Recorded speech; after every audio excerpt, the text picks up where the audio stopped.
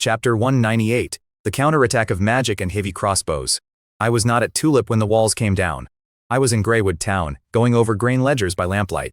300 miles south, a war I had financed was being fought in my name, by people I had never met in person. Everything I know about those 3 days came to me afterward, in pieces. Some of it came from Serena's written reports. Some of it came from the courier dispatches Sera's clerks filed for the Kevin's family archive. The rest came from Balin himself, once he stood in my forge yard and told the story with his own mouth. I want to be honest about that before I go any further.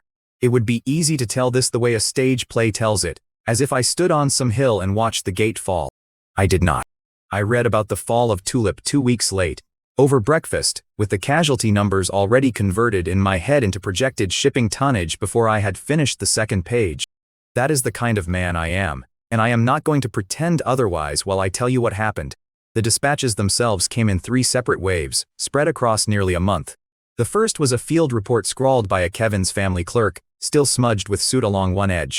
The second was Serena's own account, written in her careful hand once she had time to sit down and compose it properly. The third arrived much later, carried north by Balin himself, who told the same events from the bottom of a dungeon looking up. I have laid all 3 side by side more than once, checking where they agree and where they do not, because that is also the kind of man I am. This was, on the surface, a straightforward transaction. I fund a proxy army, that army seizes a territory I want open for trade, and I collect the returns from a safe distance while a merchant house takes the public credit. It is a model I have used before, and I expect to use it again, because it keeps my own soldiers out of graves that belong to someone else's war. What I did not expect, reading the reports afterward, was how much of that war would turn out to hinge on a single dwarf blacksmith, sitting in a dungeon 300 miles away from any of my planning. The first dispatch opened with the counterattack, because that is where Sera's mercenary line nearly came apart before it ever reached the gate. Count Valerius still had a 3rd-tier mage stationed on his wall, and the man used him well. Fire fell out of a clear sky in balls the size of wagon wheels. Where they landed, the charging mercenary line stopped being a line and became a crater full of screaming. Chain lightning followed close behind it, jumping from rifle to rifle, breastplate to breastplate. A dozen men convulsed and dropped before they could even open their mouths. Within 10 minutes, by Sera's own count, the mercenaries had lost more than 100 men. The ones still standing had stopped thinking about their pay, and started thinking only about the fire falling on their heads. They broke. Nobody in the report could say for certain who started the retreat. The whole charge came apart at once, ladders and shields abandoned in the mud, hired killers running from the thing they had been hired to face. On the wall above them, Valerius laughed, and told his officers to look at the rabble Sera had wasted his money on. He had spent his whole career reading battles by their first 10 minutes, and by that measure he was not wrong to laugh. I understand the impulse. From where he stood, the battle looked already won. Every siege he had ever studied ended the same way once the attacking line broke like that. What he did not know, and what none of the fleeing mercenaries knew either, was that the army behind them had already decided their retreat was not going to be permitted. Sera's own account of that moment is honest enough that I respect him for writing it down at all. He told Serena outright that if the mercenaries broke through the rear lines, the whole assault would collapse with them. Serena's answer, as he recorded it afterward, was that the mercenaries would not actually retreat. Retreating, she told him, was about to become more expensive than advancing. She was not guessing. She had already given the order that made the math true. Sera's fear in that moment is understandable, since he had never run a battle where his own hired troops were also a target if they wavered. Serena has run several, and by now she treats desertion the way I treat spoiled inventory, as a cost to be priced in before it happens rather than mourned after. When the frontrunners hit the private guard line and tried to push through it, officers with drawn swords could not stop them. Shouting does nothing against men who have already decided they would rather die running than die charging. Then 3 shots rang out. 3 of the fleeing soldiers dropped where they stood, heads gone, before their bodies finished the 2 steps their legs still owed them. 30 musketeers stood behind that guard line in 2 ranks. The second rank had already reloaded, and leveled their weapons at the crowd that was supposed to be their own side. That detail is the one I keep returning to. It tells you everything about how Serena runs a battlefield. She did not send those muskets to kill the enemy first.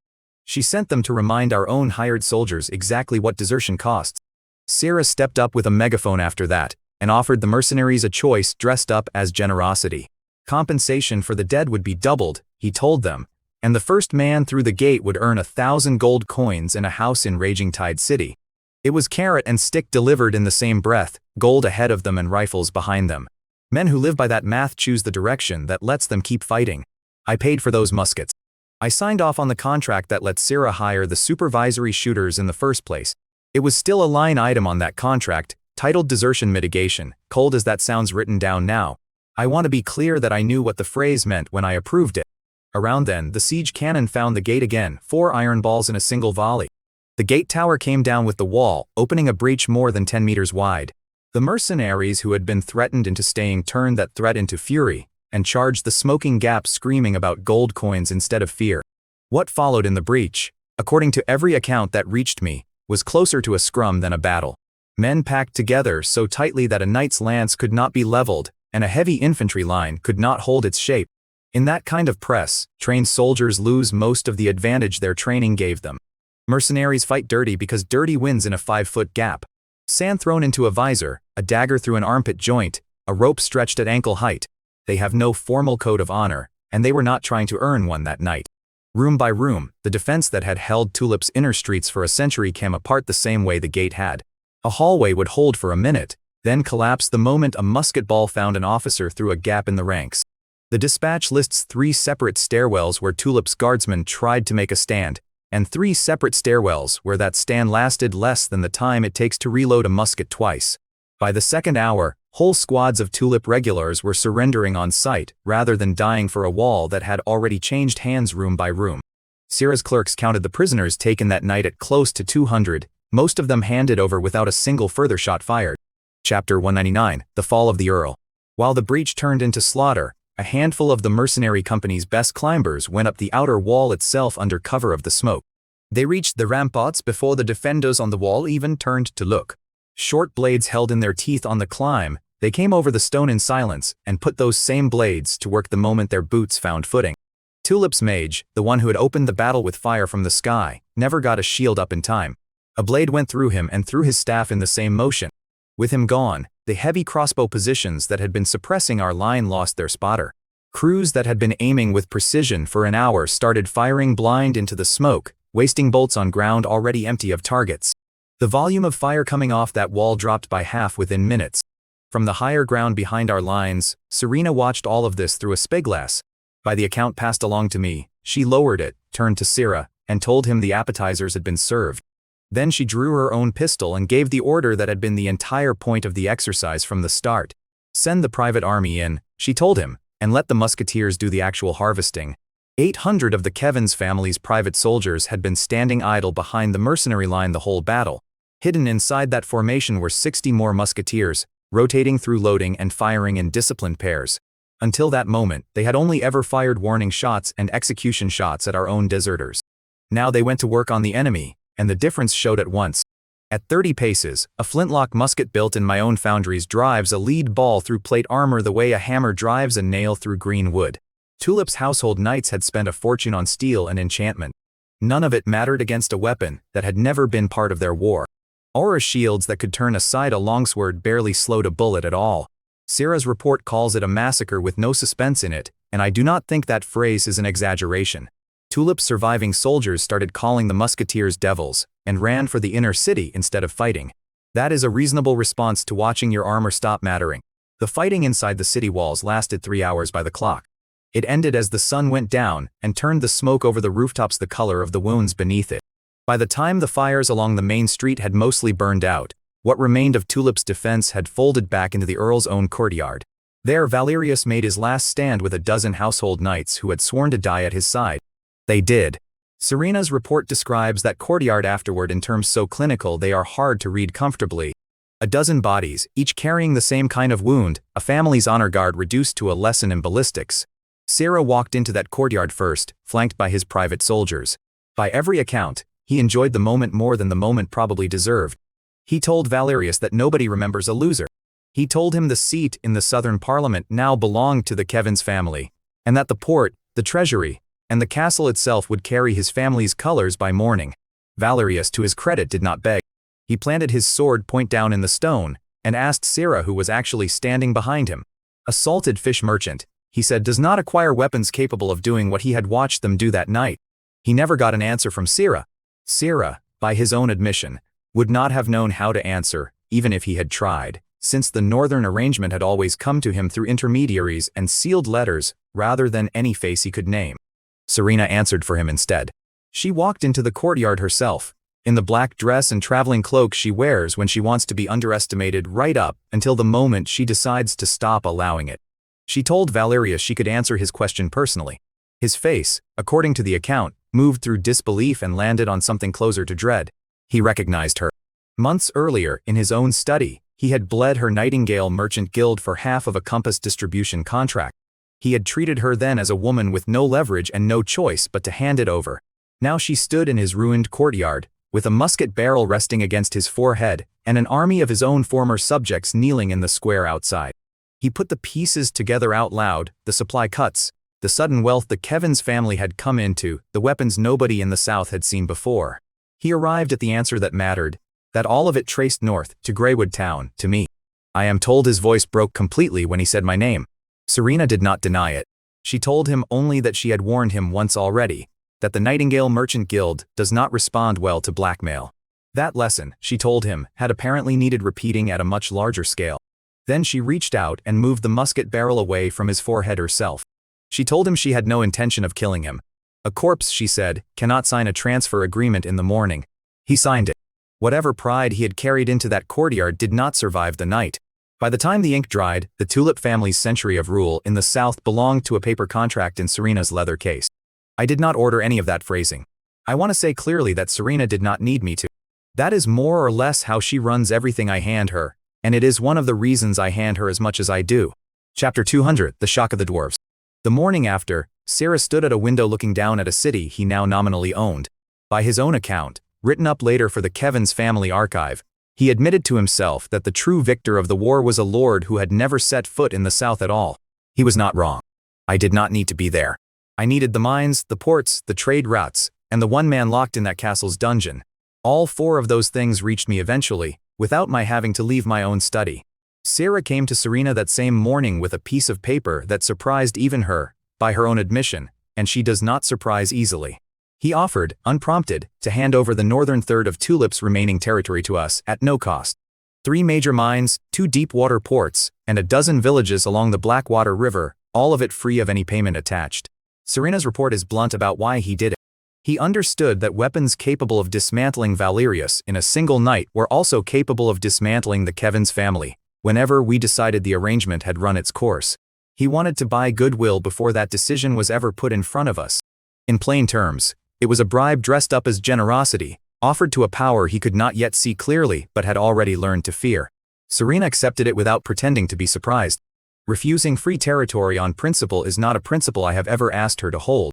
She did press him on one point before the ink went down, asking whether the Southern Parliament would recognize a private transfer of that size without objection. Sera told her the Parliament would recognize whatever the Kevin's family's gold coins told it to recognize, and given how the night had gone, nobody in that chamber was likely to argue. That land alone justified the campaign on a balance sheet, before I even reached the part of the report that mattered most to me. The part that mattered most to me was in the dungeon. While the castle above him came apart in fire and gunfire, Balin the dwarf smith spent the entire battle chained in a cell below it, certain he was about to die there. His daughter was with him, gripping his hand through every explosion that shook dust loose from the ceiling. She asked him whether the sound above them was an earthquake. He told her it was war, and that Valerius must have angered someone dangerous enough to end him. He also told her, and this part is recorded in Serena's account close to word for word, that none of it would matter to them either way. A captured castle, he told his daughter, rarely spares the prisoners already rotting in its basement. He blamed himself for all of it, quietly, the way men do when they have hours alone in the dark to do the arithmetic. Months earlier, the Nightingale Merchant Guild had offered him a way out of Tulip territory. He had refused it, out of what he called a craftsman's dignity. That refusal, he believed, was the reason his family was still in Valerius's dungeon instead of somewhere safe. He believed, sitting there in the dark, that his forging skill was going to die chained to a wall alongside him. His sons sat near him against the stone, saying nothing, and by his own later account, that silence was worse than any of the noise from above. The younger of the two had not spoken at all in 3 days, and Balin later told me that his son's silence frightened him more than the artillery did. He kept his own family close through every explosion, counting heads in the dark the way he once counted finished blades at the end of a working day. Then the iron door of his cell tore open from the outside. Torchlight flooded a space that had not seen real light in weeks. Soldiers in graywood uniforms secured the corridor first, expressionless, carrying weapons Balin did not recognize. Balin, half blind from the sudden brightness, heard a voice he recognized before his eyes could focus enough to place the face. It was Serena. He asked her whether the Nightingale Merchant Guild had also been captured, because he could think of no other reason she would be standing in Valerius's dungeon. She told him no. Nobody had captured her, she said, and she had come to take him home. When he climbed the stairs out of that dungeon, and into the castle's inner courtyard, what waited for him was not the fortress he remembered. The gate that had once been faced in solid steel was gone entirely. The wall around it stood open in gaps wide enough to drive a wagon through. Among the prisoners being marched past under guard, Balin saw Count Valerius himself, stripped of every trace of the arrogance he remembered from their last meeting. He asked Serena, disbelieving, whether the Nightingale Merchant Guild had truly hired an army large enough to do this to a man like Valerius. Serena corrected him. None of this, she told him, had been done to deal with Valerius at all. Everything they had done, the mercenaries, the muskets, the cannon, the entire campaign, had been done for him. Balin did not understand her at first. He asked her plainly what she meant, pointing at his own chest as though the idea could not possibly attach itself to a man like him. She told him that her brother, the Lord of Greywood Town, had once said that a dwarf master with skill like his was worth more than 10 gold mines in the south.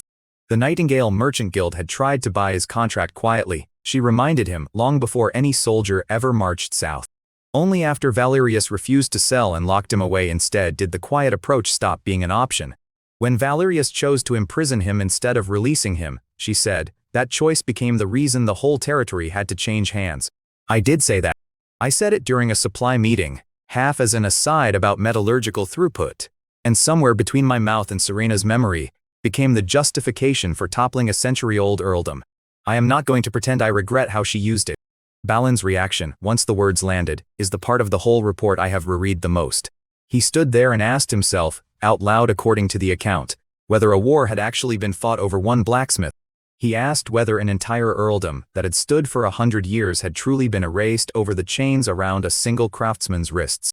On the continent he comes from, skilled hands are respected the way a good tool is respected, useful, replaceable, never worth a war. No lord in his experience had ever paid a price like this one for a man who was, to that lord, a complete stranger. Serena's account says his eyes went red before he managed to speak again. Something in him that had gone cold in captivity came back all at once, the way metal changes when it is put back into the forge. His daughter, standing beside him, told Serena later that she had never seen her father look at anything the way he looked at that ruined courtyard in that moment. It was not relief exactly, and it was not grief either, closer to the look of a man handed back something he had already grieved for.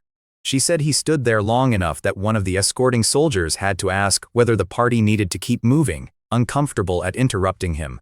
Balin only nodded, and started walking again, one boot in front of the other through rubble that had been a working street the week before. There is an old saying on this continent, about a scholar dying for the one person who understood him. I think that is close to what happened to Balin in that courtyard, except he is not a scholar, he is a smith. What he wanted his whole life, by his own later telling, was to be needed for what his hands could do, rather than tolerated for it. He said he would not wait even one more night.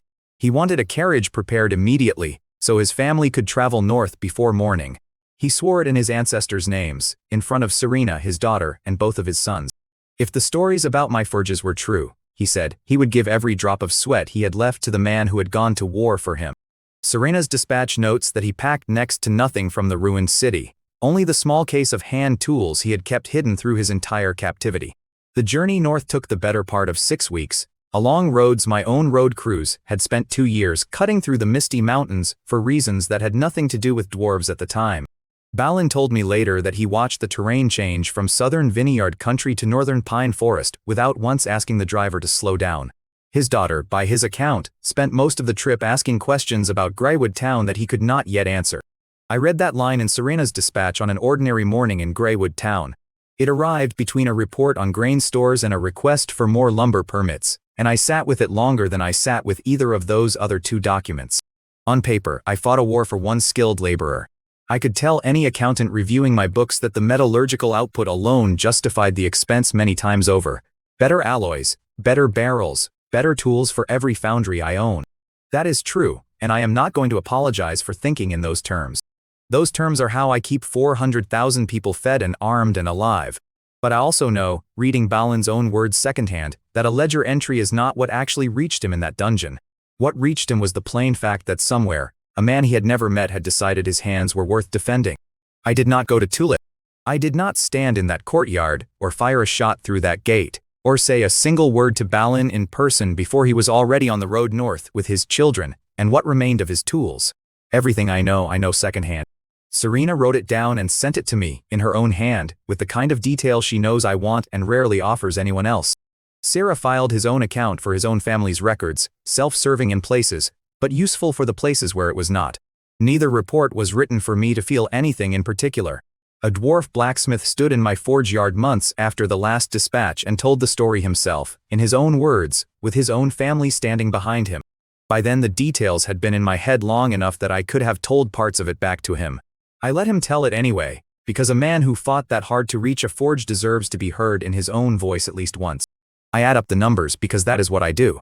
3 mines, 2 ports, a dozen villages, 10 years of trade exemption, and 1 smith whose skill I still believe was worth every coin the campaign cost. Underneath the ledger, whether I say it out loud or not, there was a family in a dungeon that did not have to die. It did not. That part of the account carries no price attached to it, and for once I did not go looking for one.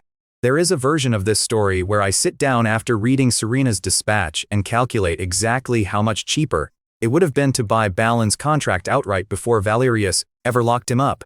I have run that calculation. It would have been cheaper, by a wide margin, if the only variable that mattered was gold coins spent against gold coins recovered. But Valerius was never going to sell, not because the price was wrong, but because keeping a talented man in chains was, to him, a demonstration of power that mattered more than any amount of silver.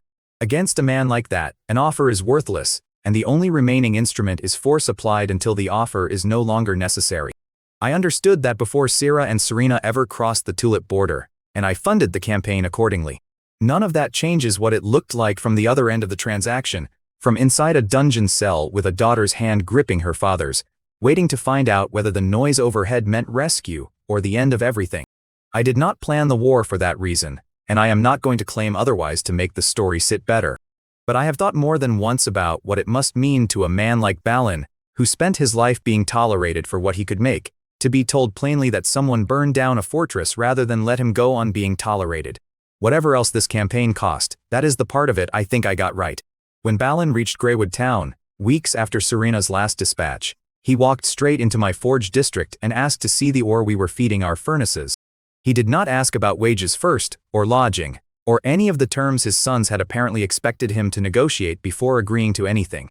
He asked about the ore, because that is what a craftsman asks about when he has decided, before he even arrives, that he is staying. I gave him what he wanted, and within a season the furnace output that once justified his rescue on paper had already justified it twice over. His daughter took an apprenticeship in the same workshop within the month, and his sons found work on the road crews that had, without either of them knowing it, helped carve the very route their family traveled north. The ledger closed clean the way I like it. Underneath that closed ledger, a family that had been counting down its own hours in a dungeon was instead counting the months until winter, in a town that had gone to war to bring them home. I still keep both figures in my head when I think about Tulip, the acreage gained and the 4 lives returned, and I have stopped pretending only one of them matters to me. Chapter 2-1, The Hunter in the Mist. While the southern provinces burned through men and gold over a war named after a flower, I kept my attention on my own ledgers.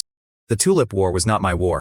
Every noble house south of the river was busy counting corpses and calling it honor, and I was busy counting grain reserves and calling it survival. I had learned long ago that distraction in other men's affairs is a resource, and I intended to spend that resource building Greywood while nobody was watching. Every dispatch that crossed my desk that season carried the same southern names, the same southern battles, the same southern grievances dressed up as noble causes. None of it touched Greywood directly, and I preferred it that way, because a lord who inserts himself into wars that are not his own is a lord who spends silver he cannot recover. What I did not account for was a single pair of eyes turning north instead of south. Zhao Chongxian, prime minister of the eastern Great Zhao dynasty, had spent months chasing a runaway princess through every province he controlled, and he had come up empty every time. Li Jinshu was under my roof, though I had not advertised the fact, and apparently my silence had not been quiet enough. A man who runs an empire the size of his does not forget a debt like that, and he does not forgive the border lord who quietly swallowed it. Jinshu herself had arrived at Greywood months earlier with nothing but the clothes on her back and a story about a court that wanted her dead for reasons that were never entirely her fault, and I had weighed the cost of sheltering her against the cost of turning her away long before Zhao Chongxian's assassin ever crossed my border. Turning her away would have cost me nothing in silver, and everything in the kind of reputation that keeps other desperate people trusting Greywood as a place worth reaching. Sheltering her cost me a growing headache of foreign politics I had never asked for, and now, apparently, it was costing me soldiers as well.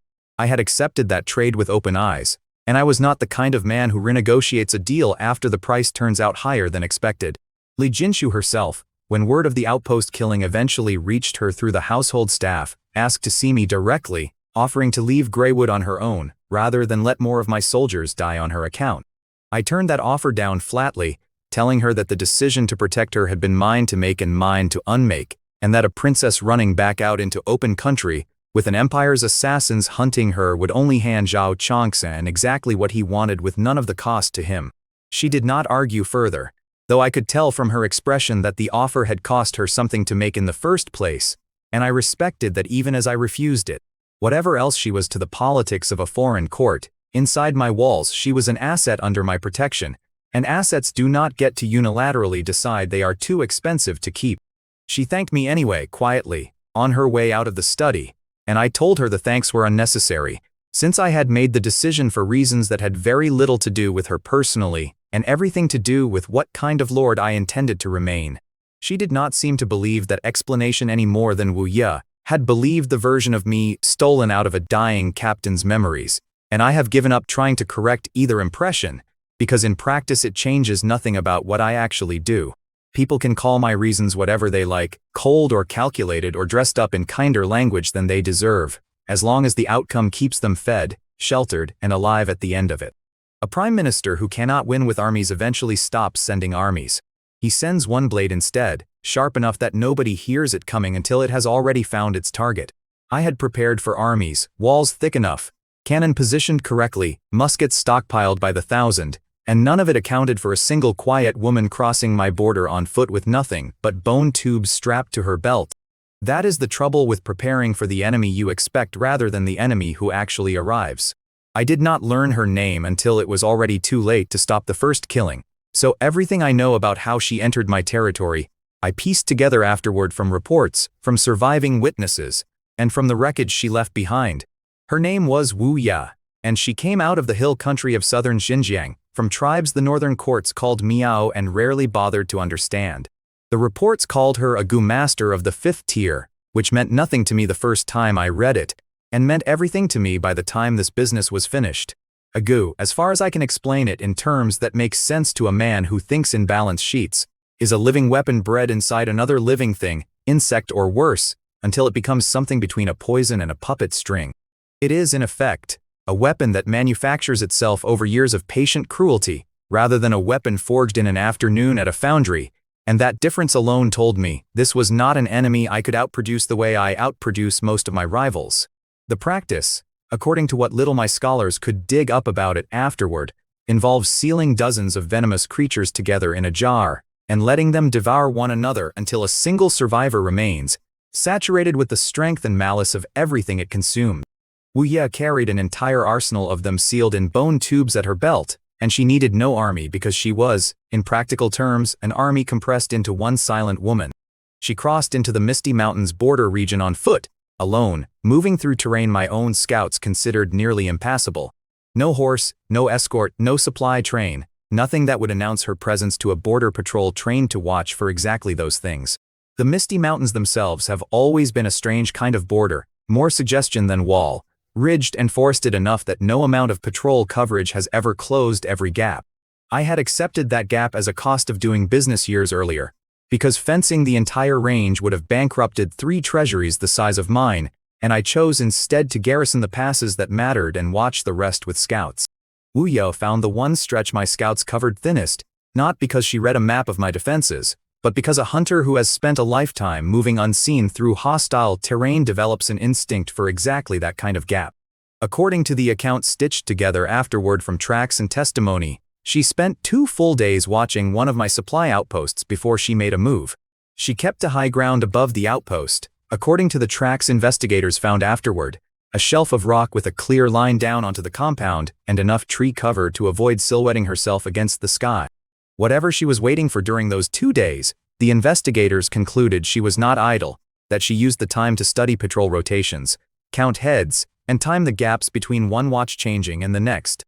The outpost's own logbook, recovered afterward and read cover to cover by my staff, showed nothing unusual in those 2 days, no missing supplies, no reported sightings, nothing that would have told Captain Dell or his men that they were being measured for a killing.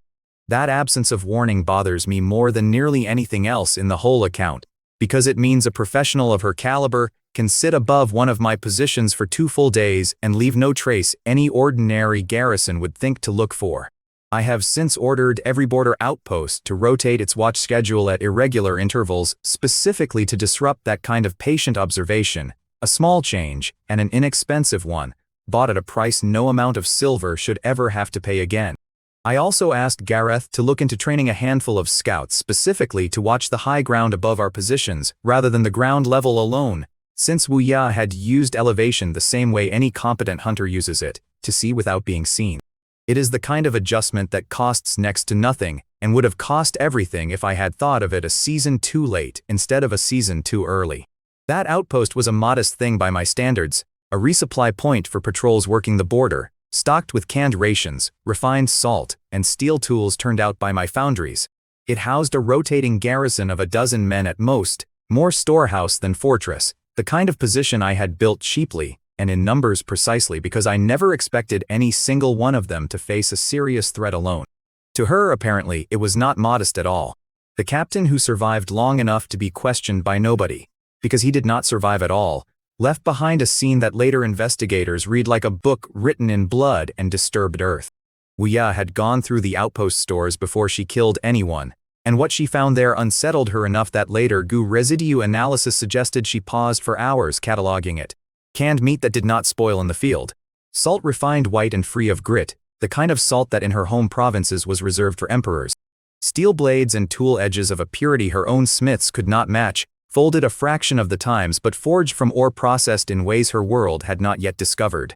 Sacks of grain marked with a stamped seal she would not have recognized, and crates of ammunition packed with a uniformity that told her, more than any soldier could, that whoever built this outpost was not improvising. Even the storage racks themselves apparently caught her attention, arranged and labeled in a way the investigators guessed she had never seen outside a royal armory in her own homeland. A hill assassin trained to see through deception took one look at my humble border stockpile, and could not decide whether she had wandered into a kingdom or a very well-organized bandit camp. That confusion, whatever else it cost her, bought my men nothing in the end, because confusion in an enemy who still intends to kill you is not the same thing as mercy. I take a certain grim satisfaction in that, even now, because it means my investments were doing exactly what I built them to do, which is make my enemies nervous before they ever draw a weapon. A woman like that does not survive her line of work by underestimating what she finds, and by every account pieced together after the fact, my supply crates had already cost me the element of surprise in her mind long before a single shot was fired. That is a strange kind of victory to claim, winning an opponent's caution before the fighting even starts, but I will take whatever advantage I can get against an enemy who trades in silence and poison. The captain in charge of that outpost, a man named in Gareth's later report as Captain Dell, walked his usual patrol loop that night and never returned to make his log entry. He had served on that stretch of border for 3 years without incident, according to his personnel file, competent enough that his superiors rarely thought about him at all, which in my line of work is the highest compliment a garrison officer can earn. His file listed a wife back in one of the resettled villages near Greywood proper and 2 children, and a record of requesting extra blankets for his squad 2 winters running rather than for himself, a detail I caught only because Gareth flagged it while compiling the man's service history for me.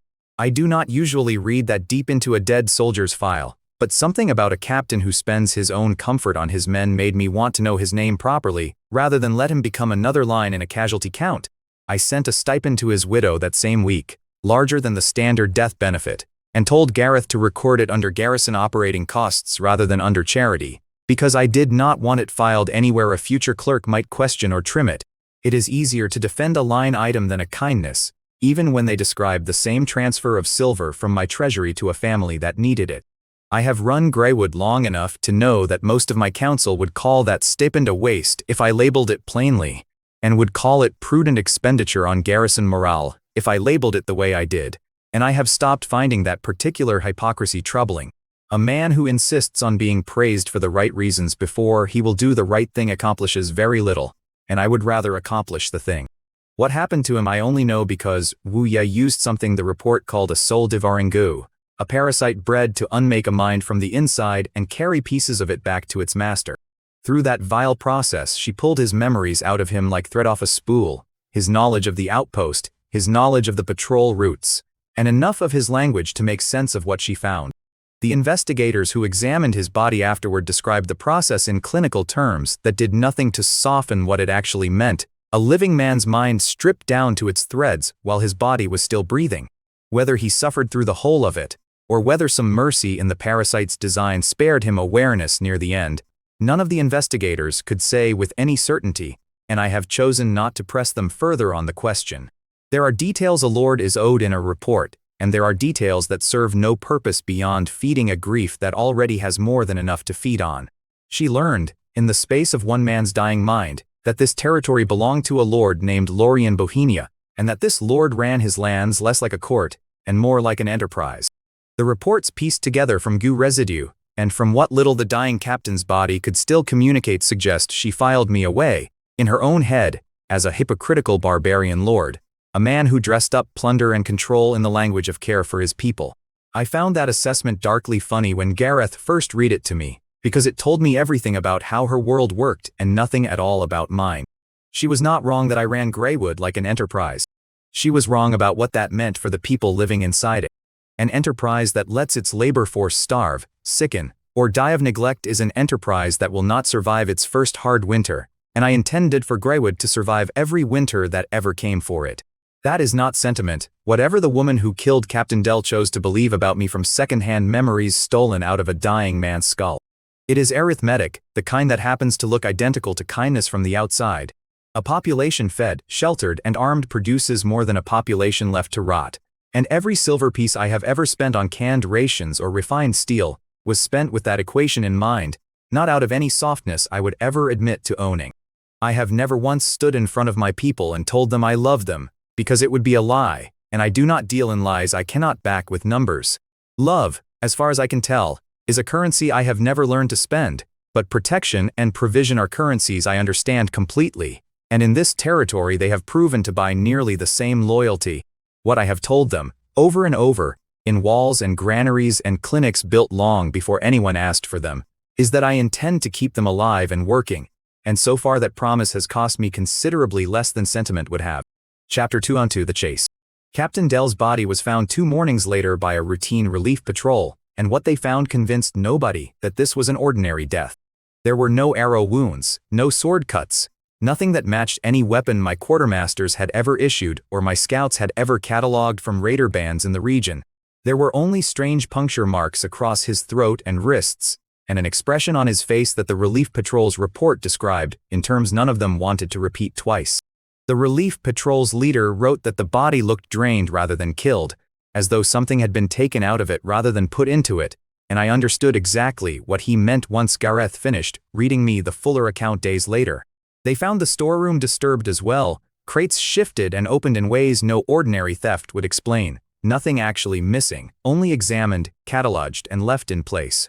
That detail troubled the relief patrol more than an outright robbery would have, because a thief takes what he wants and leaves, while whatever had been through that storeroom had only looked. Word went up the chain fast, because dead soldiers with no visible cause of death are the kind of problem that makes every officer above them nervous. An Iron Guard squad, 12 men under a sergeant named Corin, was dispatched to secure the outpost and investigate further.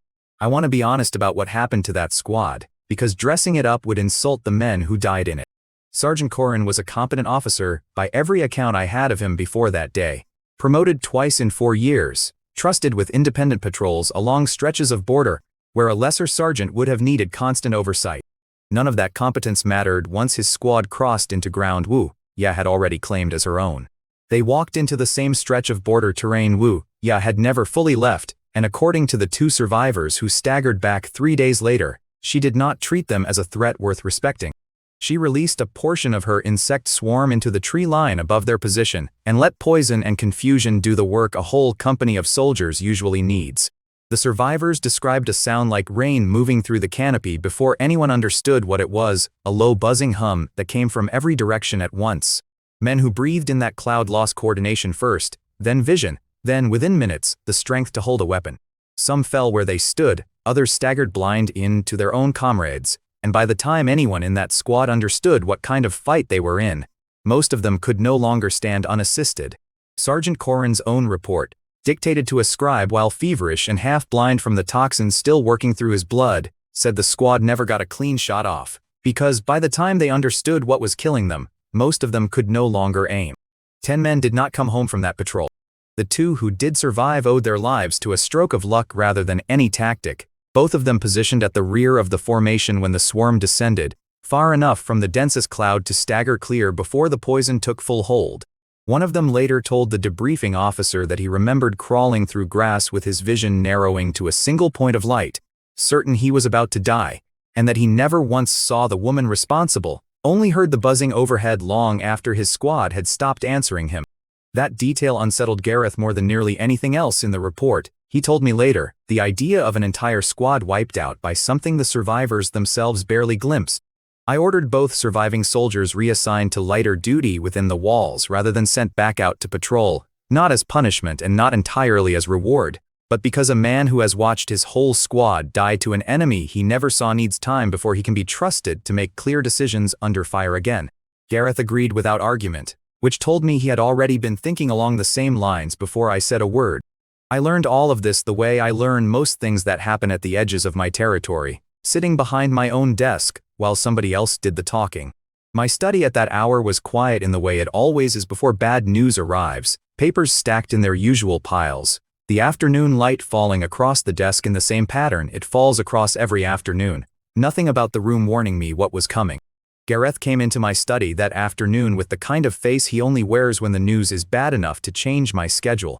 I have learned to read that face over the years the way I read a balance sheet, quickly and without needing him to explain the columns.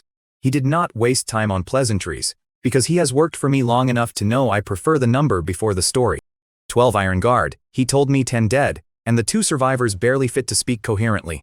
I set down the ledger I had been reviewing and told him to give me everything, in order, starting with what killed Captain Dell. Gareth laid it out the way he always does, plainly, without decoration, reading from a report a border scout had ridden 2 days without sleep to deliver. He described the drained body, the puncture wounds, the strange hum the surviving soldiers reported hearing in the trees before the poison took hold. Something inhuman was operating along the misty mountains border, using poison and insects as weapons, moving without leaving the kind of trail my trackers were used to reading. I asked him whether he thought this was connected to Jinshu, and he told me he thought it was the only explanation that made any sense at all. A prime minister across an ocean of politics does not send an assassin north for the pleasure of killing a border captain and a patrol squad. He sends an assassin north because somewhere in that direction is the fugitive he actually wants. I asked Gareth what he knew about GU practitioners, and he admitted the northern courts had next to no reliable accounts of them, only rumors traded by merchants who had crossed paths with the hill tribes and lived to describe it badly. That told me as much as any detailed report could have, because an enemy nobody understands is more dangerous than an enemy whose methods are already catalogued. I asked whether the 2 surviving soldiers from Sergeant Corrin's squad had said anything else worth noting, and Gareth told me one of them kept repeating that the insects had moved like they were being conducted, not like an ordinary swarm. That single phrase stayed with me longer than most of the report did, because a swarm that follows direction is not a natural hazard, it is a weapon with a hand on the trigger.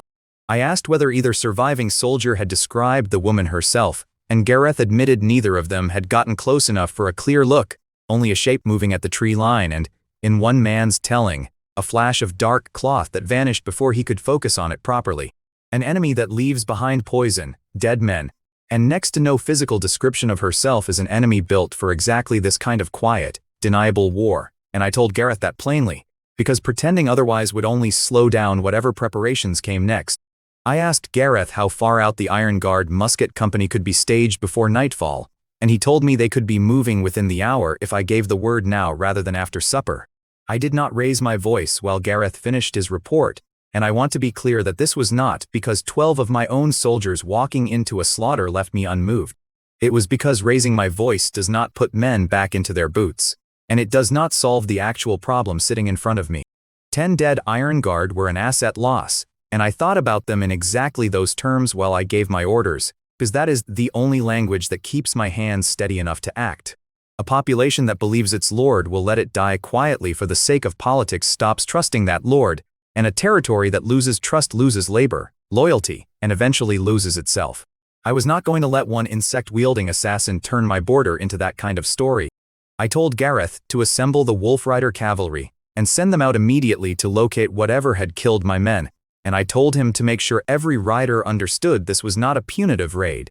It was a tracking operation, meant to find and pin down the target until a properly equipped force could finish the engagement without further losses. Gareth asked whether I wanted the Iron Guard musket company deployed in support, and I told him yes, without hesitation, because 30 disciplined men firing in volleys is worth more than 300 men firing in panic. I told him to have the company commander brief every soldier on what little we knew, the poison, the insects, the drained body, because men who understand what they are walking into fight better than men who do not. Gareth wrote the orders himself while I dictated them, and I watched his hand move across the page and thought, not for the first time, that half of what keeps Greywood functioning is a competent man willing to translate my instructions into something soldiers can actually execute. The Wolf Rider cavalry has always been my preferred instrument for this kind of work, faster over rough ground than any horse-mounted unit I have ever fielded, and disciplined enough under their own captain that I rarely need to spell out more than the objective. I told Gareth to instruct the cavalry captain specifically that his riders were not to engage directly if they located the target, only to hold distance, confirm position, and wait for the musket company to close the gap. A lone wolf rider going hand-to-hand against whatever had drained Captain Dell and gutted Sergeant Corin's squad was a trade I was not willing to make, not when patience and numbers would do the job more cheaply. Gareth read the order back to me once he had it written, and I corrected one line, changing hold distance and confirm position to hold distance, confirm position and retreat if engaged without support, because I would rather lose the trail for a day than lose the cavalry captain to overconfidence. He nodded and made the correction without comment, and within minutes the order was in a runner's hands and moving toward the stables. I remember thinking as the door closed behind Gareth, that this was the entire difference between how I ran Greywood and how most lords ran their own territories, not grand speeches before battle, only a corrected line in an order and a runner already moving before the ink had fully dried. I gave the order to move within the hour, and I gave it the way I give every order, calm, specific and final.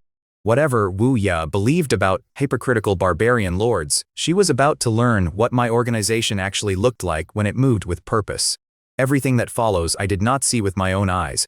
I was in my study that evening and the next morning, reviewing grain shipments and waiting for word, and everything I can tell you about what happened out on the savannah comes from the Wolf Riders who survived it, from the musket company's written after-action report, and from what battlefield investigators pieced together afterward from the ground itself.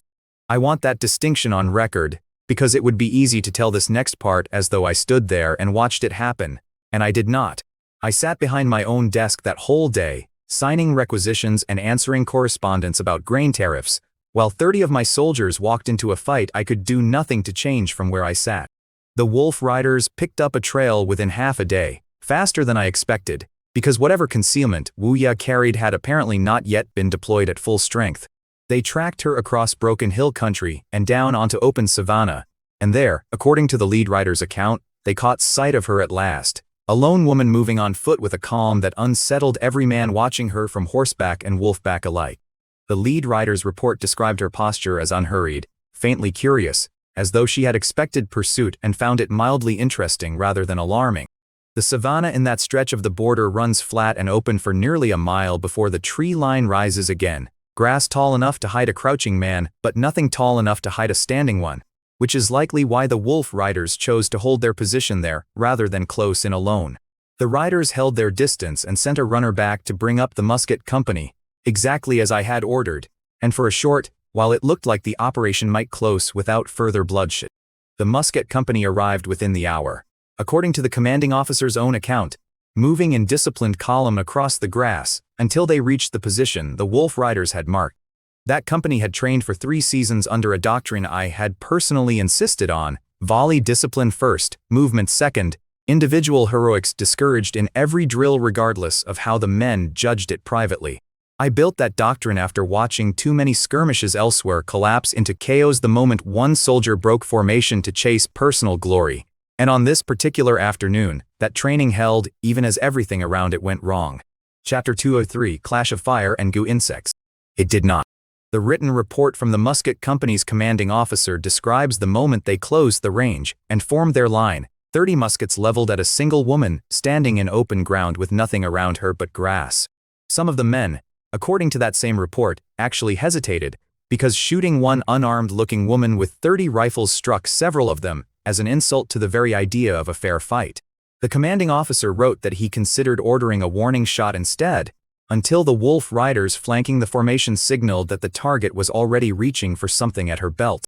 That hesitation lasted exactly as long as it took her hand to move toward her belt. The volley that followed should have ended her outright, 30 barrels firing in near unison at a target with no cover and no distance to close, and by every reasonable measure of warfare, she should have gone down in the first second of that exchange.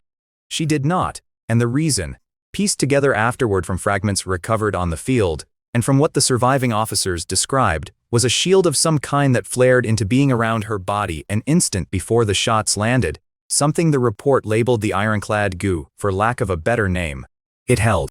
Barely, according to every witness, but it held, cracking visibly under the impact of 30 near simultaneous rounds, and the woman staggered instead of falling. Witnesses described the shield as a shell the color of tarnished metal, spider-webbed with fracture lines by the time the smoke cleared enough to see her again. One soldier in the front rank told the debriefing officer that the sound of 30 rounds striking that shield was unlike anything he had heard on a battlefield before, a single flat crack, instead of the scattered impacts he expected. The musket company reloaded immediately, disciplined enough not to break formation, even after watching their opening volley fail to do what volleys like that are supposed to do. The reload itself, according to the commanding officer's report, took under a minute, the kind of speed that comes only from drilling the same motion hundreds of times, until the body no longer needs the mind's permission to repeat it. A second volley followed, and this time grenades went with it, thrown by the flanking squads exactly as their drilling had prepared them to do. The explosions tore through the ground around her and, according to the report, opened real wounds this time, blood visible even at a distance, the cracked shield apparently unable to hold against fire and fragmentation the way it had held against lead alone. I have read that section of the report more than once since, because it tells me something worth remembering, that even a weapon as strange as hers has a breaking point, and that discipline and volume of fire can find that point, if you are patient and organized enough to keep firing after the first shot fails. That single detail is worth more to me than the rest of the report combined, because it tells my armorers exactly what to build toward the next time something like her crosses my border.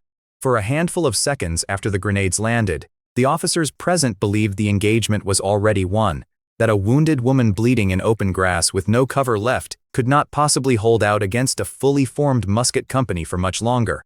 The commanding officer's report even noted a brief moment of something close to celebration passing through the ranks nearest him, men who believed the worst of the fight was already behind them. He wrote that he did not share that belief, not because he had any special insight into what Yo still carried at her belt, but because 30 years of soldiering had taught him that an enemy still standing after 2 volleys and a grenade barrage is an enemy who has not yet shown you everything she has. He was right to hold that caution, though the report makes clear it did nothing to soften what came next. Several soldiers in the forward ranks described a shift in the air around Wu, moments before the swarm turned on the company, a low vibration some of them registered through their boots before they heard anything at all, as though the ground itself carried warning of what was coming. Whether that sensation was real or a detail memory adds after the fact to make sense of horror, I cannot say, and the investigators who compiled the report chose not to speculate either way. What came next, according to every surviving witness, was the part none of them have fully recovered from describing. Wounded, furious, and apparently out of patience, Wu Ya reached for something at her belt that the wolf rider's account calls the blood fiend Gu, and released it into the ranks of the very soldiers who had wounded her moments before. I do not fully understand the mechanism, and I am not sure the survivors do either, but the effect was described consistently across every testimony gathered afterward. Every account, taken separately and compared afterward by the investigators, agreed on the sequence closely enough that I trust the broad shape of it, whatever gaps remain in the details. A dozen Iron Guard soldiers stopped being themselves all at once. Their eyes changed first, according to two riders who watched it happen from a distance, going glassy and wrong in a way none of them had words for beyond calling it puppet-like. One rider, in his written statement, said the affected men moved differently after that, their steps too even, their turns too precise, like soldiers on a drill field rather than men in the middle of a fight for their lives. Then those same 12 men turned their muskets and their blades on the comrades standing beside them, men they had trained with, marched with, and shared rations with for years. The written report calls it the worst 5 minutes of close engagement any officer present had ever witnessed, because there was no clean way to fight back against soldiers wearing friendly uniforms who had, moments earlier, been trusted at your back. Some of the untouched soldiers hesitated to fire on their own puppeted comrades, and that hesitation cost lives. Others did not hesitate, and killing men they had served beside cost something else entirely, something the survivor's testimony suggests none of them will ever fully put down. One survivor's account described watching a man he had shared a tent with for 2 years raise a musket toward him with an expression that no longer belonged to anyone he recognized. That survivor wrote that he shouted the man's name twice before firing, hoping some part of him would answer, and that nothing in the man's face changed either time. Another account described a puppeted soldier walking through a hail of return fire without flinching, taking wound after wound and continuing to advance until his body gave out from blood loss, rather than from any single killing shot. Whatever the blood fiend goo does to a man's mind, it appears to strip away every instinct that would normally make a soldier duck, flinch, or retreat, leaving behind only the will of whoever controls the swarm. My physicians who later examined the recovered bodies of the puppeted soldiers found no visible wound that explained the change, only faint bite marks along the neck and forearms consistent with the same kind of insect activity reported at the outpost and at Sergeant Corin's ambush. Whatever crawled into those men did its work quickly, and by every account gathered afterward, there was no visible warning before a soldier's eyes went glassy and his weapon turned on the man beside him. I asked my physicians whether such a thing could be prevented with better protective gear, thicker collars, sealed sleeves, anything that might deny the insects an easy path to skin, and they told me it was worth testing, though none of them could promise it would hold against a swarm bred specifically to find a way through. I ordered the test started anyway, because a partial defense against a weapon like that is still better than none, and because I would rather spend silver on failed experiments than spend more soldiers finding out the hard way what does and does not work. I also asked whether any of the recovered insect husks from the savannah could be studied directly, and my physicians confirmed a handful had survived intact enough for examination, sealed now in glass jars in a locked room off the infirmary. Whatever answers those husks eventually gave us, I intended to have my people extract every piece of usable knowledge from them before I let the matter rest. An enemy's weapon, once captured or recovered, stops being purely a threat and becomes a resource, and I have never been in the habit of leaving resources unexamined. By the time the fighting broke apart, the musket company had lost men to enemy action, lost men to the poisoned volleys, and lost men to their own puppeted brothers, and the surviving officers described the field afterward as barely recognizable as the same clean formation that had marched out that morning. In the middle of that wreckage, one of the puppeted soldiers, still upright though mortally wounded, delivered what the survivors describe as a message rather than an attack. His voice, according to 2 men who heard it and lived to report it, did not sound entirely like his own, flat and carrying in a way that suggested something else was speaking through him rather than with him. The message was simple enough that everyone who heard it repeated it the same way afterward, word for word, and I will not soften it here, because there is nothing to soften.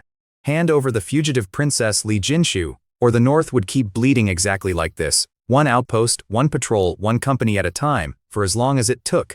The puppeted soldier collapsed after delivering that line, and by the survivor's account, he did not rise again. The commanding officer's report noted that the man's wounds alone should have killed him minutes earlier, and that whatever kept him upright long enough to deliver Wu Ya's message left the moment the message was finished, as though its only purpose had been the words themselves. I read that line in the report and understood it for what it was, not cruelty for its own sake, but a demonstration, a way of proving to every soldier who survived that fight exactly how far she was willing to reach into my ranks to make her point. A woman capable of that kind of message delivery is not only a killer for hire, she is a negotiator who happens to speak entirely through corpses. And I intended to answer her in a language she would understand every bit as clearly, built out of steel drills and better protective gear rather than fear. Fear is cheap and it does not last, and I have never once built a defense around it. In the confusion that followed, Wu Ye slipped back toward the tree line, wounded but moving under her own strength, and the wolf riders attempted to run her down before she could disappear into the forest cover. For a short stretch it looked like the wolves might actually close the distance, fast enough and numerous enough that even a wounded Gu master should not have been able to outrun them on open ground. The lead rider wrote that his wolf had her scent clean and strong for nearly a mile, close enough that he expected to close the gap before the tree line. Then, according to the lead rider's account, the wolves lost her all at once, as though the trail had been cut clean rather than faded. Later investigation attributed this to yet another Gu, one apparently bred for exactly that purpose, capable of erasing or masking a scent trail well enough to defeat animals bred and trained for tracking. The wolf riders searched the tree line for the better part of a day, and found nothing but broken grass and a scattering of insect husks that meant nothing to anyone examining them. Wu Ye was gone, wounded but gone, and she took with her the certainty that my territory now understood exactly what kind of enemy had crossed into it. The lead rider's final entry in his report admitted plainly that he had never lost a scent that cleanly in years of running the border, and that whatever technique she used to erase it was beyond anything his wolves had been trained to counter. He recommended, in writing, that future trolls carry something beyond scent tracking alone when operating against a target of her kind, and I made a note in the margin of that report to see it acted on before the season turned. I asked Gareth to look into whatever alchemical or herbal tracking methods our own physicians might improvise, since the wolves alone had already proven insufficient against a target willing to spend a rare resource to vanish. Nothing came of that inquiry quickly, but I have learned that most useful defenses in this territory started as slow, unglamorous inquiries exactly like that one.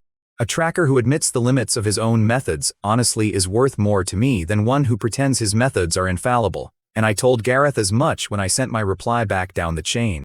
I received the full account 2 days later, once the surviving officers had been debriefed and the written reports compiled into something coherent enough to read at my desk. I sat with that report longer than I usually sit with any single document, because the numbers in it were worse than any single skirmish had cost me since I first began building this territory out of nothing. 10 Iron Guard dead at the outpost, more dead in the Savannah engagement, several more dead at the hands of men who had been their own comrades an hour earlier, and one border captain drained of his own mind before he was killed outright. I thought about those numbers the way I think about every loss, as a subtraction from a ledger I have spent years trying to keep in the black, and I let myself feel the weight of that subtraction exactly once before I moved on to the next question, which was what I intended to do about it. Every one of those men had a name, a family, a reason someone had signed them up to my payroll rather than another lord's, and I keep a private register of the fallen precisely, so I never let the numbers erase the names underneath them. I added Captain Dell's name to that register myself that evening, along with the names of every man from Sergeant Corin's squad and every man lost on the Savannah, in the same steady hand I use for grain tallies, because the register does not care whether the ink is steady or shaking. It matters to me that it stays steady regardless. Handing Jinshu over had never been a serious option, not because I had any particular loyalty to a foreign princess I barely knew, but because a lord who trades away the people under his protection the moment a knife gets pointed at him is a lord nobody will ever trust again. Trust, in my line of work, is worth more than any single asset I could name, because it is the only thing that keeps a territory's population working instead of fleeing. A garrison that believes its lord will barter them away under pressure stops fighting with conviction, and a soldier who fights without conviction is a soldier who has already half decided to run. There was also the matter of what handing her over would actually buy me, which, on close examination, amounted to nothing worth having. Zhao Chongxian was not a man who forgave debts once they were settled, he was a man who collected the next one, and a lord who proves he can be pressured into surrendering guests under threat only teaches every future enemy that threats work. I would rather spend soldiers and silver defending a decision than spend the rest of my rule negotiating from a position every rival already knows is soft.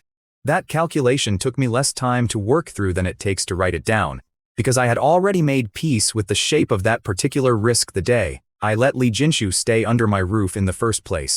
I gave Gareth new instructions that same afternoon, tightening patrols along the entire Misty Mountains border, doubling the guard on every outpost within 2 days' ride of where Captain Dell had died, and quietly increasing production on grenades and ammunition at the foundries, because if this Wu Ya intended to come again, I planned to make the next encounter cost her considerably more than a cracked shield and a handful of wounds. I also ordered a review of every outpost's sightlines and escape routes, because a position that can be scouted for 2 days without anyone noticing is a position with a design flaw worth correcting before the next assassin exploits it. I also gave orders that Li Jinshu's presence within Greywood be tightened rather than loosened, not out of any illusion that secrecy alone would save her, but because visible protection sends its own message to anyone watching from the shadows. A hypocritical barbarian lord, in Wu Ye's own private assessment of me, does not spend real silver and real steel defending someone who costs him nothing to abandon. I intended to keep proving her wrong about that, one fortified outpost at a time. There is an irony in that assessment I have turned over more than once since reading it, because in a strict sense she was closer to the truth about me than most of my own people would ever guess. Most of the men and women who work my farms, staff my foundries, and stand watch on my walls would describe me, if asked honestly, as distant, exacting, and more comfortable with numbers than with people. They would not be wrong about that either. I do not extend protection out of affection, and I never have, but the arithmetic of protection and the arithmetic of affection tend to produce identical results at the ground level, which is the only level that has ever mattered to the men who actually bleed for it. Wu Ya could call that hypocrisy if it pleased her, but hypocrisy that keeps soldiers fed, housed, and buried with their names recorded is a species of hypocrisy I am willing to live with indefinitely. The soldiers who survived the Savannah engagement were brought back to Greywood for treatment, and I made a point of visiting the infirmary myself once word came that they had arrived, because a lord who only reads about his soldiers' suffering in reports is a lord who eventually stops understanding what those reports actually cost. I walked the rows of cots without saying much, because there was not much worth saying to men who had recently watched their own comrades turned into weapons against them. And I ordered the physicians to spare no expense on their recovery, calling it an investment in every soldier's willingness to trust the chain of command again. One of the wounded men, bandaged across half his face, asked me directly whether the woman who did this to them would come back, and I told him the truth, that I did not know, but that we would be ready either way. Another soldier, one of the two who had crawled back from Sergeant Corin's squad, would not meet my eyes when I stopped at his cot, and I did not push him to talk, because some wounds need silence before they need questions. I left a coin purse with the head physician on my way out, instructions attached that every man in that ward receive an extra ration of whatever comforts the kitchens could spare for the length of their recovery, wine, better bread, anything beyond the standard fare. It was a small gesture measured against what those men had survived, and I knew it, but small gestures compound the same way small investments do, and I have built an entire territory on exactly that principle. I stayed in that infirmary longer than my schedule allowed, and Gareth, who had followed me in, never once suggested I cut the visit short, which told me he understood exactly why I was there even without my explaining it. Outside, the corridor smelled of vinegar and boiled linens, the ordinary smell of a place doing its quiet work of putting broken men back together, and I stood in it a moment longer than necessary before returning to my study. A lord who treats his wounded soldiers as line items recovers his workforce faster than one who treats them as burdens, and if that sounds like cold reasoning even now, I no longer apologize for it. That is how I framed it to Gareth afterward, in terms of trust and investment and future readiness, because that is the framing that lets me function. Underneath that framing, if I am honest with myself in a way I rarely bother being out loud, I did not want to lose one more man to something I could have prevented with better preparation. Wu Ya was still out there somewhere north of my walls, wounded, angry, and now fully aware of exactly what kind of resistance Greywood was capable of putting up. I did not expect her to give up. Everything in the reports I had read about her, the patience at the outpost, the calm on the savannah, the willingness to sacrifice a dozen puppeted men to deliver one line of dialogue, told me I was dealing with someone who treated failure as information rather than defeat. People like that do not retreat permanently, they retreat to recalculate, and recalculation is a stage I understood far better than swordplay or poison. I expected her to come back better prepared, and I intended to be better prepared as well, because that is the only kind of arms race I have ever known how to win. I spent that evening after the infirmary visit drafting a longer list of changes for the border garrisons, changes to patrol timing, changes to storeroom security, changes to how quickly a threatened outpost could summon support before a single message runner had to ride 2 days to reach me. None of those changes were glamorous, and none of them would make for an exciting account if anyone ever wrote this whole affair down as a story. But glamour has never won a war for me, preparation has. I ordered my foundries to begin work on heavier grenade casings within the week, and I asked my physicians to begin compiling whatever they could learn about insect-borne poisons from every scrap of testimony the survivors could offer. None of it would undo what had already happened along that border, but every improvement bought with those losses meant the next patrol had a better chance of coming home whole. I also sent word to my intelligence contacts in the southern trade routes, asking quietly whether anyone had heard rumors of other goo masters operating outside their home provinces, because an enemy who sends one such weapon is an enemy capable of sending more. The answers that trickled back over the following weeks were thin and mostly useless, which told me only that this corner of warfare was as unfamiliar to my informants as it had been to me, and that I would have to build my defenses against it largely from first-hand experience rather than borrowed knowledge. I ordered my scholars to begin a proper file on goo practices regardless, thin as the material was, because an empty file today is better than starting from nothing the next time this particular danger returns to my border. Zhao Chongxian, wherever he sat across his own ledgers in his own capital, had taught me something with this move about how he intended to fight this quiet war over Li Jinshu, and I intended to make sure the next lesson cost him considerably more than it cost me. He had chosen a single assassin over an army because an army announces itself, invites alliances against it, and drains a treasury even in victory, while one skilled operative moves quietly and costs next to nothing if she fails. That told me he respected Greywood enough to avoid a direct confrontation, which was, in its own strange way, a compliment I had no intention of thanking him for. It also told me he was patient enough to try again in a different shape the moment this attempt cooled, and patience from an enemy with an empire's resources behind him is not a comfortable thing to sit with. Still, I have built Greywood out of worse odds than this, out of a broken frontier, a population with no reason to trust a new lord, and resources that amounted to less than what most southern nobles spend on a single banquet. An assassin with a bag of insects was a serious problem, and I intended to treat it as one, but it was not the kind of problem that would undo everything I had already built here. I finished my notes for the night, banked the fire in my study, and told myself the same thing I have told myself at the end of every difficult day since I first took this title, that tomorrow's ledger would need attention regardless of how today's had closed, and that the work of keeping Greywood standing does not pause because an enemy has drawn first blood. The Tulip War continued to burn through the south without me, exactly as it had before, and for the first time since I had begun ignoring it, I found myself grateful for every ounce of attention it kept pulling away from my own quiet, dangerous little corner of this world. Whatever came next along that border, I intended to meet it with muskets, with grenades, with fortified walls, and with the same cold arithmetic that had built Greywood out of nothing in the first place. The insects and poisons of a hill country assassin were a new kind of threat, but a threat is still, in the end, another variable to plan for. I closed Gareth's report that night, set it in the drawer where I keep the documents I intend to revisit, and started drafting new orders for the border garrisons before the candle on my desk had burned down another inch. Somewhere north of my walls, wounded and moving through country she no longer had to scout blind, Wuya was doing the same thing in her own fashion, taking stock, adjusting, preparing to come back with a better plan. I did not know it yet in any detail, only that she would, and that whatever shape her return took, Greywood would meet it standing.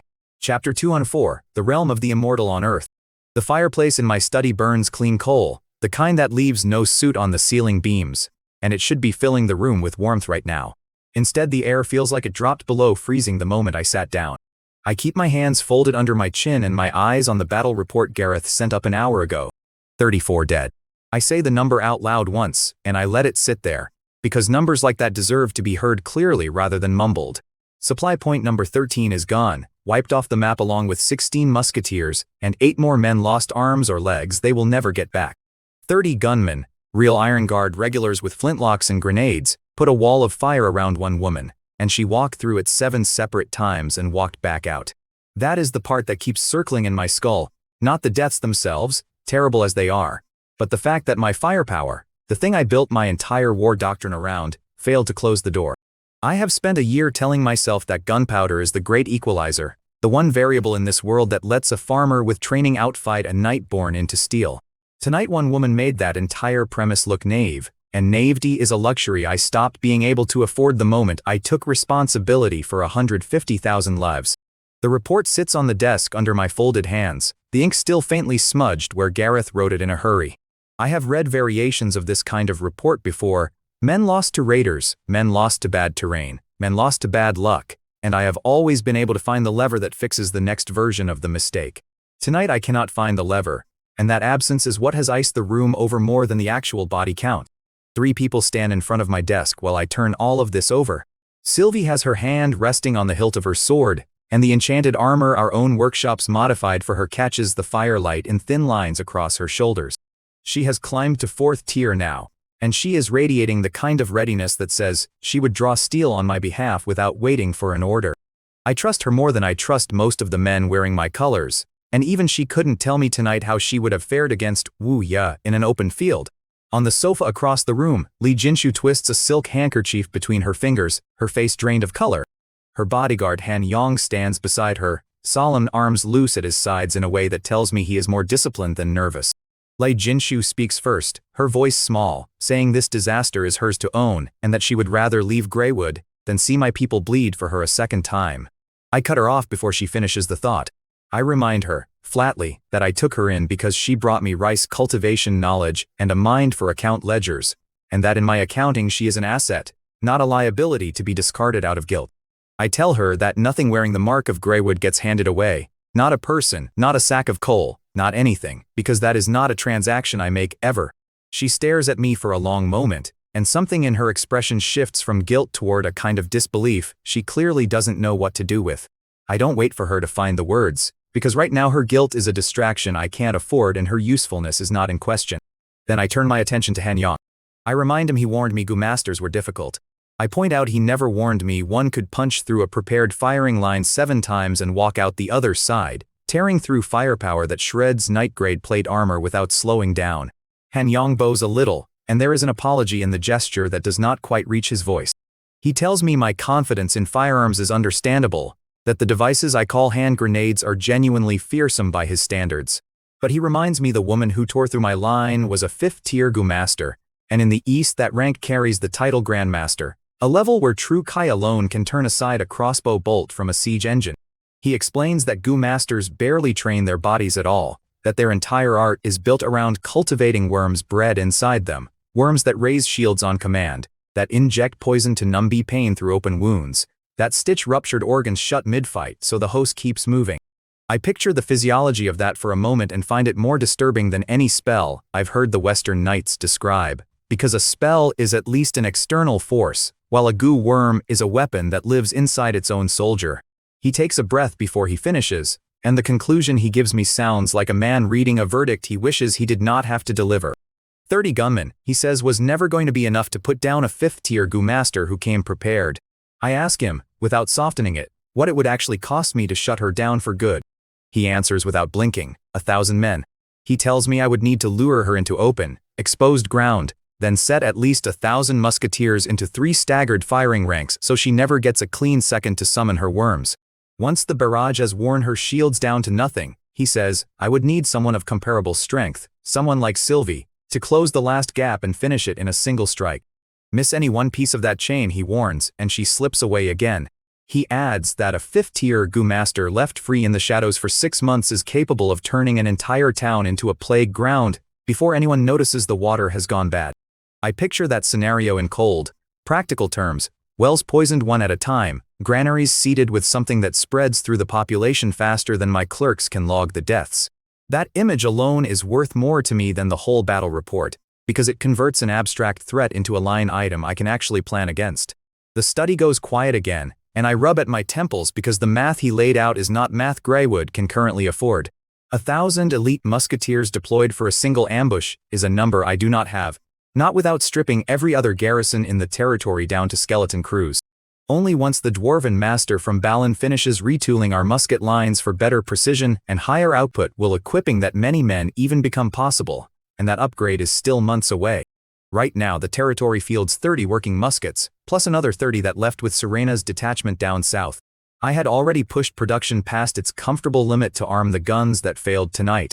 Every one of those 30 muskets represents weeks of hammering, casting, and testing from men who are already working past exhaustion.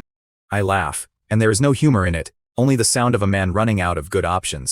I tell the room that back in the world I remember, a fifth-tier superhuman would be called a pillar of the nation, that an empire might have two such people in its entire public record, one on a battlefront and one sipping expensive wine in a capital manner while emperors show him deference. I call them what they are in strategic terms, living deterrents, human equivalents of a weapon that decides the outcome of wars before they start. I turn to Jinshu and note that her own Great Shu Prime Minister, Zhao Chongxian, apparently dispatched an asset on that exact level across 1,000 miles of mountains for the sole purpose of erasing a princess who had already lost her throne. I lean back in my chair, and for a moment I actually admire the man's ruthlessness, because even a lion hunts a rabbit at full strength if it wants the rabbit dead for certain. There is something in Zhao Chongxian's caution that mirrors my own instincts, and I recognize a fellow predator in absentia. A man who sends a fifth-tier grandmaster after a powerless princess isn't a coward, he's a strategist who refuses to leave loose threads, and I've built my own reputation on the exact same refusal. Hanyang hesitates before he speaks again, and I can see him deciding whether to correct me. He tells me, carefully, that I may be misunderstanding how power actually works in the East. I raise an eyebrow and ask him to explain the misunderstanding. He takes a breath, and something close to reverence crosses his face. He says that in my mind, fifth tier reads like the ceiling of what this world can produce, but in the Great Shu, fifth tier is only the summit of what a mortal body can reach. The strongest fighters visible to the public eye do sit at the peak of fifth tier, he admits, but only because anything stronger has stopped bothering with mortal conflicts altogether. His voice drops, and every word after that lands on me like a hammer strike. I set my folded hands down flat on the desk, because I already sense this is the kind of information that changes how a man plans the rest of his life. Above fifth tier, he says, there exist true transcendent beings. Taoists call them earth immortals, he tells me, and the martial schools call the same beings martial gods. The place where they are said to dwell carries a name I have never heard before, the land of immortals. Sylvie, who has stood silent this entire time, shifts her weight, and for someone as controlled as she is, that small movement tells me she understands exactly what kind of threat we are discussing. I sit up straighter and ask if Earth Immortal is nothing more than an exaggerated title, a piece of propaganda dressed up as myth. Hanyang shakes his head and tells me it is not an exaggeration at all. He says these beings have moved entirely past what a mortal body can do, that they can fly, that one of them could leave the northern sea in the morning and stand in a southern city by evening. He tells me that with a single thought, such a being can call down storms and summon lightning out of a clear sky.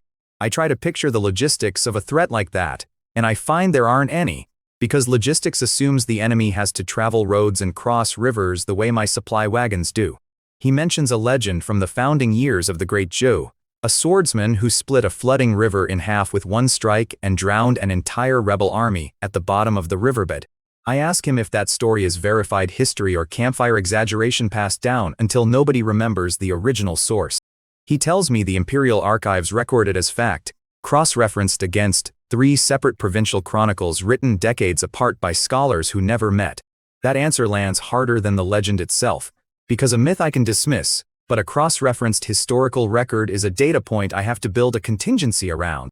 I file the name of that swordsman away in my memory, not out of superstition, but because a man who plans for worst cases survives longer than one who doesn't.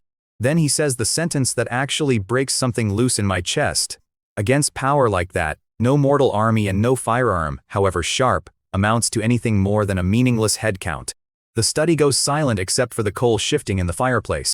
I don't say anything for a while, because my mind is too busy running the numbers to speak. I don't doubt Hanyang is telling the truth. This world already has magic in the West, so it always made sense that the East would carry its own version of the impossible. But a sword strike that splits a river is not a dual technique, it is a weather event with a person attached to it. What does it mean if a low magic world I've spent a year calibrating my entire industrial strategy around turns out to have a high magic ceiling I never accounted for? Every projection I've made about defense spending, garrison sizing, and even the pace of my own factory expansion was built on an assumption that fifth tier was the worst this world could throw at me.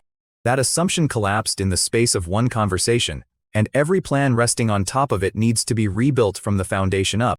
My mouth goes dry, and I hear myself admit out loud that I was too conservative. I stand, walk to the window, and look out over the chimneys of Greywood Town, black smoke rising in steady columns against the dark sky. Those columns used to look like triumph to me, proof that early industry could outproduce anything a medieval world could throw at it. Tonight they look like a down payment on something much larger. If a flintlock musket cannot kill a god, I think then what happens when I put a Maxim gun in the same fight? A belt of ammunition spitting out 600 rounds a minute doesn't care whether the thing standing in front of it has cultivated true ki for 1,000 years, because volume of fire is its own kind of transcendence. If artillery falls short, then what about a heavy howitzer, something that turns a swordsman's approach into a cratered field before he ever closes the distance? And if even that isn't enough, there are airplanes, tanks, and intercontinental missiles sitting in my memory, waiting for the day this world forces my hand. None of that exists here yet, not even in prototype, and I know better than to promise myself timelines I can't actually deliver on. But knowing the ceiling is higher than I thought changes what I build toward, and that alone is worth more tonight than any single battle report. Physics, taken far enough, ends every argument any carbon-based lifeform could ever make. The only real hope I have of getting there faster runs through the very system that changed the moment I crossed 150,000 registered residents. A notification blooms across my vision, and it reads that Greywood Town has reached the population size of a medium-sized town. Below it, a second line states that to improve resident living standards, technology tree achievements have now been unlocked. A third line tells me each achievement will release a matching blueprint the moment it is completed. Chapter 205 Various Achievement Quests. I dismiss Lee Jinshu and Sylvie, and once the heavy oak door swings shut behind them, I sit back down in my leather chair alone. I close my eyes and let my attention sink into the quiet space where the system lives. The Lord Population Dividend, the same background process that has been feeding me silver coins every day without fanfare, has shifted into a different register now that I've crossed 150,000. It glows pale blue instead of its usual gold, and a brand new panel unfolds in front of my inner eye, laid out like a star chart with dozens of small icons connected by threads. Tech Tree Achievements, the header reads, and I let my gaze move across each icon in turn. I mutter something to myself, and a smile spreads across my face, the kind of smile I haven't worn in a while, the specific kind that belongs to a man who has found a new column of profit. Every icon on this chart represents a threshold I crossed without noticing. Population milestones, infrastructure counts, industrial outputs, each one converted into a locked door with a very specific key. I could spend the whole night here reading requirement text and reward text and never once think about woo, yeah, and there is a guilty kind of comfort in that. The first quest reads Dawn the Consumer Era. Its requirement is to build and operate a shopping mall inside my territory with a floor area over 10,000 square meters. Its reward is listed as the complete formula for Coca-Cola, along with blueprints for a basic soft drink bottling line. My pulse actually jumps reading that name.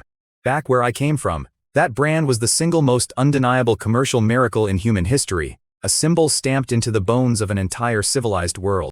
Cheap sugar and a little carbonation would tear through a medieval population starved for entertainment and variety, like nothing they have ever tasted. But the real prize isn't the syrup, it's the bottling line, because that blueprint hands me standardized glass manufacturing, sealing technology, and pressure control all at once. The industrial fallout from that one line of tech will outlast the drink itself by decades. I already know which merchants I would put in charge of distribution, and I already know which square in the outer city has the foot traffic to justify a mall that size. Building it will take months and a fair amount of capital, but the payoff compounds every single day the doors stay open, and I have never met a payoff structure I didn't like. Somewhere behind that clean commercial logic sits the plainer truth that a place like that gives ordinary families a warm, dry space to walk on a cold evening, something this world has never given them before, and I let myself notice that fact for exactly as long as it takes to move to the next line. I keep reading. The second quest is called Continuation of Life. It asks for the territory's birth rate to hold at 20%, and it notes my current progress sits at 17. The reward listed is a full production line for a brand called Baby Don't Cry, disposable diapers built from a super absorbent polymer. I run the calculation before I even finish reading the sentence. Raise the birth rate 3 points, and I unlock diaper manufacturing. On paper, that reward looks close to trivial, a household item, nothing glamorous, but the actual value underneath it is enormous. Fewer newborns die from infections caused by soiled cloth, which means my infant survival rate climbs, which means more long-term human assets reach working age. Every infant who survives to adulthood eventually becomes either a taxpayer, a soldier, or a worker on one of my factory floors, and I have never once been able to separate that fact from how much I actually care about the child in question. And every mother freed from washing cloth diapers all day is a pair of hands I can put into a textile floor or a food line instead. That's real output I'm currently leaving on the table. I think briefly about how strange it is that a maternity ward and a musket line end up on the same balance sheet in my head, but that is how I've learned to see this territory, one continuous machine with 1,000 moving parts, all of them ultimately measured in coins and labor hours. The fastest lever to close that 3-point gap is probably a small subsidy for new households and better midwife coverage in the outer wards, and I make a note to have someone draft the numbers by the end of the week. The third quest is titled Cornerstone of the Firearms Age. It requires the territory's armory to produce and field 100 standard smoothbore or flintlock muskets, and it notes I currently sit at 61. The reward is a blueprint for a breech-loading double-barreled shotgun, along with the manufacturing process for matching paper-cased ammunition. I take a breath and open my eyes on that one, because this is the item I want most right now, more than the soda and more than the diapers combined. The standard flintlock reloads too slowly, and against anything above human tier strength, the seconds spent packing powder and ramming a ball down the barrel are seconds that get my men killed. A fixed paper cartridge loaded through the breech would multiply my rate of fire by a factor of 3 to 5 without any other change to the weapon. 39 more muskets stand between me and that reward, and after tonight I intend to see the armory floor running double shifts until that gap closes. There are dozens of other achievements branching out across the panel, more than I can absorb in one sitting, and I already know they'll keep me occupied for a long while.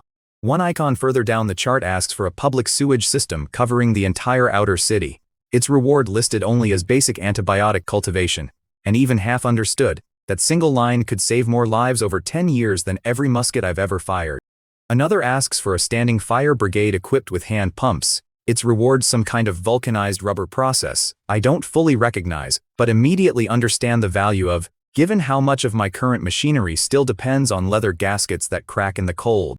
What matters most is that I no longer have to squeeze half-remembered fragments of my old world's engineering out of my own head and hand them to Copper Hammer and the Alchemy Brothers to fumble through by trial and error. I lace my fingers together, and I can feel something close to fanatic clarity settling behind my eyes. The whole rhythm of my technological progress is about to shift, from workshop guesswork built on scraps of memory to standardized construction built on verified blueprints. Distant water, though, doesn't put out a fire that's already burning in my own backyard.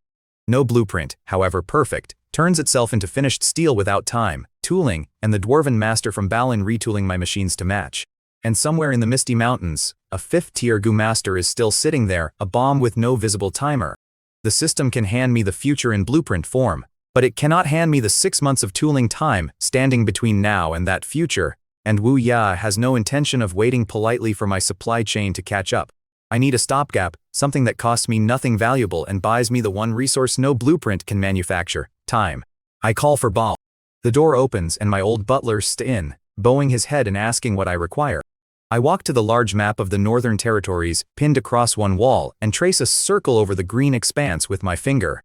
I tell him that dense fog and a closed canopy make that terrain her home ground, not mine. Bal asks if I intend to send a large force to search the mountains. I reject the idea without hesitation.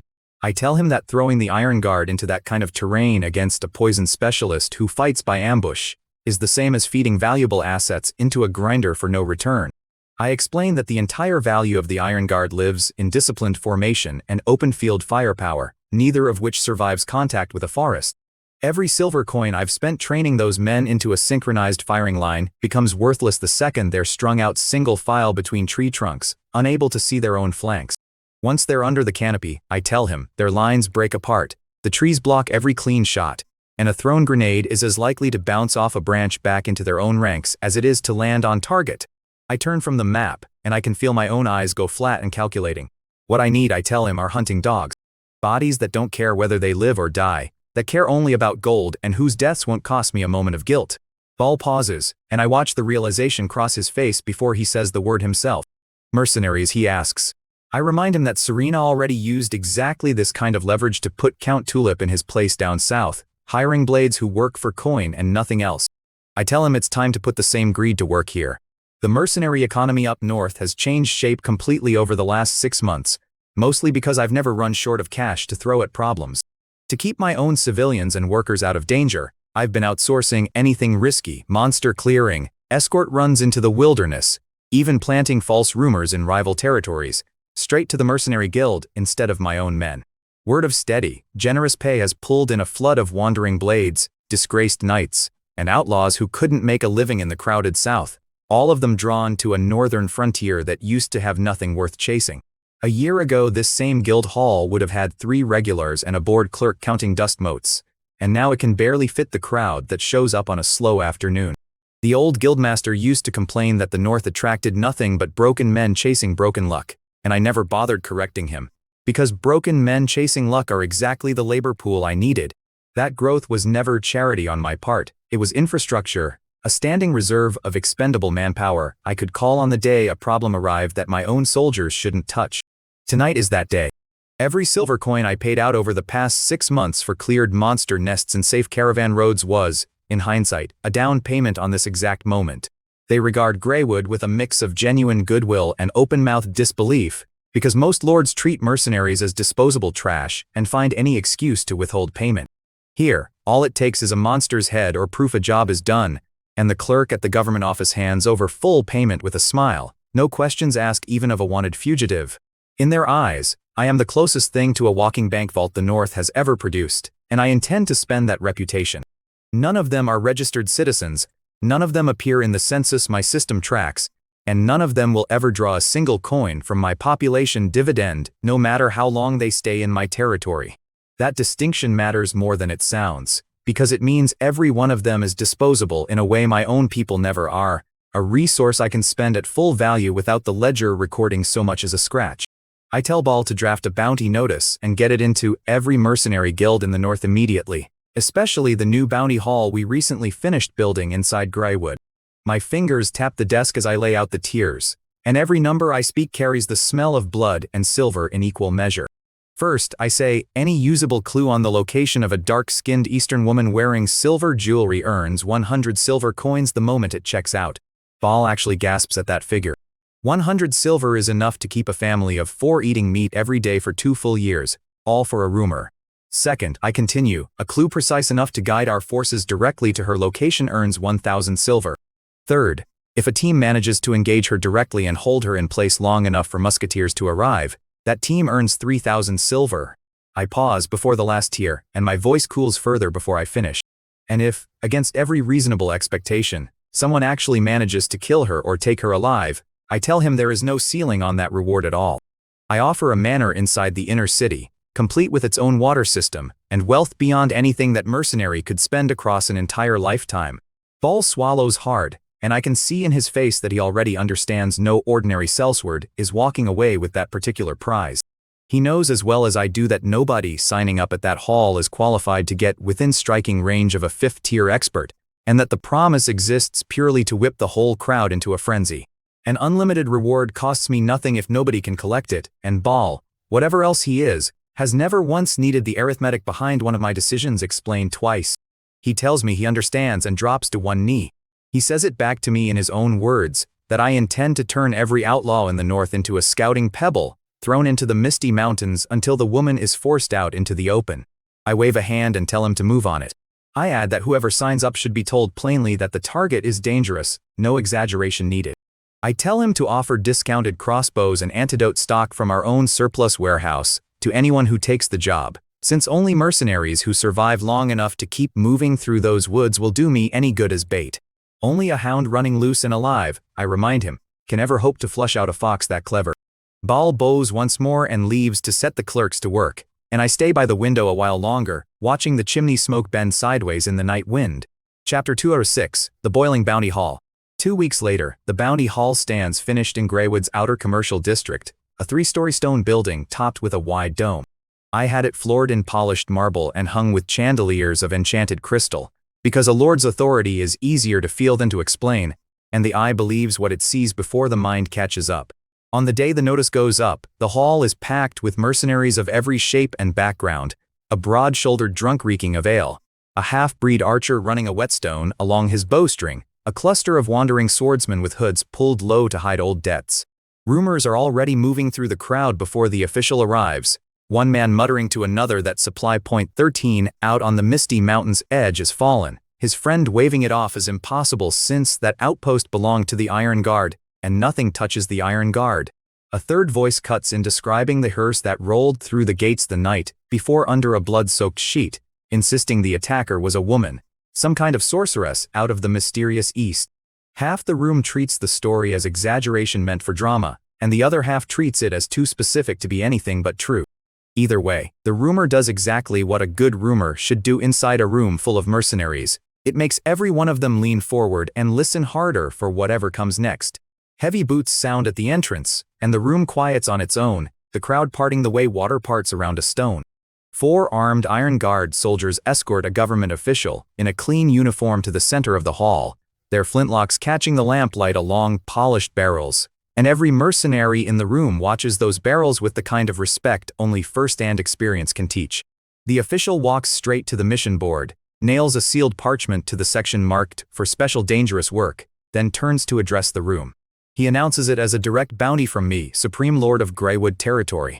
He describes the target as a young woman of Eastern features, dark-skinned, dressed in a great deal of silver jewelry, and rates her danger as extremely lethal, noting her mastery of poison and some unnatural command over insects. He does not mention 5th tier, does not mention goo worms, does not mention anything that might scare off the exact volume of bodies I need moving into that forest by nightfall. The hall goes still, every mercenary in the room holding their breath for the number that actually matters. He raises one finger and states that a valid clue toward her location earns 100 silver coins. The room detonates. Someone shouts that 100 silver to say where she was seen sounds impossible, and someone else demands to know if he heard that correctly. No fighting required, only running back with a location. The official lets the noise wash past him and keeps reading, announcing 1,000 silver for a precise location that leads our forces directly to her, and 3,000 silver for any team that engages her and holds her in place until the army arrives. A collective sound of people swallowing hard rolls through the crowd at that last figure. 3,000 silver is enough to turn a broke wandering blade into a wealthy man overnight, enough to buy a storefront in a prosperous southern city and live comfortably for the rest of his days. For most of the people in that hall, it's more silver than they would see across an entire decade of ordinary contract work. I can picture the greed sharpening in their eyes even from my study, because that instinct is the same in every world I've ever lived in. Greed doesn't need translation, and it doesn't need a shared language to spread through a crowded room in seconds. Someone works up the nerve to ask what happens if a mercenary actually kills her.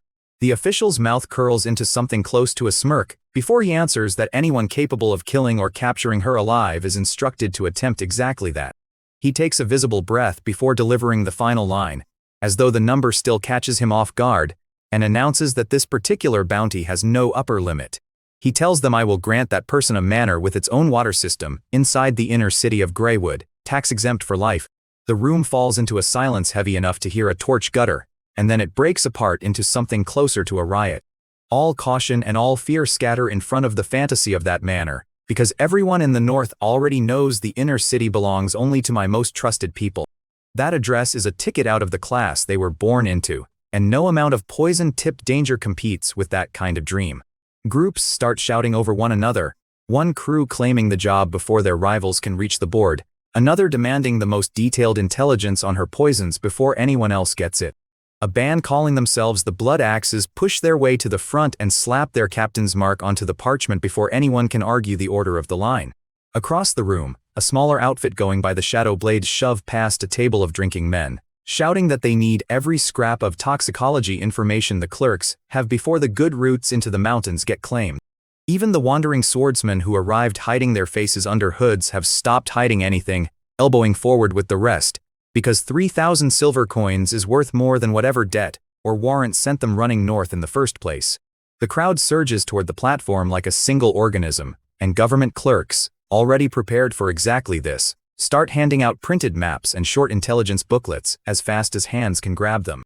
The official raises his voice to keep order, reminding the crowd that anyone accepting the mission can also buy antidote herbs prepared by Lady Cecilia and surplus military crossbows at half the normal price from our logistics office. It's a tidy piece of business hidden inside a manhunt. I get to empty out aging crossbow stock the armory was going to retire anyway, and I get to sell it to the very people I'm sending into the woods. Even the antidote herbs turn a small profit at half price, since Sicilia's people brew them in batches large enough that the discount barely eats into the margin. By late afternoon, Greywood's gates stand open, and hundreds, maybe closer to 1,000, mercenaries flow out toward the misty mountains like a current released all at once.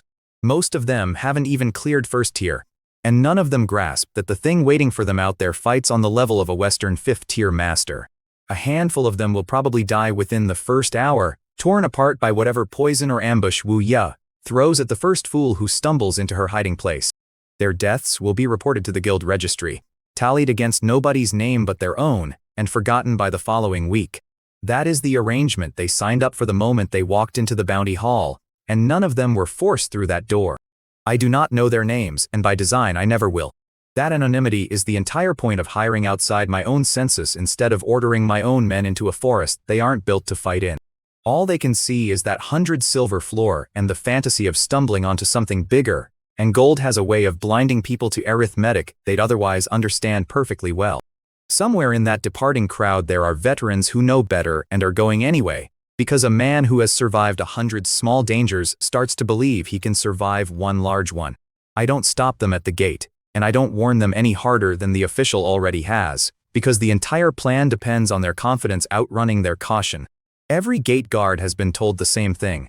Let them through, count their numbers, and say nothing that might talk a single one of them out of going.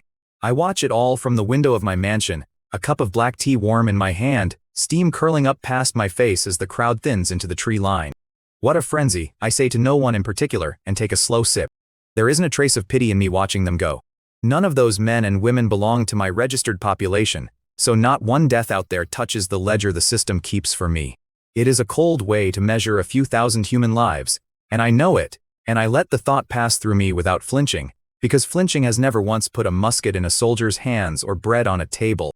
They are detectors, cheap ones, purchased with the promise of gold instead of built with silver and steel.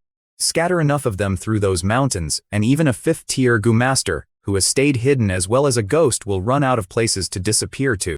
The moment she kills, the moment a body turns up, the moment even one surviving mercenary makes it back to report a sighting, my musket lines will already be moving into position, waiting like sharks that have caught the first trace of blood in open water. I've had riders standing by near the northern checkpoints since this morning, ready to relay word back to the garrison the instant anything solid comes out of those trees. This entire operation only works if the reaction time between a sighting and a musket volley stays shorter than the time it takes Wu Ya to vanish again. Any extraordinary being arrogant enough to think it can outlast the order I've built here is going to learn exactly what an industrial machine does to individual talent, however monstrous, once that machine gets a fixed point to aim at. Talent operates alone, and alone, no matter how sharp, eventually runs out of tricks against a system that never sleeps and never stops manufacturing new problems for it to solve. I set the teacup down on the windowsill and look out past the rooftops toward the dark line of forest on the horizon. Behind me, the study door stays shut, and the fire in the hearth has burned down to a bed of low orange coals, the same fire that was crackling when Han Yong first told me the word Earth Immortal. Two threats now sit on opposite ends of the same problem, one hiding in my own mountains tonight, and one that may not exist within 1,000 miles of here, but changes the shape of everything I build from this point forward regardless. I cannot outmuscle a martial god with a shotgun blueprint, and I know it. But I can outproduce, outorganize, and outlast nearly anything short of one, and that has always been the only real advantage a man like me has ever needed. The mercenaries in the forest are the immediate answer, cheap, expendable, self-motivated, and utterly disposable the moment they stop being useful. The tech tree is the long answer, the one that turns 150,000 hungry, ambitious, coin-loving citizens into an engine that eventually outproduces gods. Go find her for me, I say quietly to the mercenaries I will never meet and will not mourn. Find that poisonous snake, and bring her out into the light where my guns can finish what tonight's ambush could not. Somewhere above the 5th tier, in a place called the Land of Immortals, something may already be watching how far a stubborn industrialist can push a low magic world before it stops being low magic at all. If it is watching, it can watch me build a mall, a diaper factory, and a shotgun line in the same fiscal quarter and draw whatever conclusions it likes. Let it watch. I have coal, I have coin, and I have a system that handed me the recipe for a soft drink and a shotgun in the same evening, and there is no force in this world, mortal or otherwise, that I intend to let outpace that combination for long. Chapter 207, Predators in the Dark. I did not see what happened in the misty mountains that night. No one from my mansion did. What I have is a reconstruction, stitched together afterward from Varn's own account, from the ragged testimony of the survivors who dragged themselves out of the ash, and from the forensic notes my guards filed once the smoke cleared. I have gone over that reconstruction more times than I care to admit, because an asset that valuable does not vanish from my ledger without an explanation attached. So let me lay it out the way it was laid out for me, piece by piece, in the order it eventually reached my desk. Deep inside the misty mountains, in a hollow where the tree roots knot together like sleeping serpents, Wuya had gone to ground. She was not resting so much as counting losses, according to everything I later heard about her condition that night. The volley from my 30 musketeers had cracked her ironclad goo beyond quick repair, and the poison vines she forced into being to swallow my grenades had drained reserves she could not easily replace in a single night. The hollow itself, by every description that reached me, was the kind of place even the most desperate hunters in that territory avoid, buried under a canopy thick enough to block out the moon entirely. Rotted leaf litter half a foot deep gave off a musty stench strong enough that my own trackers, describing the spot afterward, still wrinkled their noses at the memory of it. At her feet, by the account my scouts later reconstructed from the site, lay the drained husk of an armored rhinoceros boar, its hide intact, and its flesh entirely devoured from within. Worst of all, the survivor's account makes clear that she had already spent her blood-fiend goo, the worm cloud she had cultivated for a full year on the blood of 100 condemned men. She had spent it on ordinary soldiers who had not even reached the first tier of power, and to a woman that was not a victory worth savoring. It was waste, plain and simple, and waste offends people like her the same way it offends me, only pointed in the opposite direction across the ledger. She told herself, according to what later reached me through rumor and Han Yong's careful translation of it, that by morning I would surrender Li Jinshu, rather than lose more men to a killer who could gut a squad from the shadows. She settled into that hollow to wait me out, confident that fear alone would negotiate on her behalf while her body recovered. Her condition was nowhere close to her peak, and rebuilding a colony of goo worms that potent takes fresh flesh and blood in quantities the deep forest could not easily supply. In her private accounting, the lords of these wild western lands were no different from the timid gentry she had grown up watching in the Great Jew, men who folded the instant a knife appeared anywhere near their own throats. She expected that the mere idea of a fifth-tier assassin roaming loose at night, able to slip past any wall and cut a sleeping man's throat without warning, would be enough on its own to bring a nobleman like me to heel by morning. It is a reasonable assumption to make about most lords, and it very nearly describes every noble I have met who inherited a title instead of building one. It does not describe me, and that miscalculation, more than any single tactical error, is what put her in that hollow waiting for a surrender that was never going to come. She underestimated exactly one thing, and it is the same thing every enemy of mine eventually underestimates in the end. She underestimated what silver coins do to desperate men when I am the one signing the notice on the wall. Every mercenary who walked through my gates that season had already seen how the bounty hall operates, the marble floor, the chandeliers I hung there on purpose to make the promise look permanent, the clerk who pays out on a verified claim without a moment of haggling. That reputation is not decoration. It is the machinery that turned 300 strangers with nothing in common but greed into a single coordinated hunting party, inside a forest none of them would normally set foot in after dark. Wu Ya had spent her career among warlords and ministers who treat promises as leverage to be renegotiated the moment circumstances change. She had no framework for a lord who pays out exactly what the notice says, every time, because paying out exactly what the notice says is the entire foundation my credit rests on. In the Great Jew, according to everything Han Yong has told me over the months he has served in my household, a minister's promise is worth exactly as much as his current standing at court, and standing shifts by the week.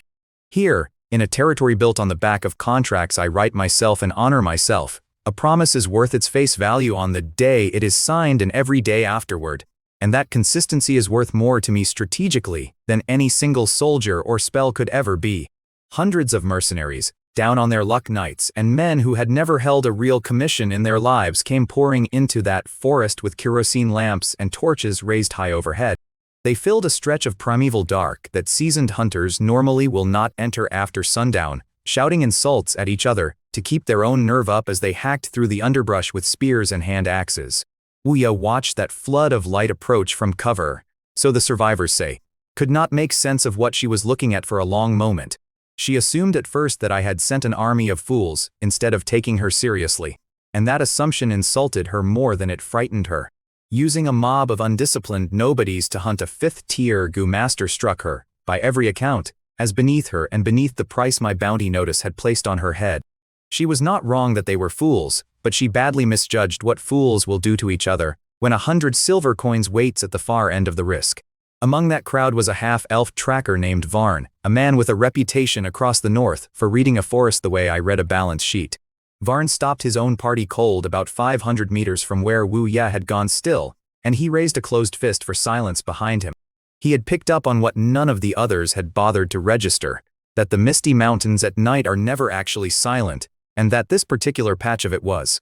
No insects, no scavenging worms turning over the leaf litter, no scent of animal musk carried on the wind, only a faint sweetish rot that had no business sitting there alone. He crouched, took up a fistful of dead leaves, and smelled the truth in them before anyone else in that clearing had a theory worth speaking aloud. Something had stripped this ground of every living thing that crawled or buzzed, and only one creature named in my intelligence reports could do that to an entire acre in a single night. The bounty notice Varn's people carried folded into a coat pocket described her plainly enough, an Eastern woman of slight build, dark hair, dressed in the embroidered cloth of the southern provinces, laden with silver jewelry that jangled faintly whenever she moved. Varn had read that description a dozen times over the preceding days, and standing there with a fistful of dead leaves in his hand, the pieces came together in a way they never had on parchment alone. Varn's people wanted to charge in and claim the reward outright, and he talked them out of it with a logic I would have respected even coming from an enemy of mine. He reminded them, according to the men who repeated it back to my clerks later, that I do not pay for heroics, only for results, and that a dead mercenary collects nothing from anyone. So instead of a charge, he called for cooperation, sending up the mournful cry of a night owl, the old signal that draws every mercenary band within earshot toward a shared kill. Competing groups who would gladly have knifed each other over a contested bounty on any other evening converged instead, because Varn had done the arithmetic for them out loud. Enough bodies in a ring around one target, he told them, and there was money enough for everyone, with no single man required to play hero and die for the privilege. That is, in miniature, the entire economic engine I built when I opened the bounty hall, and it worked exactly the way I designed it to work. When I first drafted the bounty terms, Bal had asked whether staggering the payouts that way, small for information, larger for engagement, largest of all for a kill, might invite bloodshed among the mercenaries themselves as they fought over who got credit for what. I told him at the time that a well-structured incentive does the opposite. It turns rivals into partners the moment cooperation pays better than competition, and watching 300 strangers organize themselves into a single coordinated ring around a fifth-tier killer is about as clean a proof of that theory as I could have asked for. The only difference this time was that the product being harvested was a living grandmaster instead of a monster pelt or a bandit's severed hand. By the time the owl calls had done their work, groups that had spent the earlier hours of the night shoving past one another for a better search line were comparing notes, sharing water skins, and dividing sections of the perimeter between them like merchants splitting a shared warehouse. A dwarven axeman and a disgraced knight, who by every normal custom would have refused to stand within 10 feet of each other, found themselves shoulder to shoulder on the same flank, united by nothing more complicated than the promise written on a parchment nailed to a board back in town. Neither of them, by Varn's telling, exchanged so much as a name that night, but each covered the other's blind side without needing to be asked, which is its own kind of trust even if neither man would have called it that. Money bought their cooperation, but the discipline that kept them alive once the fighting started came from somewhere older, the same instinct that keeps soldiers loyal to the man beside them rather than to the banner over their heads. I have built an entire economy on the first half of that equation, and I am under no illusion that I built the second half at all. I built that promise to survive exactly this kind of test, strangers with no loyalty to one another finding a reason to cooperate, because the alternative, going home empty-handed, was worse than tolerating whoever happened to be standing next to them. Chapter 208, The Mercenaries' Madness. By the survivors' telling, more than 300 men eventually closed that ring around the hollow, torches raised, tower shields pushed to the front of the formation. The carcass of the drained rhinoceros boar sat lit up in front of them like a warning sign that nobody in that crowd had the sense to read correctly. Wu Yao let them come close enough to see it clearly before she moved at all. Then the canopy overhead let out a sound the survivors still cannot describe without their voices catching. a dry rustling like a gale tearing through dead leaves overhead. A red mist came down over the front ranks in a single collapsing wave, thick enough to blot out the torchlight beneath it entirely. Crossbows fired blind into that mist by the dozen, and the bolts vanished into it without so much as a cry of pain answering back. It was not fog, and it was not poison gas in the way the crossbowmen assumed as they emptied their quivers into the dark. It was tens of thousands of blood-fiend goo, and the men that mist touched did not fall the way honest casualties fall. They turned. Survivors describe comrades freezing mid-stride, skin flushing a wrong shade of purple at a speed no fever could match, eyes rolling white, black fluid at the corners of their mouths. Then those same men wheeled on the friends standing beside them with axes and longswords already swinging in wide arcs. One man, according to Varn, called out his own brother's name in warning before the brother's blade took his head off at the shoulder. That is the kind of detail that tells me the account was not exaggerated for sympathy, because nobody invents a detail that cruel for free. In minutes the orderly ring collapsed into a slaughter of men killing men, 60 or more corpses down before the survivors even understood what weapon was doing this to them. Men who had marched into that clearing shoulder to shoulder an hour earlier were now stepping over each other's bodies, some still hacking at shapes in the smoke that were no longer moving. A few of the survivors later told my clerks they still hear the sound of it at night, not the screaming so much as the wet, mechanical rhythm of blades finding flesh over and over without pause. I did not ask for that detail in the report, but Gareth included it anyway, and I understood why once I read it. The men caught inside the blood-fiend goo cloud, once the swarm released its grip on them, dropped where they stood, the puppetry ending as abruptly as it had begun, leaving them staring at what their own hands had done to their friends. Several of those men, according to Varn, never picked up a weapon again once they made it back to Greywood, taking whatever bounty they were owed and disappearing south before the season turned. Wu Ye, by her own apparent calculation relayed to me secondhand through Han Yong, believed that toll would be enough to break them entirely. In the east, she is said to have reasoned, a force that loses a fifth of its number in minutes without landing a single blow will break and scatter like frightened cattle. She had never had to calculate for a crowd I had already trained, over months of paid contracts, to value the payout over their own instinct for self-preservation. The 200 or so who survived that first collapse fell back to roughly 100 meters, out past crossbow range, and held there rather than run for the tree line.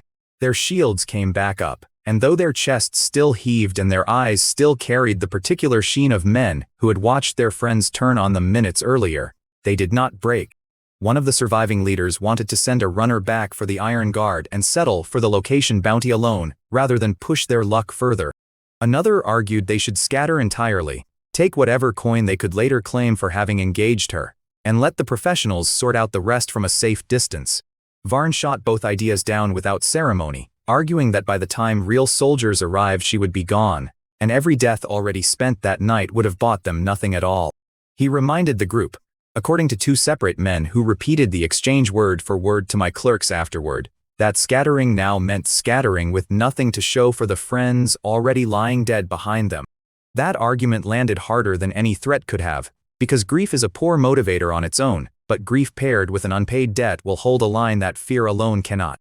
It is the same lesson I learned running a business long before I ever held a title, that men rarely fight for abstractions, but will fight hard for a debt they believe is owed to them personally. The remaining leaders looked at each other for a long moment before nodding, one after another, and command of the encirclement settled onto Varn's shoulders without anyone formally voting on it. It is a strange kind of promotion, earned not through rank or wealth, but through being the last man in a burning clearing willing to think instead of run, and it is exactly the sort of promotion my territory tends to produce more often than any noble court I have ever heard described. It was Varn, crouched behind a boulder with blood drying on his collar, who worked out that the red mist he had watched kill 60 men had moved on wings. Wings meant insects, and insects, whatever their strangeness, share one weakness that every mercenary in that clearing already understood in his bones from childhood.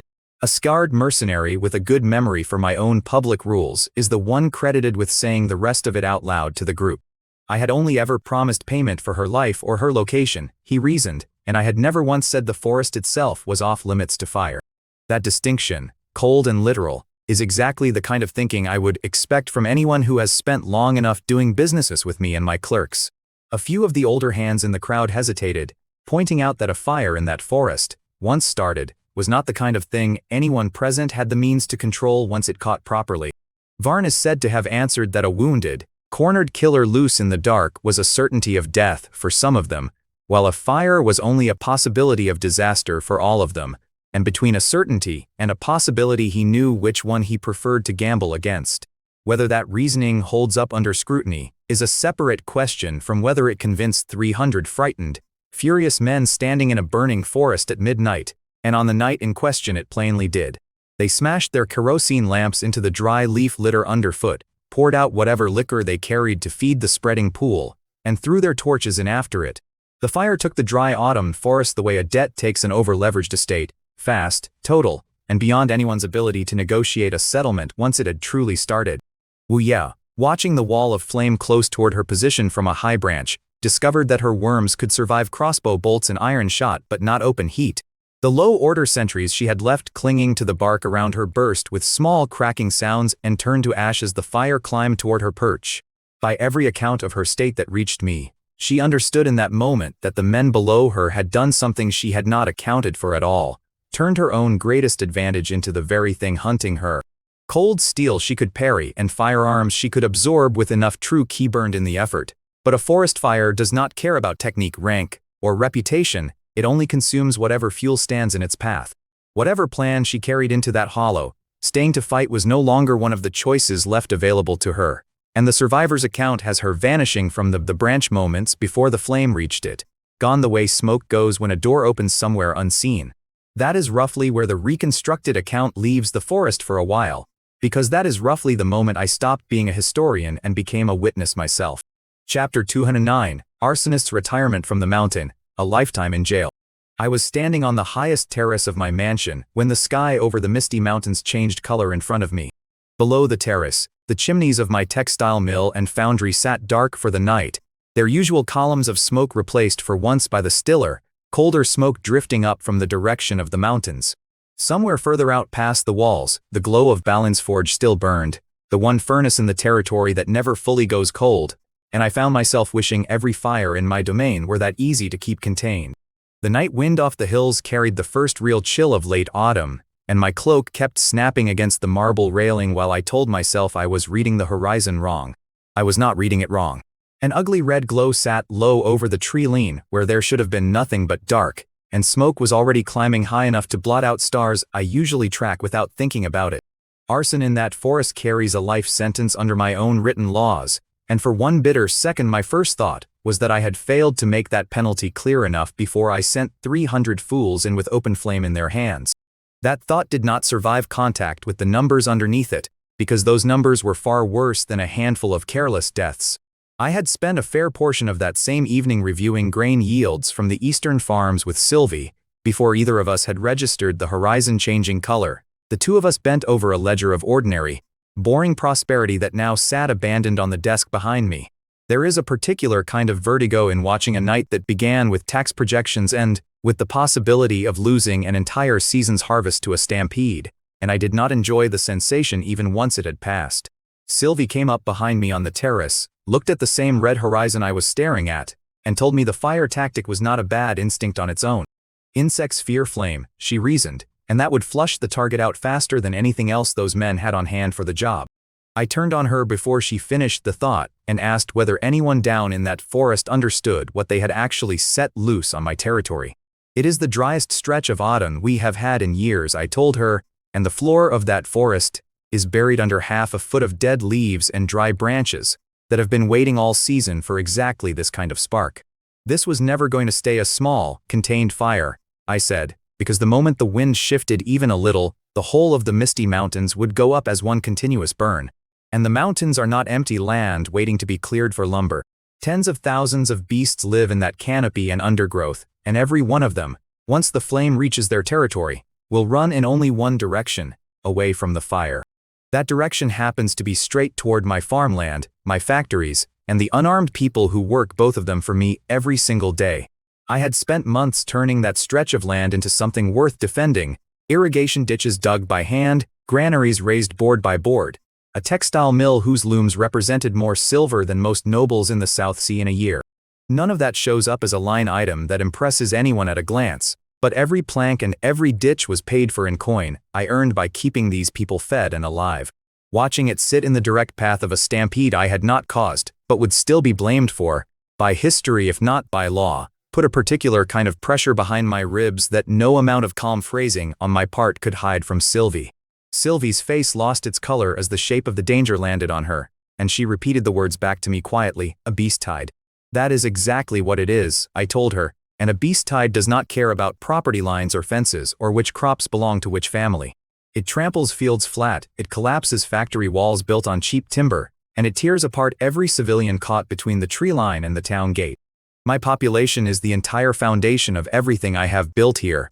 Every coin I bank flows eventually from bodies that work, farm, and buy from each other. Every one of those bodies under a stampeding earth lizard is a loss I take personally, whatever cold language I dress it up in when I am standing still and calm about it. This fire, lit by men chasing a bounty I myself had posted, had become the single largest threat to my territory since I first took the town over from its previous owners. It dwarfed, by an order of magnitude, the woman it had originally been lit to smoke out of hiding in the first place. I gave the order for the highest alarm bells in the inner city before Sylvie had finished absorbing what I had told her. Every iron guard stationed outside the walls, every off-duty security officer, every able-bodied worker and orc pulled straight off the construction sites, all of it, immediately. I wanted 20,000 people assembled at the north gate inside half an hour, and I wanted every axe, shovel, and pickaxe in the armory handed out to them on the way. Sylvie straightened her back and told me she would take men to haul water up from the reservoir and fight the blaze directly at its edge. I told her no, because a fire of that size laughs at buckets carried by hand, no matter how many hands were doing the carrying. The goal was never to put it out entirely, I explained. The goal was to contain it, to draw a line the flame physically could not cross. Let it starve once it reached that line and ran out of fuel, and it would put itself out without costing us a single more life fighting the flame head-on. I walked to the map table and drew a heavy stroke through the terrain with a charcoal pencil while I gave her the rest of the plan in order. Get the wind direction from the men already stationed at the edge of the mountains, I told her, then measure 2 kilometers ahead of where the fire was currently running. Cut a firebreak 20 meters wide straight across its projected path, and strip that break down to bare wet soil and stone underneath. Split the workforce into 3 lines, I told her, the first with axes to fell everything standing in the corridor. The second with shovels to turn the soil and pull roots that could still smolder underground for days after the surface fire passed. And the third to haul the felled timber well clear of the line, rather than stacking it as fuel beside the very break meant to stop it. Wherever the corridor crossed a dry streambed or a rocky outcrop, I told her to widen the gap there rather than narrow it, because uneven ground burns unevenly, and I did not want a single week stretch undoing a whole night of labor. I also told her to keep a reserve crew of 2,000 held back near the north gate, rather than sending every last body to the line at once, in case the wind shifted hard enough to open a second front we had not planned for. Sylvie asked whether I wanted that reserve armed for combat or equipped for digging, and I told her both, because I had no intention of finding out the hard way which one we needed more. Nothing was to be left standing on that line that could carry a spark across it, and the fire would exhaust itself the moment it hit open ground with nothing left to consume. Go and carry it out, I told her, and she was already moving before I finished the sentence, which is the only kind of subordinate worth keeping close to me. I stayed on the terrace a while longer after she left, watching runners peel off toward the barracks and the construction camps, torches bobbing through the streets below like a second, smaller fire answering the one on the horizon.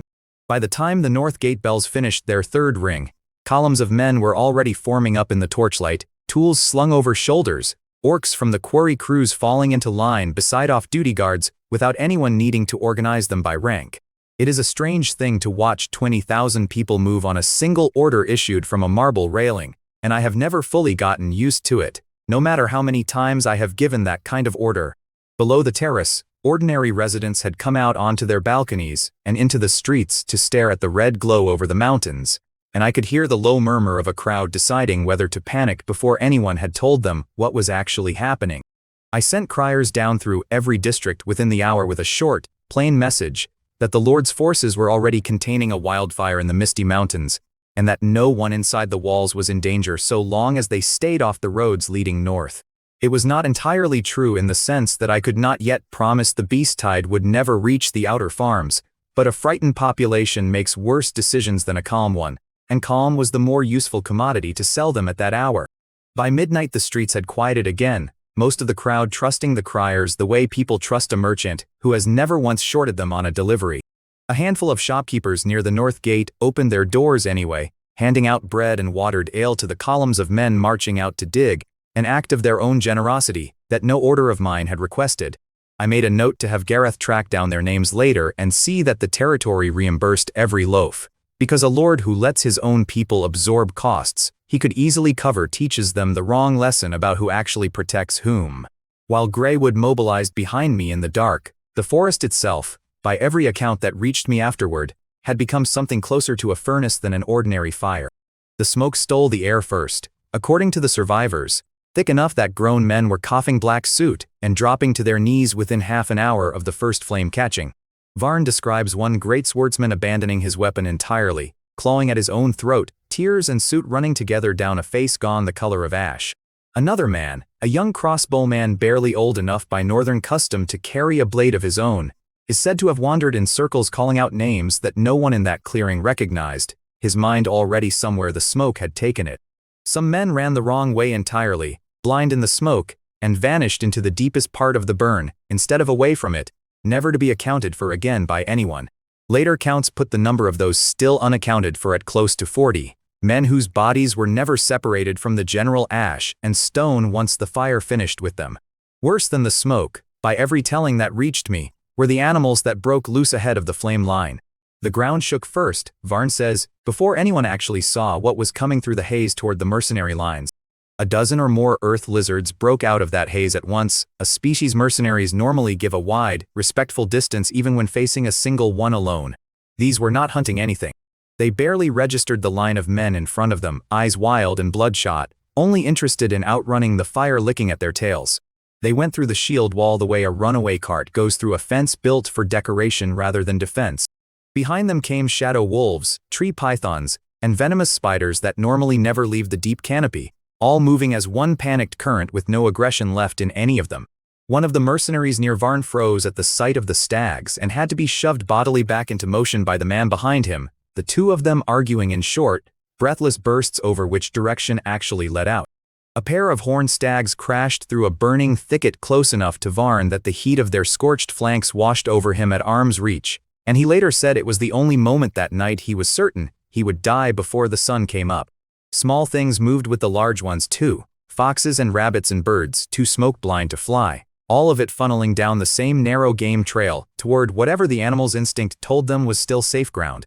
That instinct turned out to be a shallow stream cutting east toward the plains, and it is the same stream that later helped starve part of the fire before it ever reached my break.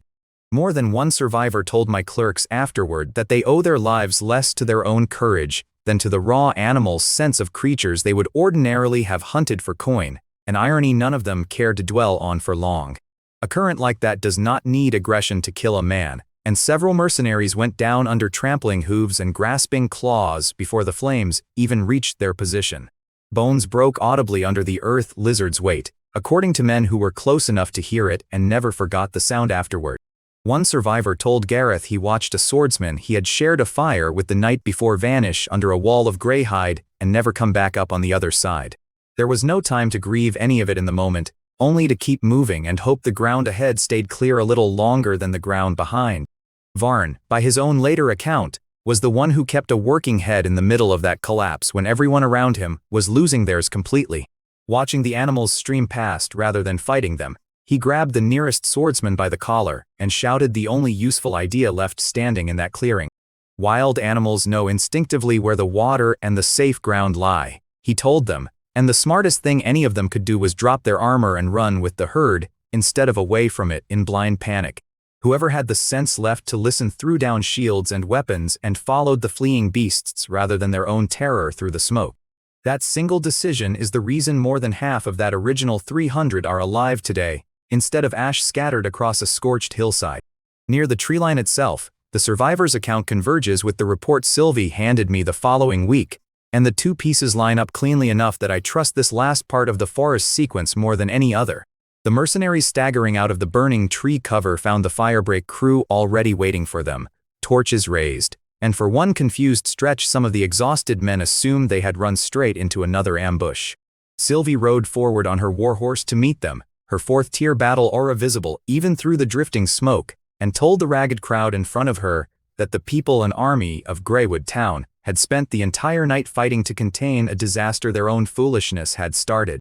Anyone still capable of standing, she informed them, would immediately take up a spare shovel or pickaxe and join the line digging the firebreak, and anyone who refused would answer to wartime security law on the spot. There was no room in her tone for negotiation, and under the combined weight of her presence and the leveled muskets behind her, not one of the surviving mercenaries argued.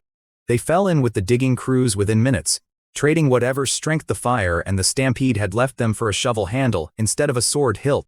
Gareth's own face, by Sylvie's description, had gone gray watching the state those men arrived in, suit black to the bone, several limping, one carried between two others with a leg bent wrong at the shin. He ordered stretchers brought forward for the worst of them before he ordered anyone back to work, a decision Sylvie noted in her report with something close to approval, which from her is not a small thing to earn. I read that line twice when the report crossed my desk, because it told me something worth remembering about the men I have trained to enforce my laws, that discipline and decency in Greywood Town are not treated as opposites even out at the edge of a burning forest. Chapter 210 is Wuya Day. The firebreak held. By the time dawn broke gray and choked with smoke over the wasteland, the fire had chewed its way to the line Sylvie's crews had cut through the night and run out of anything left to burn. Streams already cutting naturally through the misty mountains helped starve a few of the fire's northern arms before they ever reached my break, which I credit to luck rather than planning, though I will take luck wherever I happen to find it. Reports trickling back to the north gate through the night described the work in stages. First the crash of falling timber echoing across the plain, then the duller, steadier sound of shovels meeting packed earth for hours without pause. Foremen rotated crews in shifts, so no single team collapsed from exhaustion before the line was finished, a detail Sylvie had thought of on her own, without needing it spelled out in my original instructions. 20,000 of my people had spent the entire night with shovels and axes in their hands, felling trees, turning soil, and hauling stone until their palms bled through their gloves. By sunrise a gouge more than 20 meters wide and several kilometers long sat scorched and bare between the burn and my farmland, exactly where I had told Sylvie to put it. I walked the length of that gouge myself later that morning, boots sinking into churned soil still warm from the labor that had carved it, and found workers asleep sitting upright against their own shovels, too spent to walk home. I gave orders for bread, hot broth, and a full day's wage on top of whatever they were already owed, because a workforce that saves my territory overnight deserves more than a nod of thanks in the morning. Further along the line I found a field station Cecilia's apprentices had set up without anyone ordering them to, treating blistered hands and smoke-burned throats with whatever salves and cool water they had carried out with them. I told the head apprentice to send the bill for every jar of salve straight to my treasury rather than to the workers' own wages, and she looked at me the way people still sometimes look at me when the numbers I care about happen to land in their favor.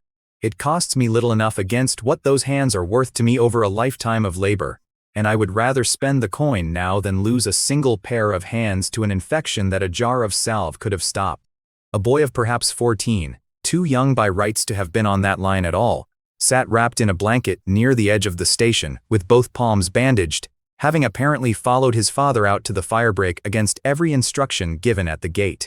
I did not have the stomach that morning to lecture a child who had spent the night digging alongside grown men to protect his own home, so I told the apprentice to see him fed twice over and left it at that. The crisis on paper at least was over.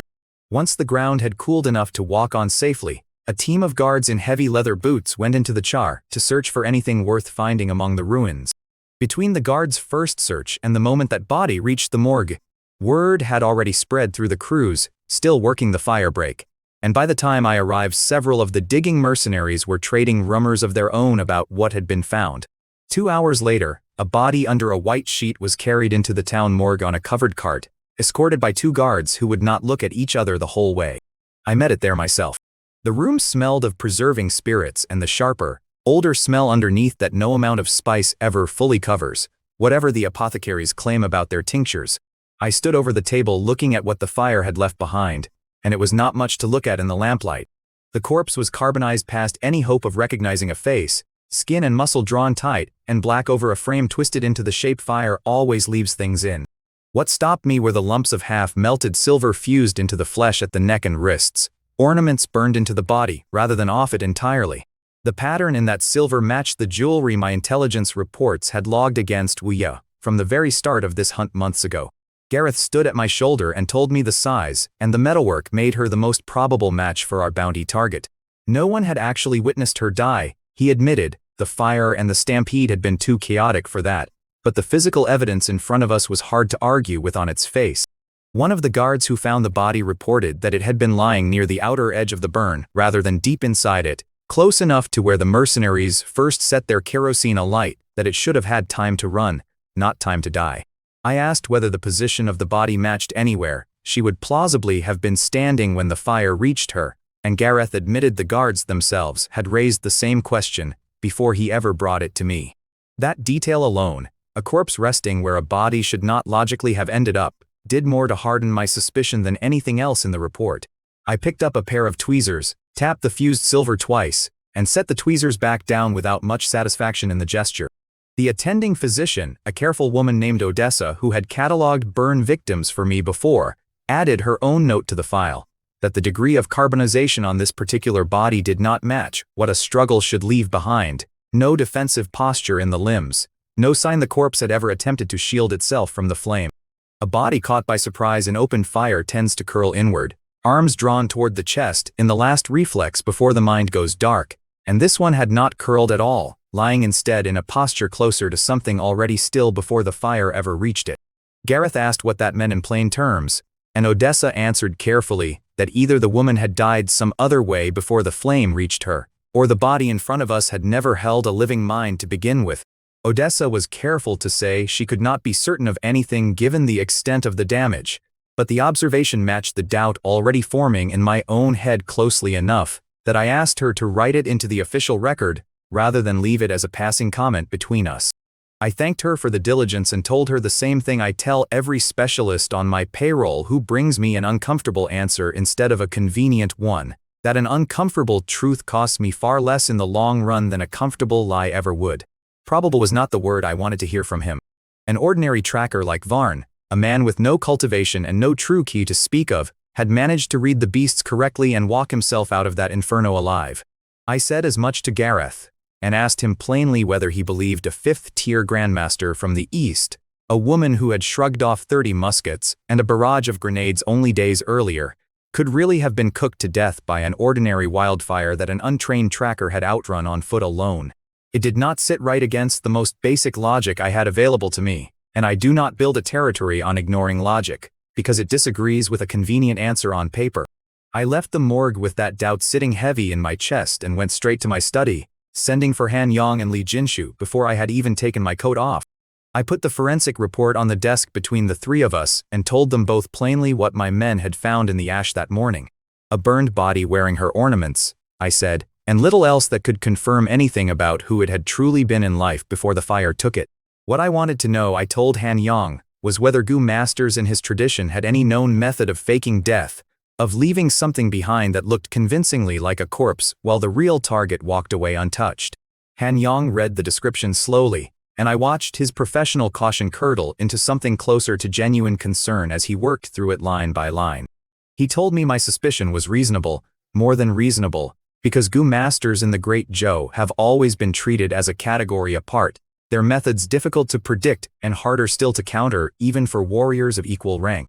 Their techniques are impossible to properly defend against, he added, and even martial artists of comparable strength are reluctant to engage them without preparation. He reminded me, not for the first time, that Gu Masters do not cultivate their bodies the way Western knights do, that their power lives in the worms they raise rather than in muscle or bone, and that this makes them unpredictable in exactly the ways a battlefield commander hates most. A Gu Master can conjure a shield from insects in an instant, deaden pain with venom pressed into her own skin, or force a mother worm to stitch a ruptured organ closed long enough to keep fighting past the point any ordinary soldier would already have died. I already knew most of that from the report Han Yong had given me before the ambush that first cost me 30 men, but hearing it again in the middle of this new doubt made the shape of the danger sharper rather than smaller. Then he told me about a technique called the Golden Cicada Gu, a rare and advanced worm said to let its bearer transfer consciousness and the core of living flesh away at the exact instant a fatal blow lands. What it leaves behind is an empty shell, lifeless from the start, positioned to absorb the damage meant for the original body in its place. A corpse burned past recognition, with only ornaments left intact enough to identify, was, in his own words, too convenient a coincidence for him to trust outright.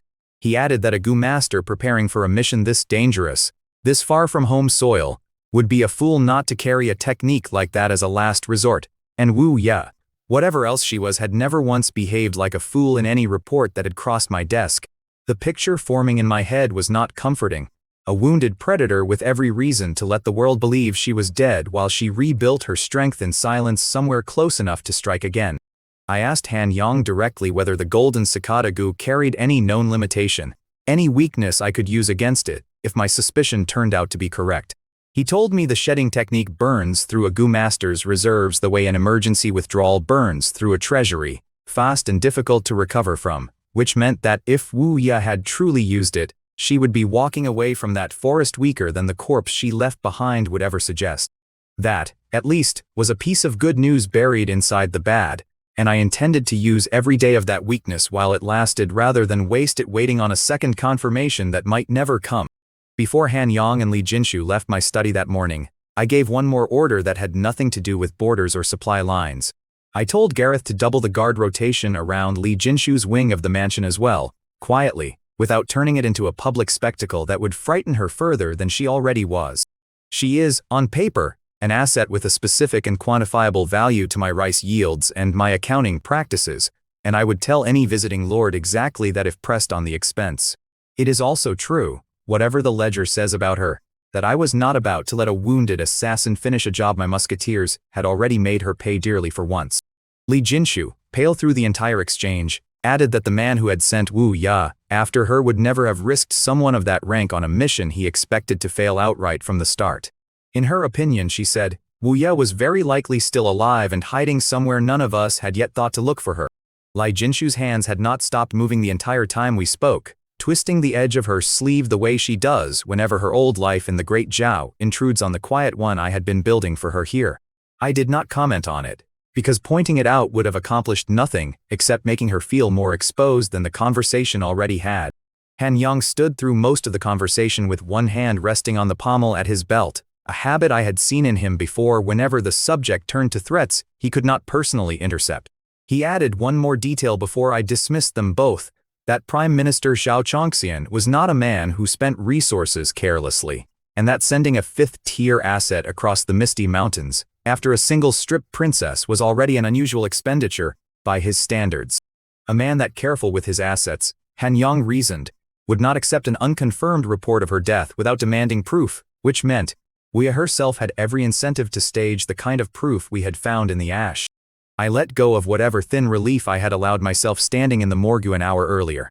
Without hard proof of a kill, I told them, we would proceed exactly as though she remained alive, dangerous, and actively working to recover her strength somewhere near my border. I called Gareth back in and gave the order on the spot, that the border patrols along the Misty Mountains were not to be relaxed but doubled outright, effective immediately. Patrol shifts were to increase, and every source of drinking water anywhere near the perimeter had to be tested with silver needles and reagent before anyone was permitted to use it again. She had lost her goo worms and most of her equipment to that fire, I reasoned aloud in front of them, which put her at the weakest point she had reached in this entire conflict so far. Weak is not the same as finished, though, and she would spend every remaining resource she had trying to resupply and recover her strength in secret. My job was to make certain that resupply never reached her, to seal the border tight enough that even a wounded grandmaster found nothing but empty, watched ground on either side of it. I told Gareth to have the musketeers rotate through shorter shifts rather than long ones. Tired eyes on a border are worse than no eyes at all, and I would rather pay for more men working fewer hours than save coin and lose the one advantage a doubled patrol actually buys me. I also asked him to have Cecilia's people quietly restock every antidote and reagent kit along that stretch, because if Wu Ya was rebuilding her goo colony out there, the next attempt to poison a water source or a supply cart was only a matter of when, not if. With the defense orders already moving through Garrett's hands, I turned back to the other account still sitting open on my desk, the mercenary bounty ledger from the bounty hall. Whatever chaos those men had caused out in that forest, a contract remains a contract in my territory, and I told Gareth not to shortchange a single survivor by so much as a copper coin. Gareth looked at me as though I had lost my mind, pointing out that these were the same men who had nearly burned my territory off the map entirely through their own recklessness. He asked whether I still intended to pay them in full after everything their fire had cost me overnight in men, timber, and sleep. I told him yes, because they had engaged the target and forced her to burn through resources she could not easily replace, which is exactly what the bounty terms required of them, nothing more and nothing less than that. If I refused to honor that agreement, I told him, the entire credit system I had spent months building across the north would collapse overnight, and no outlaw anywhere would ever again risk his neck on my word alone.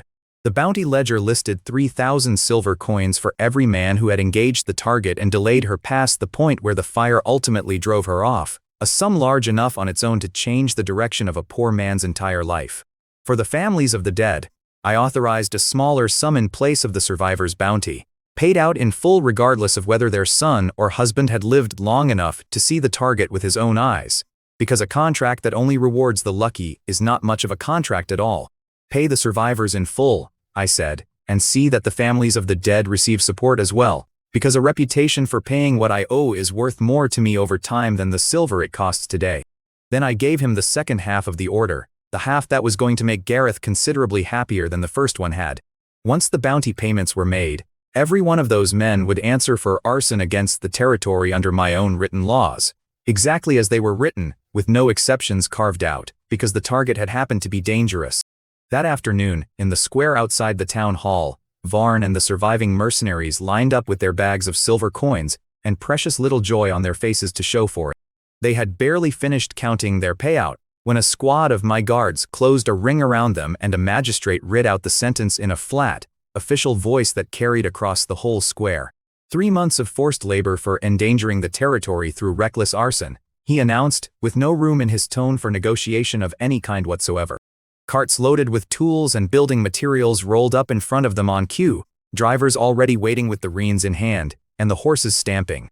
A few of the younger mercenaries started to protest, pointing out that they had risked their lives against a fifth-tier killer and burned half a forest, doing exactly what my own bounty notice had asked of them. The magistrate did not raise his voice to answer them, only pointed out that engaging the target had never required setting the entire territory alight to do it, and the protest died there without anyone pressing the matter further. An older mercenary near the back, missing 2 fingers on his left hand from some older contract gone wrong, muttered loud enough for those around him to hear that the Lord always finds a way to collect twice, once for the job and once for the messmaid doing it. No one contradicted him, and a few of the men actually laughed, low and tired, the kind of laugh that comes from people who have stopped being surprised by how the world around them actually works. The magistrate informed them that starting immediately they would join the engineering crews rebuilding watchtowers, laying gravel roads, and reinforcing supply points along the very edge of the forest they had set on fire the night before. Varn, by the account that made its way back to me through Gareth, looked down at the coin purse in one hand and the shovel being pressed into the other for a long moment.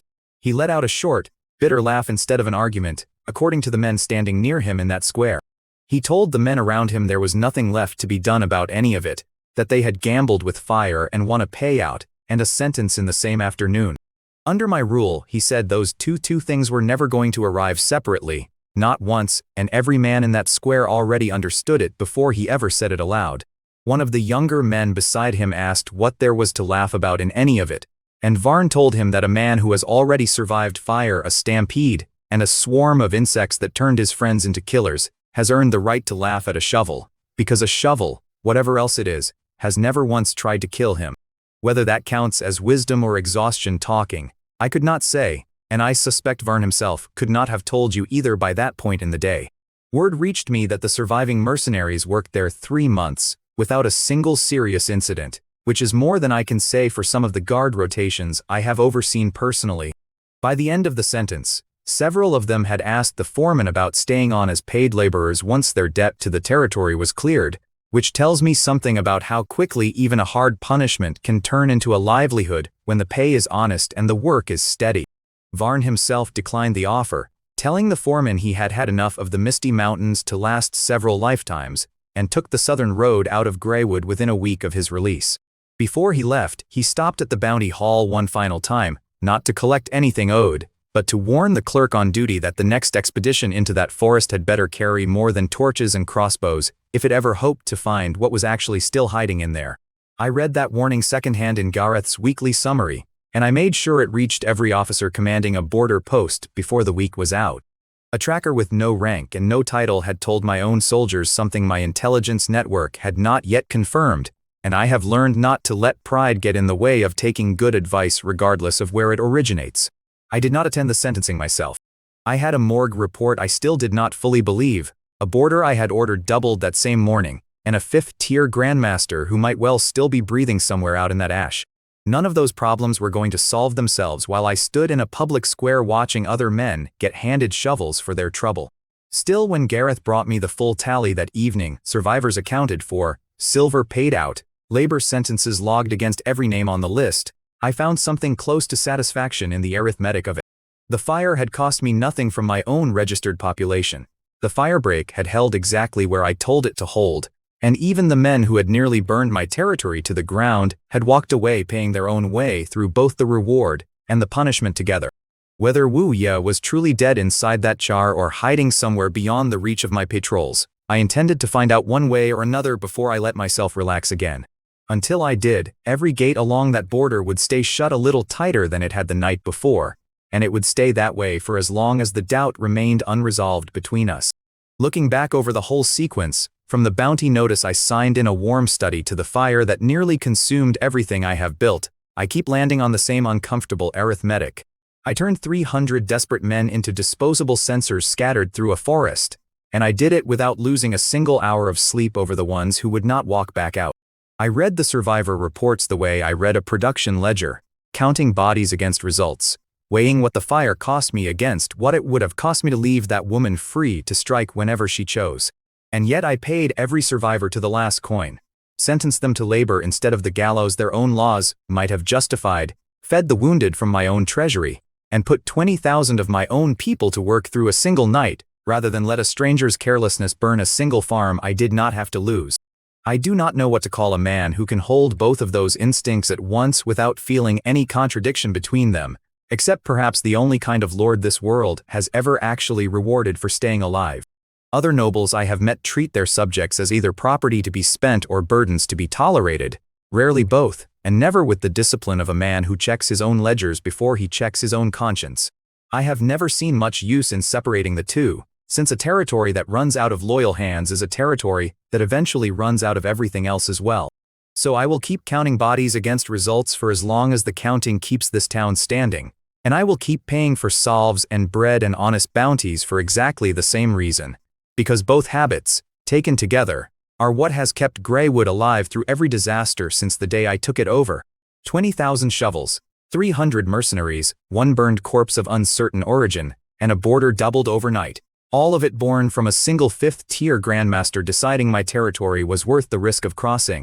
It cost me more silver in one night than most lords in this region spend defending their walls in a year, and I would authorize every coin it again tomorrow without hesitation. The forest is quiet again now, at least on the surface, and the char along the firebreak has already begun to cool into something the wind can carry away. Whatever is left of Wu Ye, dead or shedding a false skin somewhere beyond my patrols, will have to answer to that same quiet eventually, and I intend to be the one standing there when she does. Chapter 211, The Gift of Calamity. The morning after the fire, I walked the burn line myself instead of waiting for a written report. Smoke still hung low over the blackened hills. Thin gray ribbons rose off char that had been grass and brush the day before. My boots crunched over ash for the first mile of the walk. Blackened fence posts marked property lines that no longer had anything standing on either side of them. I passed a well house with its roof burned through, the stone walls still sound underneath. I kept a tally running in my head the whole way. Labor hours spent, tools damaged, buildings saved, buildings lost. 2 grain stores singed but salvageable, 1 tool shed a total loss, a stretch of fencing that would need rebuilding before the herds could go back out to pasture. None of it was cheap, and none of it was worse than it could have been. I passed a group of laborers already at work rebuilding the fence line, hammering new posts into ground still warm from the fire the night before.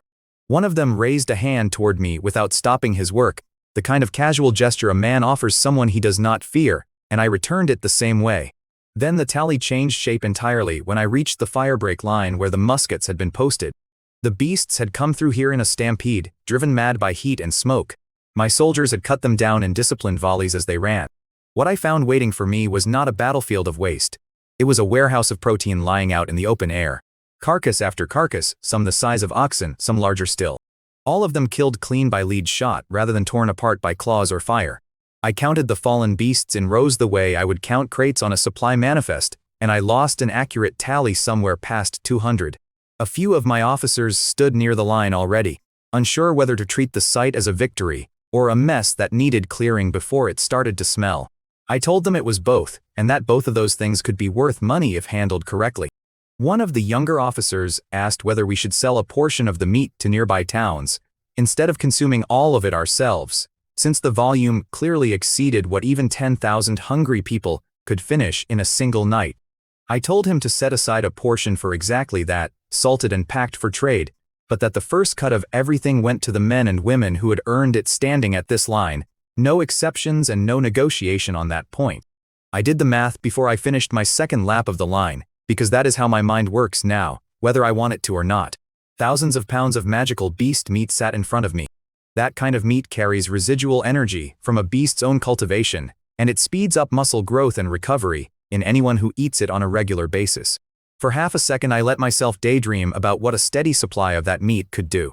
Feed it to my iron guard every week for a year, and I would not have soldiers anymore. I would have something closer to living weapons, faster reflexes, denser bone, quicker healing between wounds. Then I killed the daydream myself, the way I kill every plan that sounds good on paper but does not survive contact with a ledger. Hunting beasts at this scale on purpose means standing armies of trained monster hunters. It means losses of men and horses and money on every single expedition. It means risking the kind of chaos I had spent the entire previous night trying to put out. The fire gave me this meat for free, as a byproduct of defense rather than the goal of an expedition.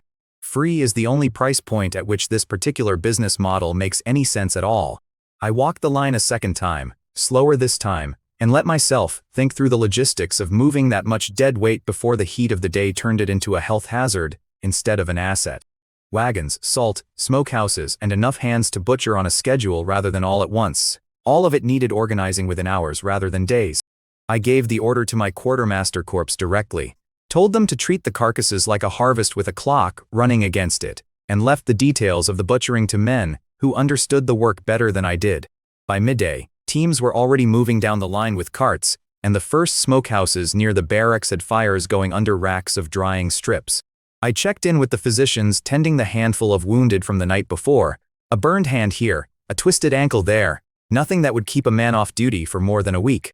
Every one of them would eat the same meat as everyone else that night regardless of whether they had fought at the firebreak or held a bucket line farther back, because the effort that mattered to me was the effort spent, not the position each man happened to be assigned.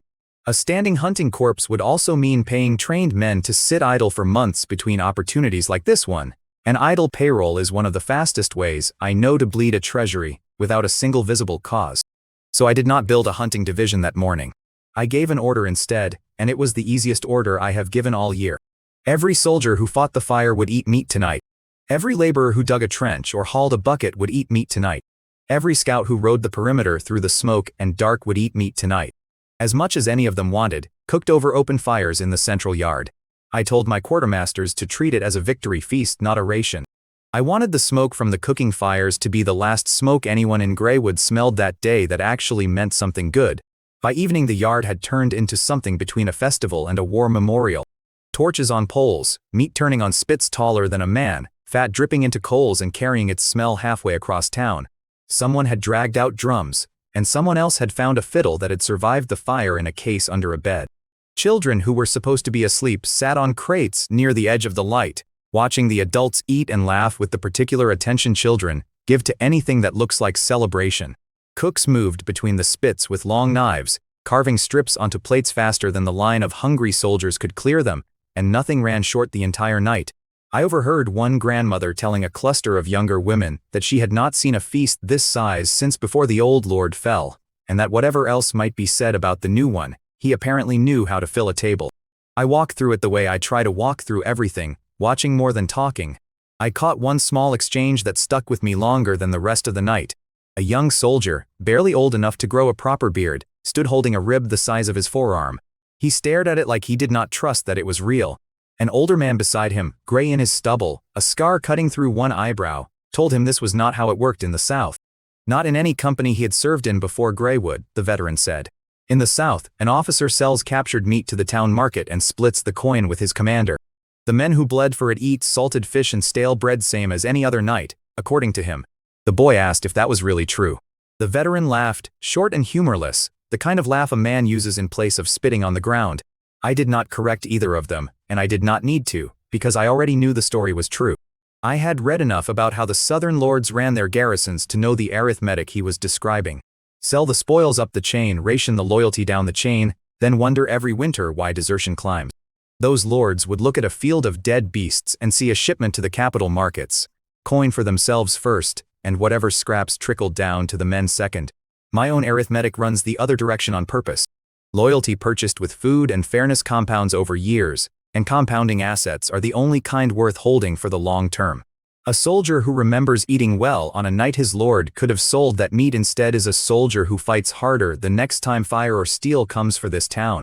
That is not sentiment on my part, that is retention strategy wearing the skin of generosity. I ate a portion of the meat myself, standing among the men rather than at a table set apart from them. A lord who eats apart from the men who bled for him is telling them something about how little he counts them. One of my captains raised a cup toward me at some point in the evening, and the men nearby took it up without needing an order to do so, cups and bones and bare hands lifted toward where I stood. I did not give a speech, because a speech would have made the moment about me rather than about the meal in front of them, and I let it stay theirs. By the time the fires burned low that night, I had a garrison that trusted me more than it had the morning before. I had spent nothing to get it, beyond meat that would otherwise have rotted where it fell. That is the kind of trade I never turned down. Chapter 2-12, The Radio in the Alchemy Lab. 2 days later I sat in my study when the system delivered its verdict on the whole affair. It does not care about morale or gratitude or any of the softer numbers I track in my head. It cares about scale, and the scale of what I had pulled off apparently qualified. Over 10,000 people, soldiers, laborers, scouts, and support staff, mobilized and coordinated inside a single continuous operation without the whole structure collapsing into chaos. I had not set out to hit any particular threshold that night. I had only been trying to keep the town from burning down, which made the reward feel a little like being paid twice for the same job. The reward that landed in front of me was a blueprint, dense with diagrams I recognized on sight even filtered through this world's crude technical vocabulary. A basic vacuum tube radio. The kind of device that would have been unremarkable clutter in a drawer back on Earth. Here it represented a leap generations ahead of anything on this continent. I sat with it for a long while, working through what it meant rather than what it looked like. Every army on this continent, mine included until this exact moment, moves information at the speed of a horse or the reliability of a pigeon. Both of those can be intercepted, both can be killed, both can be lost in weather. A functioning radio network changes an entire theater of operations. A commander who knows what is happening across his whole front in real time beats a commander who is still reading yesterday's dispatch. I thought back to the fire itself while I studied the diagrams, to the hours I had spent waiting on riders to confirm whether the eastern line was holding. A working radio would have collapsed that waiting time down to seconds, and seconds matter more than gold when a town is burning. I thought, too, about how strange it was that the very operation which had cost me the most sleep in months was the same operation the system rewarded with the tool that would prevent the next one from costing nearly as much. 10,000 runners, drums, and shouted relays had gotten the job done this time, and I had no interest in relying on that same brittle chain of human voices the next time disaster moved faster than a horse could carry word of it. I thought about the moment during the fire when a relay rider had come in half a minute too late with word that the wind had shifted, half a minute that had cost us an extra length of fence line before anyone could react. A radio erases that half minute entirely, and half a minute, multiplied across every crisis this territory will ever face, adds up to more saved lives and saved coin than most other single investments I can currently make. I did not wait until morning to bring it to the lab. I walked it over myself that same afternoon, because a blueprint sitting in a drawer earns no interest for anyone. My research lab has become the strangest room in the territory by this point, full of half-finished contraptions and two brothers who argue with each other more than they sleep. Coils of copper wire hung from pegs along one wall like drying herbs, and a row of glass tubes sat cooling on a rack near the window.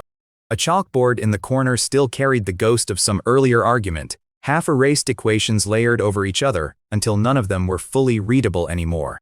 Ed and Al greeted me the way they greet every new problem, which is to say they nearly took the blueprint out of my hands before I had it fully unrolled on the table.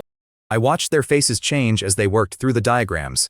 First confusion, then the particular kind of silence that means a man has stopped breathing normally because his brain is moving too fast to spare the air. Al spoke first, once I translated his excitement into something coherent. He told me he had never seen a device that could carry a voice through open air without a single physical wire connecting the two ends. He asked more than once where such a design had come from, and I gave him the answer I always give, that it came from study and correspondence with distant scholars, which is close enough to the truth that my conscience does not complain. Ed kept turning the pages back and forth, muttering measurements under his breath. Eventually, he told me they could have prototype components assembled and something crude actually transmitting within 2 months, if I gave them the materials and a dedicated team. I told him the materials would not be a problem. I told him I would rather have an honest 2 months than an optimistic 2 weeks that quietly turns into 6 months of excuses. He agreed, and admitted that the trickiest part would not be the circuitry itself, but sourcing enough consistent copper wire and vacuum glass, without pulling those materials away from other projects already running in the territory. I told him to submit a materials request through my steward directly, and that anything the radio project needed would move to the front of the supply queue for the next 2 months without exception. They assigned a young apprentice to lead the daily engineering work. He was a boy I had seen before in passing, remembered mainly for how carefully he cleaned instruments nobody had asked him to clean. Ed vouched for him without a moment's hesitation. He said the boy understood copper windings better than men twice his age. Al added that the apprentice had not broken a single piece of glassware in the 2 years he had worked under them, which apparently counts as a rare form of genius in that particular workshop. I told the boy directly that his name would be attached to the project in my own records, not buried under the brothers' names alone, because credit properly assigned is another kind of currency, and it costs me nothing to spend it honestly. He did not know what to say to that, and settled for a stiff, formal bow that told me he understood exactly what I had done for him. A capable engineer who believes his lord actually sees him is an engineer who stays through the hard months instead of drifting off to whichever workshop offers a better wage, and I would rather spend a sentence of praise now than a fortune replacing him later. I left the lab with a promise of a prototype in 2 months. I left with the quiet satisfaction of knowing that this crisis, like most crises here, had ended up paying me back more than it cost. A crisis that pays for its own cleanup and hands you a strategic asset on the way out is not really a crisis anymore. In my ledger, it is closer to a disguised investment. Chapter 213, The Era of Happiness. With the fire behind me and the radio project underway, I spent the following days on the less dramatic work that actually keeps a territory solvent. I rode out to the mall construction site first. A $500 million coin investment does not check on itself. The frame had grown taller than I expected since my last visit, reinforced concrete pillars rising in neat rows where scaffolding had stood alone before. Workers moved along the upper beams with the kind of practiced calm that only comes from doing dangerous work often enough to stop being afraid of it. Carts of mixed concrete rolled in on a steady rotation from the mixing yard, and the sound of it pouring into the forms had become as familiar to this site as birdsong. My foreman walked me through the schedule. He confirmed the concrete curing rate had held steady through the recent weather. He confirmed the interior framing crews were already staged to begin the moment the shell closed. 2 months, he told me, maybe a little less if the weather stayed dry. I asked about labor shortages, about whether the fire had pulled too many hands away from the site for too long, and he told me the crews had made up the lost days faster than he expected once the smoke cleared. I ran that number against my other timelines in my head without saying any of it out loud. The mall is not vanity architecture to me. It is the physical shell my entire bottling and beverage plan depends on. Every day it goes up faster is a day closer to turning carbonated sugar water into recurring revenue. I walked the ground floor where the retail stalls would eventually sit. I pictured shelves and counters where there was currently only exposed rebar and open sky. I stopped at what would be the main concourse and tried to picture crowds moving through it, coin-changing hands at a dozen counters at once.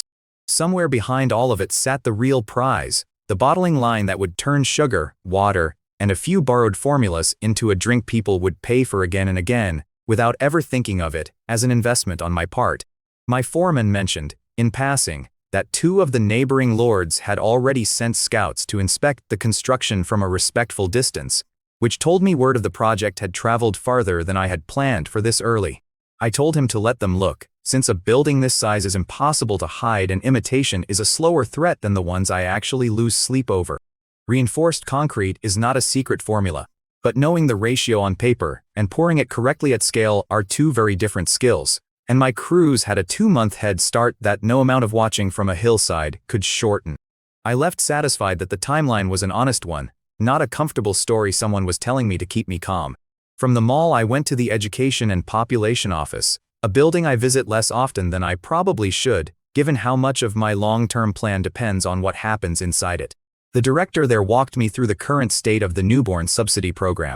It was the program I had promised over a year earlier, back when birth rates in the territory were still recovering from years of war and neglect. I had made a deliberate choice back then to distribute the subsidy in kind rather than in coin. Formula for infants, rice cereal for toddlers, meat and eggs for growing children, all delivered directly to households rather than handed over as money. Coin invites fraud. Coin invites families claiming children who do not exist, or selling the subsidy straight back into the market for something else entirely. I was never interested in funding that particular leak. Goods delivered to a specific address for a specific child are much harder to counterfeit than a coin purse. A merchant might be willing to falsify a receipt for coin, but a household cannot easily explain away a wagon of formula and cereal arriving at an empty house week after week. The director confirmed the fraud rate on the program remained close to nothing since the day it started. She showed me the storerooms where the goods sat before delivery, sacks of rice cereal stacked to the ceiling, crates of formula tins labeled by district and due date. Runners went out on a fixed schedule to deliver directly to registered households, and any household that missed 2 deliveries in a row got a visit to check on the child, rather than a quiet cute-off. That single detail told me the office understood the point of the program better than any report could have, that the goal was never only distributing goods, but keeping every registered child alive and accounted for. She walked me through intake numbers, families registering newborns at a steadily climbing rate month over month. More of them registered each quarter than the quarter before it. I remembered the promise I had made back then. I would fund a child's upbringing through every stage, not only infancy, all the way to adulthood, provided the family stayed in the territory and kept the child fed, schooled, and healthy under our programs. It had been an expensive promise to make on a ledger that was thinner then than it is now. Promises like that are not expenses though, not in the way most people count expenses. They are long-term assets that take years to mature and then never stop paying dividends after that. A population that trusts its government to feed its children is a population willing to have more of them. A population that has children is the only kind of population that grows an economy instead of staffing one for a while and then aging out of it. I told the director to keep expanding intake capacity. If trust kept building at this rate, this territory was going to be full of children within a few years. Every one of those children was a future worker, soldier, or taxpayer I would not have to import or train from nothing. She smiled at that in a way that told me she understood the math the same way I did, even if she would have used warmer words to describe the goal than the ones running through my own head. Before I left, I asked her to draft an expansion plan for the storerooms themselves, on the assumption that within 2 years the current buildings would not hold enough inventory to keep pace with demand. She said she had already started sketching one on her own initiative, and handed me a rough drawing of a second warehouse she wanted built adjacent to the first. I told her to submit the costs formally, and that I expected to approve them without much argument. I asked one more question before leaving, whether families had started naming children after the territory itself, or after me directly, a habit I had heard whispers of in passing. She confirmed a handful had, and looked faintly embarrassed to admit it, as if she expected the detail to sound like flattery rather than the honest sentiment it actually was. I told her it did not need to be either, and that a name is only one more sign that a family plans to stay for a long time, which is worth more to me than any tribute. On my way out, I passed a line of mothers waiting near the intake counter, baskets and swaddled infants balanced against their hips, patient in a way that told me they trusted the wait would end with something in their hands. None of them looked at me the way people once looked at nobles passing through a crowd, with fear or performance layered over whatever lay underneath it. They looked at me the way people look at a landlord who pays on time, familiar and unbothered, which is exactly the relationship I have been trying to build since the day I took this territory. Chapter 214, First-Tier Martial Artist. That evening I trained with Han Yong, the way I have trained most evenings since he agreed to guide my cultivation personally. We met in the courtyard behind my private quarters, the same flat stretch of packed earth we always use. lit by 2 lanterns hung from iron hooks on the wall. Something had been building toward a threshold in my body for weeks, a pressure under the skin that meditation alone was not enough to release. Hanyang caught it before I said a word about it. He watched the way my breathing cycled through one more form than usual, and told me to stop holding back, to let the breakthrough happen instead of controlling it to death. I did what he said. What followed was less like an explosion and more like a door that had been stuck for years, swinging open at last under steady pressure. Energy that had been pooling under my sternum for weeks moved through channels it had never reached before. When it settled, Hanyang confirmed what my own body was already telling me. First-tier martial artist. Official, not a borrowed title, not an approximation, the real threshold that separates ordinary fighters from something the Eastern schools take seriously. My hand still trembled from the release, and my shirt had gone through and soaked with sweat despite the cool evening air. Hanyang told me the breakthrough had come faster than most of his own students managed it, and that whatever discipline I brought from running a territory had apparently carried over into how I held my focus during meditation. I sat with that for a while, catching my breath. Hanyang asked me to test the new threshold against him directly, a single exchange rather than a full spar, to see how the fresh energy responded under pressure. I threw one strike at perhaps half of what I judged to be my full strength, and he caught my wrist without appearing to move his feet at all. The force in that grip alone told me more about the distance still between us than any lecture could have. He released me and told me the gap would close faster than I expected, given how quickly I had already climbed this far, but that first tier was still an early rung on a very long ladder. I asked how many rungs separated a first-tier martial artist from someone at his own level, and he only smiled and told me I would understand the shape of that answer better once I had climbed a few more myself. Then I asked Hanyang a question that had been sitting in the back of my mind since the day I first watched him fight. How does a first-tier martial artist compare, in raw terms, to a first-tier knight from the Western orders? He considered the question honestly instead of flattering me with an easy answer. Rank for rank, he told me, a martial artist of the Eastern schools tends to hit harder and recover faster than a knight of the same nominal tier. The reason comes down to how each tradition builds its strength, he explained. Knights layer physical training on top of blessed equipment and inherited technique. Martial artists cultivate the body itself as the primary weapon, refining internal energy until the body becomes the equipment. Hanyang put it plainly that a knight borrows his strength from steel and blessing, while a cultivator grows his strength from the inside until borrowing is no longer necessary at all. I turned that answer over for a long time after he left. The more I turned it, the less comfortable it made me. If Eastern cultivators are inherently stronger than Western knights at matching ranks, then any future conflict between the two civilizations starts from a position that is not balanced, no matter how good my logistics are. I have spent the better part of 2 years building an industrial base specifically because I never trusted cultivation alone to keep this territory safe. This conversation only confirmed why that instinct was correct from the start. A knight needs decades to climb from one tier to the next. A martial artist needs roughly the same span of years. A rifle takes a factory a few weeks to produce and a recruit a few months to master. Firearms scale in a way that neither tradition of personal cultivation will ever match. A musket does not care how many generations of bloodline refinement went into the hand holding it. It does not care whether the man holding it trained since childhood or picked up the weapon 3 months earlier, so long as he can aim and reload under pressure. I said as much to Hanyang, and he did not argue the point, though I could tell the idea of strength divorced from personal cultivation sat uneasily with a man who had spent his entire life refining his own body one step at a time. He told me every tradition eventually meets a rival tradition. It was never built to answer, and that the wise ones adapt instead of insisting the old methods were always going to be enough. I told him that was the closest thing to a compliment on my industrial ambitions I had ever gotten from him, and he laughed, admitting I was not entirely wrong about that. That gap, between how slowly individual strength grows and how fast industrial output grows, is the entire reason I am building what I am building instead of only training harder myself. It also reminded me of a problem I have circled for months without solving. Oil. Every blueprint the system hands me that matters at scale, combustion engines, plastics, half the chemical processes worth having, assumes a steady supply of petroleum sitting somewhere under this ground. Medieval prospecting methods were never built to find it. Digging wells and reading surface seepage the way old world prospectors did centuries before anyone understood geology properly does not get me there. I have crews out searching, but searching is not the same as finding. Until someone strikes oil, half of my most valuable blueprints remain very detailed paper and nothing more. It sits on my list as one of the few problems that money and organization alone cannot yet solve. Those are the problems that keep me up longer than any battle ever does. I have started drafting orders to send prospecting teams further west, past the ridgeline nobody has bothered surveying properly, on the theory that a wider search area beats a deeper one when the terrain itself is the unknown variable. It may take years, and I have accepted that, because an asset that changes everything is worth searching for even when the search itself shows no return for a long stretch.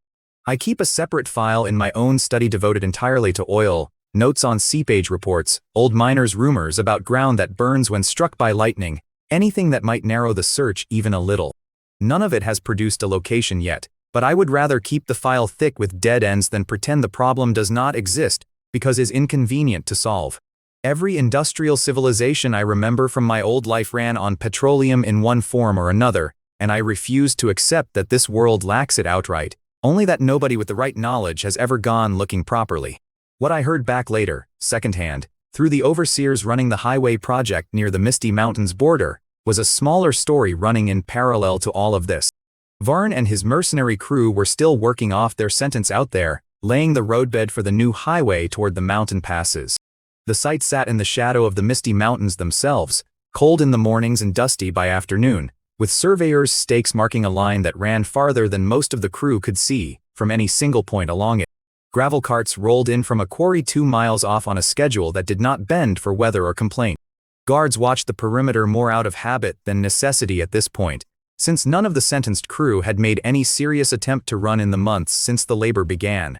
Running meant abandoning a paid, fed sentence for an unpaid, hunted life in the wilderness, and even men who resented every hour of the work understood which option actually served them better.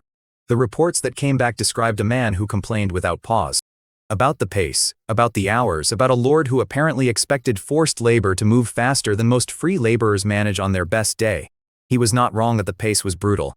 My foremen do not slow down for grumbling, and the schedule for that road was set the same way every schedule in this territory is set, against a deadline that matters more than anyone's comfort.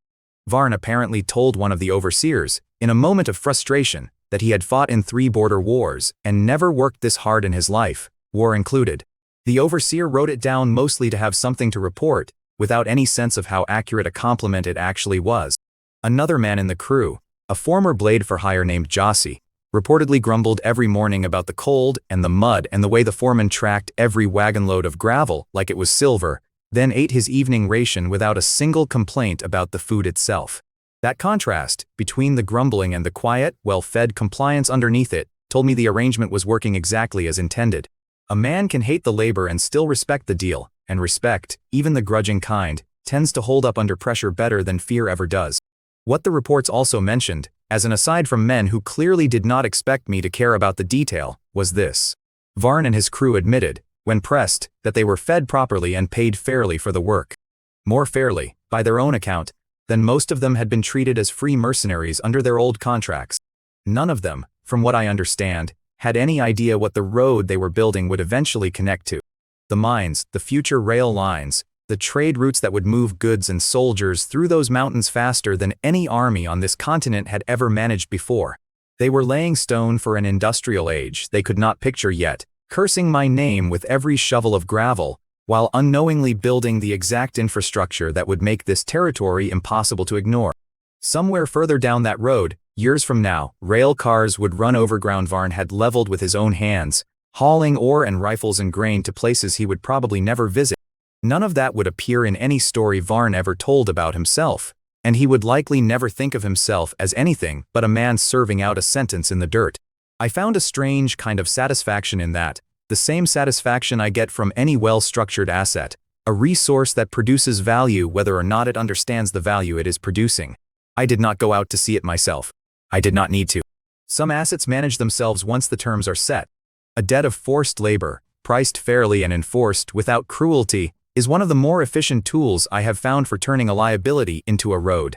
Between the meat that fed a garrison, the blueprint that will let me talk across a battlefield in real time, the concrete rising over the mall, the children now arriving faster than the office can register them, the new tier of strength settling into my own limbs, and a highway taking shape under the hands of men who resent me, while working for me anyway. This stretch of days had turned into one of the better returns this territory has produced in a long while. None of it had come cheap in effort, but all of it had come in well under what it was worth, and that, more than any single victory, is the only scoreboard I have ever really trusted. Chapter 215 The Little Girl. What the patrol later told me, stitched together from 3 separate reports that mostly agreed with each other, went something like this. 2 weeks after the wildfire had finished scarring the ridge line black, a border survey crew working the edge of the misty mountains spotted movement in the brush. It was too small and too slow to be a deer. It was a child. She was filthy past recognition, crawling more than walking, one sleeve of a scorched robe knotted shut at the wrist like she was guarding something inside it. She had no shoes. Her feet were cut open in a dozen places from stone and bramble. She had not eaten, the medic guessed, in 4 or 5 days. None of the men in that patrol knew, and neither did I at the time, exactly what they had found crawling down toward the sound of hammers and cartwheels. The ragged girl clawing her way toward Greywood's border camp was the same 5th-tier Gu master who had spent months inside my walls wearing another woman's face. She had cost me dozens of soldiers before the fire took her, or so I believed at the time. I would only learn her name much later, and even then only as a rumor passed hand to hand by people who feared saying it out loud. Wuya had not died in that fire. She had done something to herself instead. The technique was forbidden even in her own tradition. From what I eventually pieced together, the kind of thing spoken of only in warnings, never in instruction. It let her shed nearly 70% of her own power and cultivation in a single convulsive burst. She dumped that power into a construct of insects and blood, something built to burn as a convincing corpse while the fire raced through the camp. The real her crawled out the back of the collapsing tent line as someone, or something, else entirely. The cost of that technique was not measured only in strength.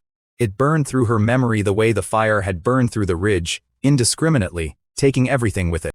It took her name. It took her training. It took 20-some years of a life spent killing quietly for a court on the other side of the world. What it left behind was a body reverted to something close to 10 years old and a mind with nothing left standing inside it. One thread of instinct survived the burning, buried below language, below memory, wrapped around 2 small lives curled in the fold of her remaining sleeve. 2 blood-fiend Gu larvae, no larger than a fingertip each, and some deeper layer of her would not let them die. Everything else about her old life had burned away clean, her name, her mission, the faces of whoever had trained her, but those 2 small lives survived the fire the way a scar survives a wound, attached to something the mind could no longer explain. I have thought about that a great deal since. The idea that a person can lose every fact about themselves, and still keep the one habit that defined them, still reach for the same creatures out of pure animal memory, even after the rest of the self has burned to ash. It is not a comfortable thought, and I have not found a way to make it one. She fed them on nothing at first, because there was nothing to feed them. Twice, from what the wound patterns later suggested, she fed them on her own blood instead. Then she kept crawling. By the time the survey crew reached her, she had gone 4 days without a fire, 4 nights sleeping under whatever rock ledge offered the deepest shadow. Her lips had cracked open from thirst. Her knees were raw where she had crawled instead of walked for the last stretch, too weak by then to keep her feet under her. The sleeve she kept knotted shut never left her side, not once, not even when the patrol pinned her to the ground to search her. One of the men later said she screamed louder for that sleeve than she had screamed for herself, which struck him as strange enough to write into his report. He guessed at the time that it held food, or coin, or some small keepsake worth more to a starving child than her own safety. He had no way of knowing he was half right and half catastrophically wrong. The patrol did not know any of that when they found her. They knew only that Eastern superhumans had been documented disguising themselves as harmless refugees, as farmers, as children. I had told every border unit exactly that in writing after the fire. A starving little girl wandering out of a stretch of mountains where an entire company of infiltrators had reportedly burned to nothing was not a coincidence any sergeant of mine was willing to gamble on. So they chained her. Not cruelly, from what I could tell later, but they chained her all the same. The manacles were sized for wrists twice as thick as hers. They searched her down to the seams of her ruined clothing. They found nothing but 2 soft, warm shapes wrapped in a strip of cloth that nobody on that patrol wanted to touch. She cried the entire 2-day march back to Greywood, according to the report. She cried quietly, the way a person cries when they have stopped expecting anyone to respond to it. The patrol fed her on the march, plain trail rations, and one man wrote that she flinched every time a hand came near the bowl, as though the food might be a test she could fail. They did not untee the sleeve for her, not once, and she did not ask them to. One guard offered to carry it for her when her arms tired from holding the chain steady, and she refused so fast, and so completely that he never offered again. Small mercies, apparently, still had limits she was not willing to test. Word ran ahead of her long before she reached the gates. By the time the wagon rolled through, I had already decided I wanted to see her myself before anyone else made a decision about what she was. Chapter 216, The Only Anchor. I met her in one of the side rooms of the mansion, the one I use for interrogations that I want to look like conversations. Plain table. 2 chairs. No obvious restraints in sight, even though a squad of my iron guard waited outside the door in case the restraints became necessary. Sylvie stood at my shoulder the moment they brought the girl in. She went very still in the particular way she does when she is reading someone's internal weather, rather than their face. The girl herself was smaller than the reports had led me to expect. Dirt was ground into every crease of her skin. Her hair had been hacked short and uneven, like it had burned rather than been cut.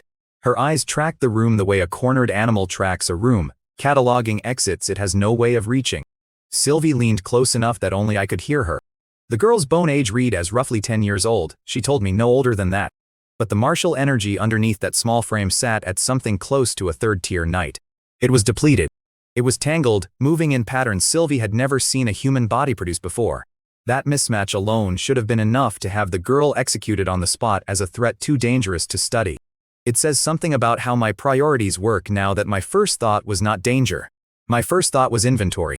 A child's body running a grown warrior's engine, badly damaged, unclaimed, sitting in a chair in front of me. I have learned to read numbers before I read faces, and the numbers on this one did not add up to anything I had ever priced before. The chains around her wrists rattled every time she shifted her weight, a small metallic sound that appeared to embarrass her more than it frightened her. I did not think of her as a person first. I am not proud of that. I have stopped pretending otherwise in these pages, because pretending is how a lord ends up dead. I spoke to her in her own tongue, the southern dialect I had picked up in fragments from other great Zhao refugees passing through my town.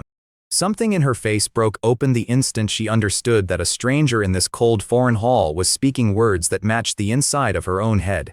She did not answer at first. She only stared at me. Her chin started shaking. Then the questions came pouring out of her instead of answers. Where was she? What had happened to her? Why did her own hands not look like her hands? Why could she not remember her own mother's face? I told her I would be the one asking the questions, and that if she answered honestly and stayed calm, nobody in this room intended to hurt her. It was not entirely a lie. She said she remembered next to nothing. Only pieces. A word here, a smell there. Something about the Great Zhou. Something about a southern frontier where people wore red thread on their wrists for luck. Something about insects that she could not explain even to herself, except to say that they mattered to her more than her own hunger did. She said the fragments came to her sideways, never when she reached for them directly, only when her mind was on something else entirely. Once, she said, she had caught herself humming a tune she did not know the words to, and the humming alone had made her cry for reasons she could not name. She apologized for that, for crying without a reason she could explain, as though tears required a receipt before they were allowed. I told her she did not need to apologize for anything in that room, and I watched the sentence land somewhere she clearly did not expect kindness to reach. When I asked her name, she said she did not know. The crack in her voice on that admission told me more than any interrogation technique I own could have told me. I asked her, more quietly than I intended to, whether she remembered anything about her family. She shook her head, and then she touched the knotted sleeve at her wrist without looking down at it, an unconscious gesture, like her hand knew something her mouth did not. I asked what was inside the sleeve. She hesitated for the first time since the questioning began, and I watched her decide whether the truth would get her killed. She told me they were small and they were hers, and she begged me not to take them away.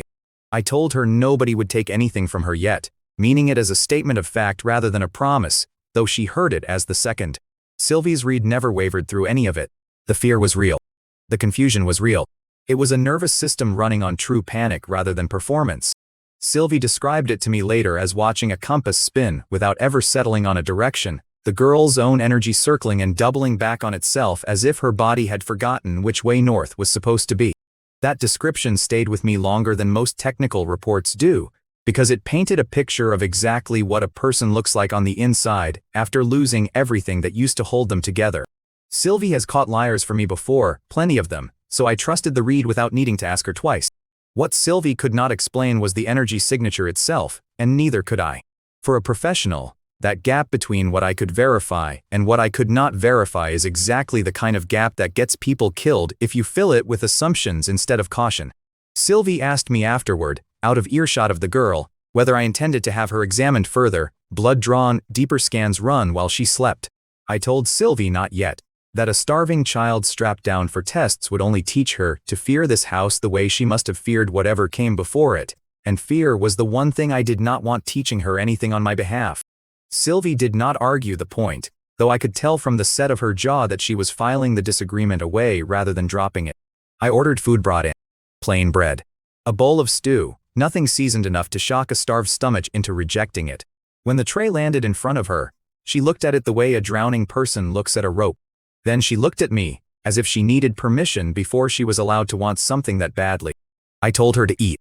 She ate like she expected the bowl to be pulled away from her at any second. Both hands wrapped around it. Shoulders curled forward, protecting the food from a threat that was not in the room. She swallowed before she finished chewing, over and over, and neither Sylvie nor I said a word while she did it.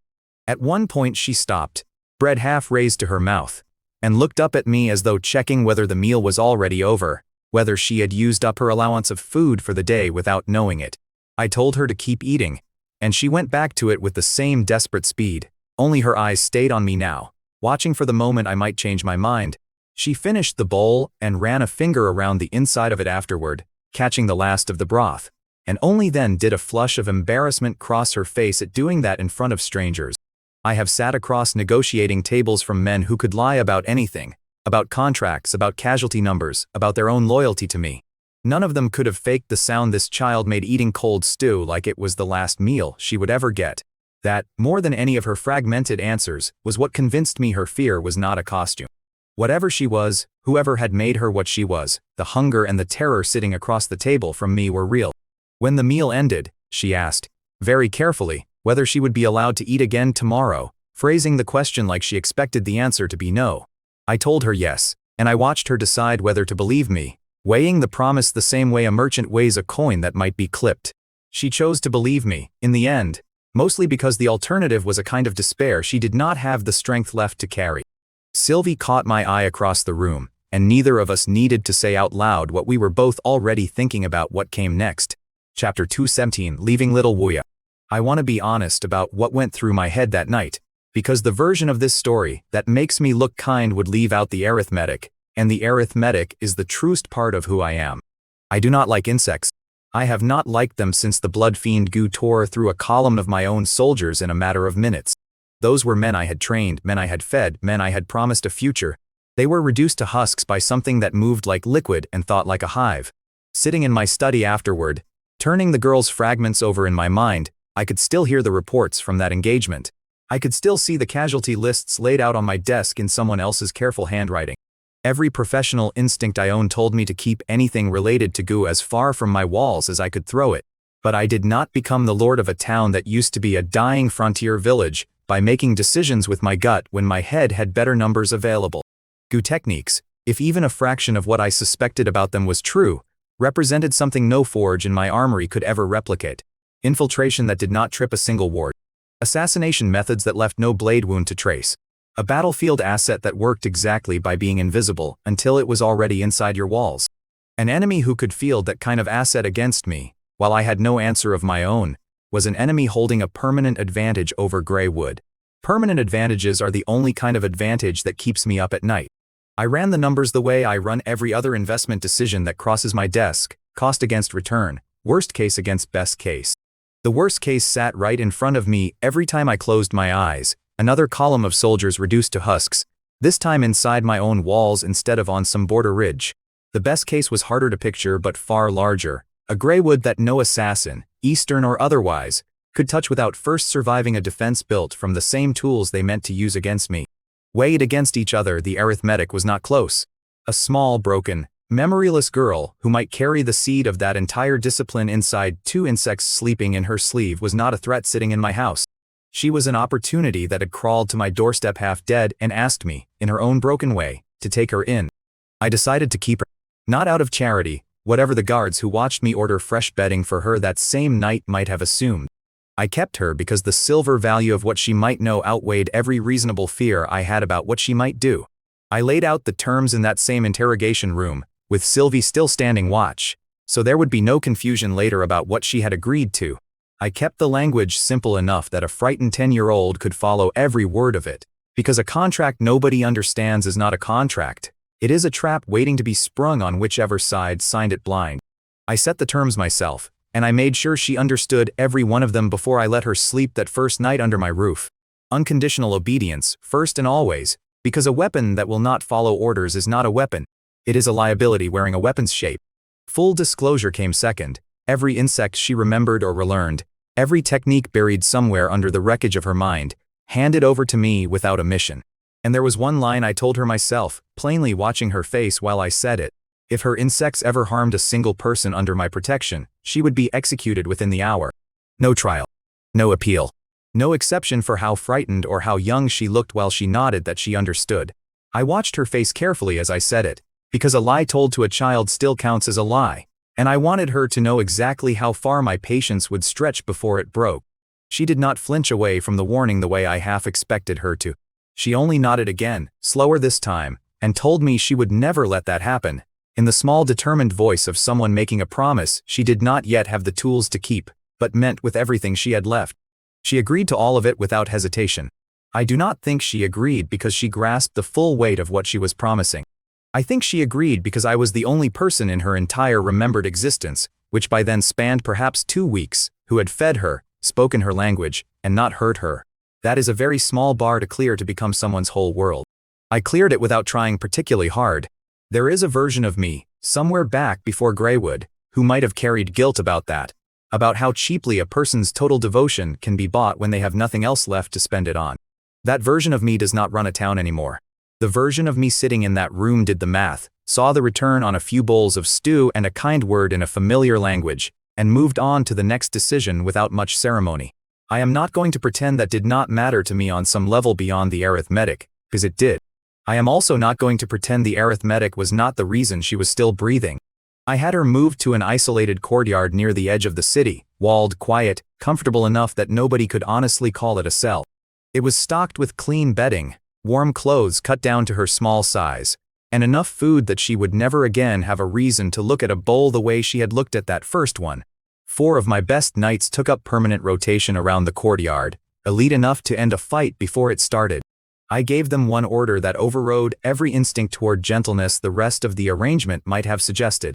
If her insect swarm ever grew beyond what a single person could plausibly control, they were to kill her on sight and ask questions of the corpse afterward. Comfortable captivity is still captivity. I never let her forget which one she was living in, even while I made sure she never went hungry inside it again. I chose the 4 knights myself, not for their swordsmanship alone but for their temperament, men and women who could hold a hard line without needing to be cruel to hold it. I did not want her guarded by anyone who might mistake fear for control, because a frightened captive who believes her guards enjoy frightening her stops cooperating the moment she finds an opening. I wanted guards who could put a blade through her without hesitation if the order came, and who could also, in the long hours between, treat her like a person rather than a caged animal. That balance is harder to find in a soldier than most people assume, and I spent more time selecting those 4 than I spent selecting most of my senior officers. It paid off within the first week, when one of them caught the girl flinching at loud noises near the courtyard gate and asked the rest of the rotation to keep their boots quieter on the stone there. Nobody ordered that change. They made it on their own, and I noted it in the file as evidence that the arrangement was working exactly as I had designed it to. The courtyard had a small garden bed along one wall, unplanted when she arrived, and within a week she had asked one of the knights for seeds she had no memory of ever using before. He brought her a handful of turnip and bean seed from the kitchen stores, and she planted them in a crooked row that told me nothing about farming, and everything about a child trying to build something that would still be there tomorrow.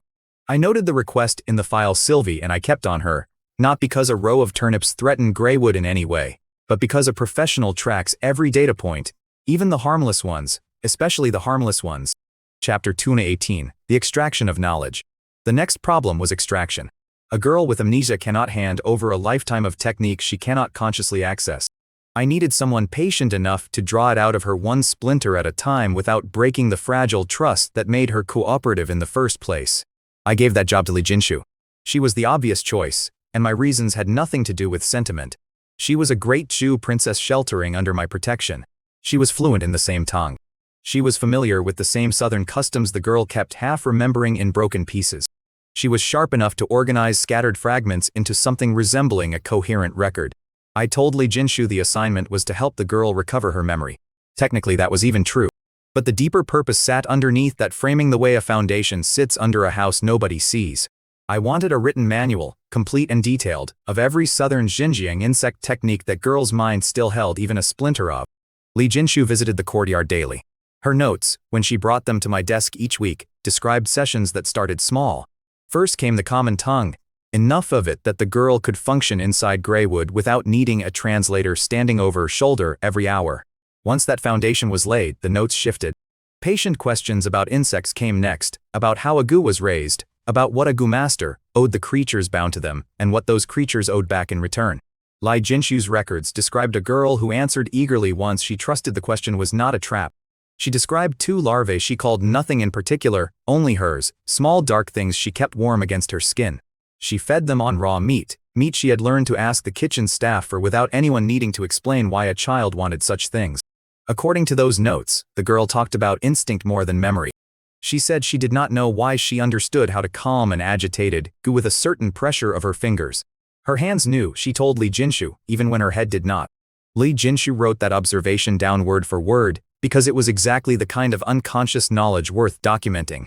One entry described the girl demonstrating, without any prompting, how to hold a larva against the pulse point of the wrist to calm it when it grew restless, a detail Jinshu underlined twice in her own notes. Another entry recorded the girl going quiet mid-sentence, staring at her own hands as though they belonged to someone else, before finishing the thought a full minute later, like nothing had interrupted her at all. Jinshu wrote that these gaps came and went without pattern, sometimes triggered by a specific word, sometimes by nothing she could identify. She flagged those gaps for me directly, in the margins, because even a princess-turned-scribe understood that the blank spaces in a person's memory can be as informative as the parts that are still intact. Week by week the manual grew. It listed feeding schedules. It listed warning signs of an overfed gu turning aggressive. It listed the difference between a larva raised on trust and one raised on fear. These were small, practical details that read like a farmer's almanac if you did not know what kind of livestock the notes were actually describing. One page described how the larvae reacted to changes in the girl's own mood, growing agitated when she was upset, settling when she was calm, a bond the manual called sympathetic rather than purely biological. Another page detailed a warning about overfeeding, how a gu given too much blood too quickly could turn on the hand that fed it, information that read to me like the single most valuable line in the entire document. I had that page copied twice, once for the master file locked in my own study, once for whoever eventually trained under it. A third entry, further into the manual, described a technique for reading whether a gu had bonded fully with its handler or was only tolerating her, a distinction the girl explained by describing how the larvae moved differently against skin they trusted versus skin they only endured. I read that page 3 times, because it told me something about the girl herself that she had not intended to reveal, that she understood the difference between loyalty and bare obedience well enough to teach it to someone else without ever catching that she was doing it. Whatever she had been trained to become in her old life, some part of her had clearly learned that distinction the hard way, and I filed that thought alongside the technical notes without knowing quite what to do with it yet. I read every page Jinshu brought me. Every page confirmed the same calculation I had made that first night in the interrogation room. Whatever this girl had lost, she still carried enough raw knowledge in her hands and instincts to be worth more to Greywood than an entire company of ordinary soldiers.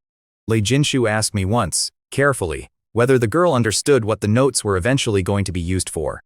I told her that was not a question either of us needed to answer out loud, and Jinshu, to her credit, did not push the matter further.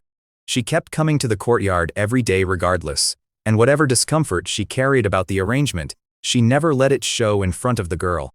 Jinshu had her own history with the great Zhou court, one that had cost her a kingdom, and I suspect some of her patience with the girl came from recognizing a version of her own displacement in a smaller, more broken shape. She never said as much to me directly, but the notes she wrote carried a warmth in their phrasing that went beyond what the assignment required, small observations about the girl's laugh, about a bad joke that had made her smile for the first time since her arrival. I read those lines too, filed them alongside the technical data, and did not comment on them, because some things a lord records without needing to explain why he bothered. The girl herself had no idea what the finished document was for.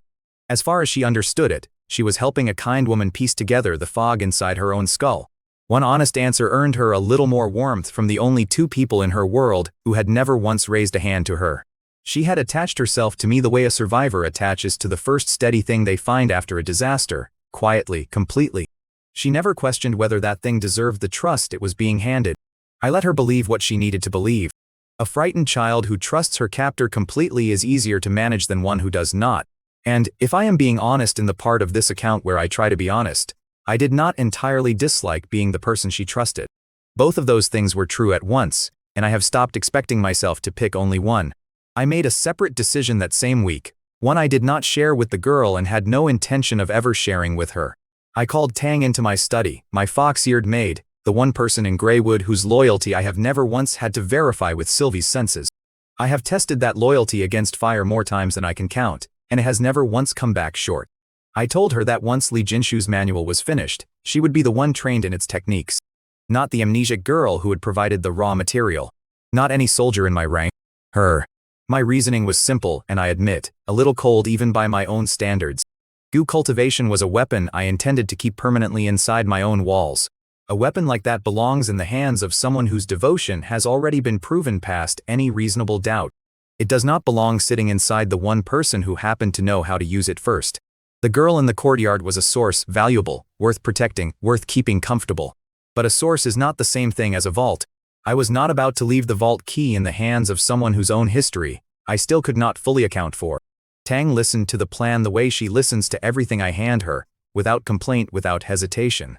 She gave only a small nod, one that told me she understood exactly what I was asking of her, and had already decided to say yes before I finished explaining why.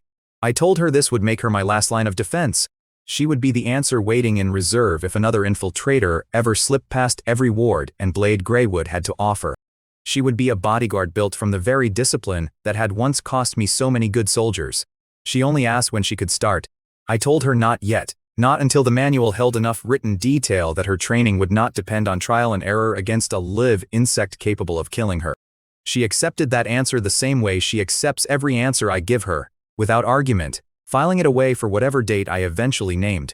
I watched her leave my study that evening with the same steady posture she always carries, and I thought, not for the first time, that Tang's loyalty was the one asset in Greywood I had never once had to calculate the price of. That answer, more than anything the girl in the courtyard ever told Jinshu, is what actually settled the fear I had been carrying since the blood fiend Goo first tore through my ranks.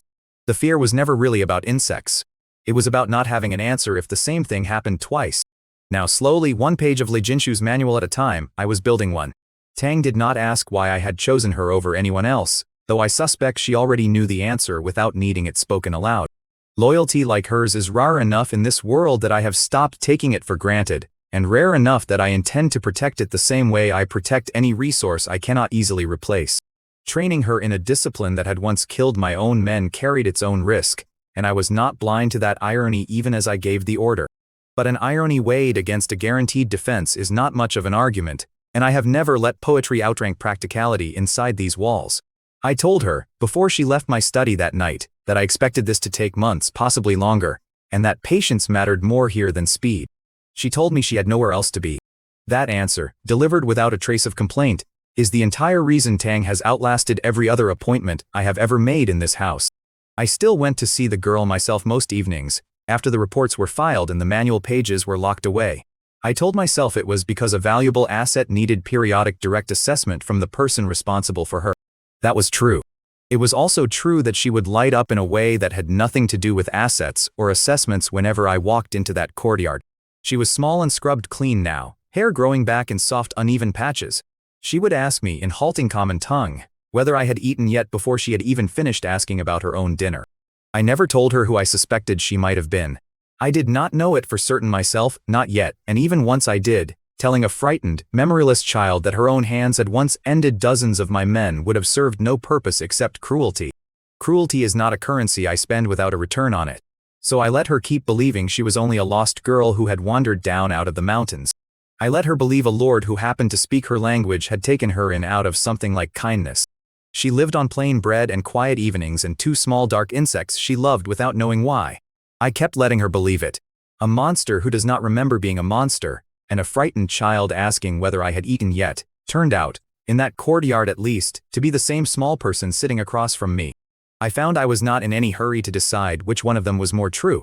There is a ledger I keep, mostly in my head, sometimes on paper when the numbers get complicated enough to need it, and that girl occupies a strange line item in it that I have never been able to close out cleanly. On one side sits the cost, guards on permanent rotation, food, clothing, Jinshu's hours, the risk of housing an unknown quantity of martial power inside walls I have spent years fortifying against exactly that kind of risk. On the other side sits the return, a manual growing thicker by the week, a future defense built from the same techniques that once cost me so many men, and Tang standing ready to carry that defense the moment the page justified the training.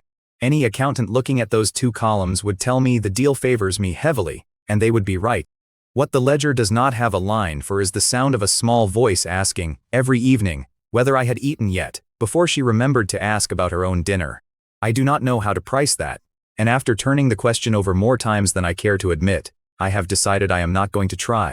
Maybe that is a failure of discipline on my part, a crack in the same cold arithmetic that has kept Greywood standing when softer lords around me fell.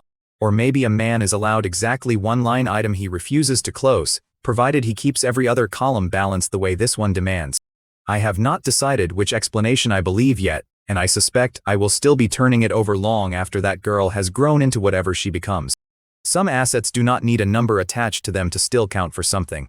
I keep telling myself that is a strange thought for a man who prices everything else in his life down to the last silver coin, and I keep having it anyway, most evenings, walking back from that courtyard toward a study full of ledgers that will never once mention her by the name I suspect actually belongs to her.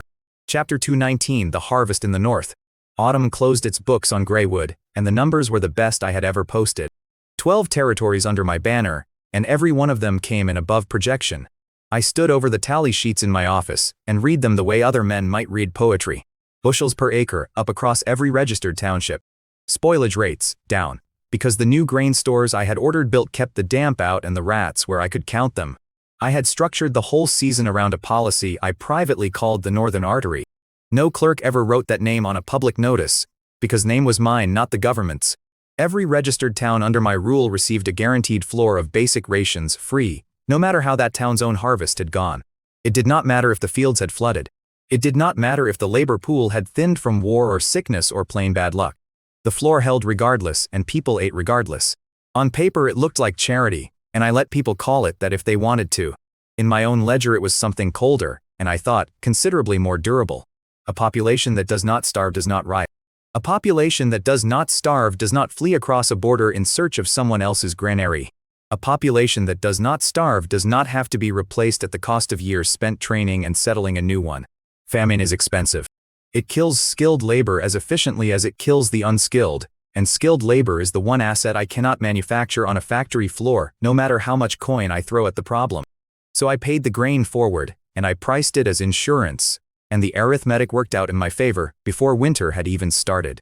One district steward from the eastern hill towns rode in himself to report his numbers rather than sending a letter.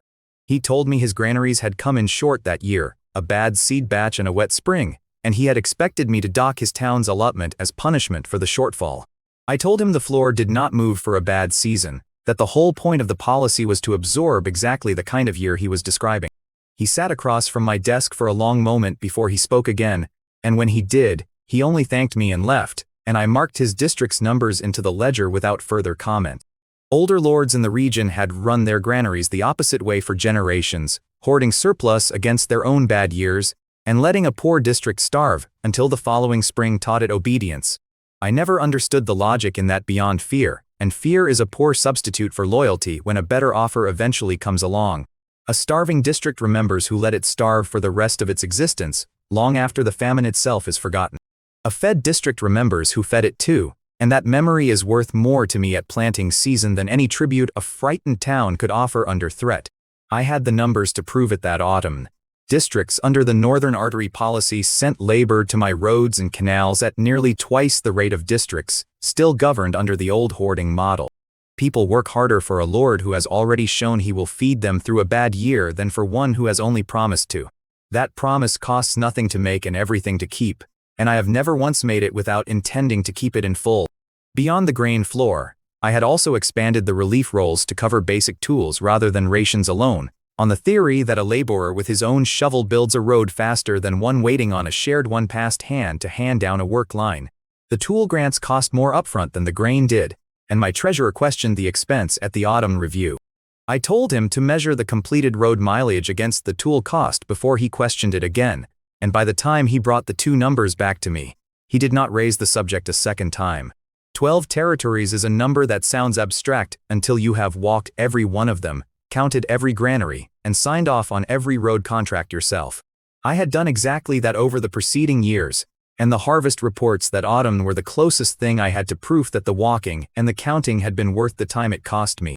I remember the first of those 12 years back, when it was a single starving township. I had absorbed more out of necessity than ambition, its granary empty, its lord dead, its people waiting to see whether the next ruler would be worse than the last one. I fed that township through its first winter under my banner at a loss I did not fully recoup for 2 years. I would make the same trade again without hesitation, because that township's fields were among the strongest performers in this autumn's reports, its people among the most reliable labor I had anywhere on the roster.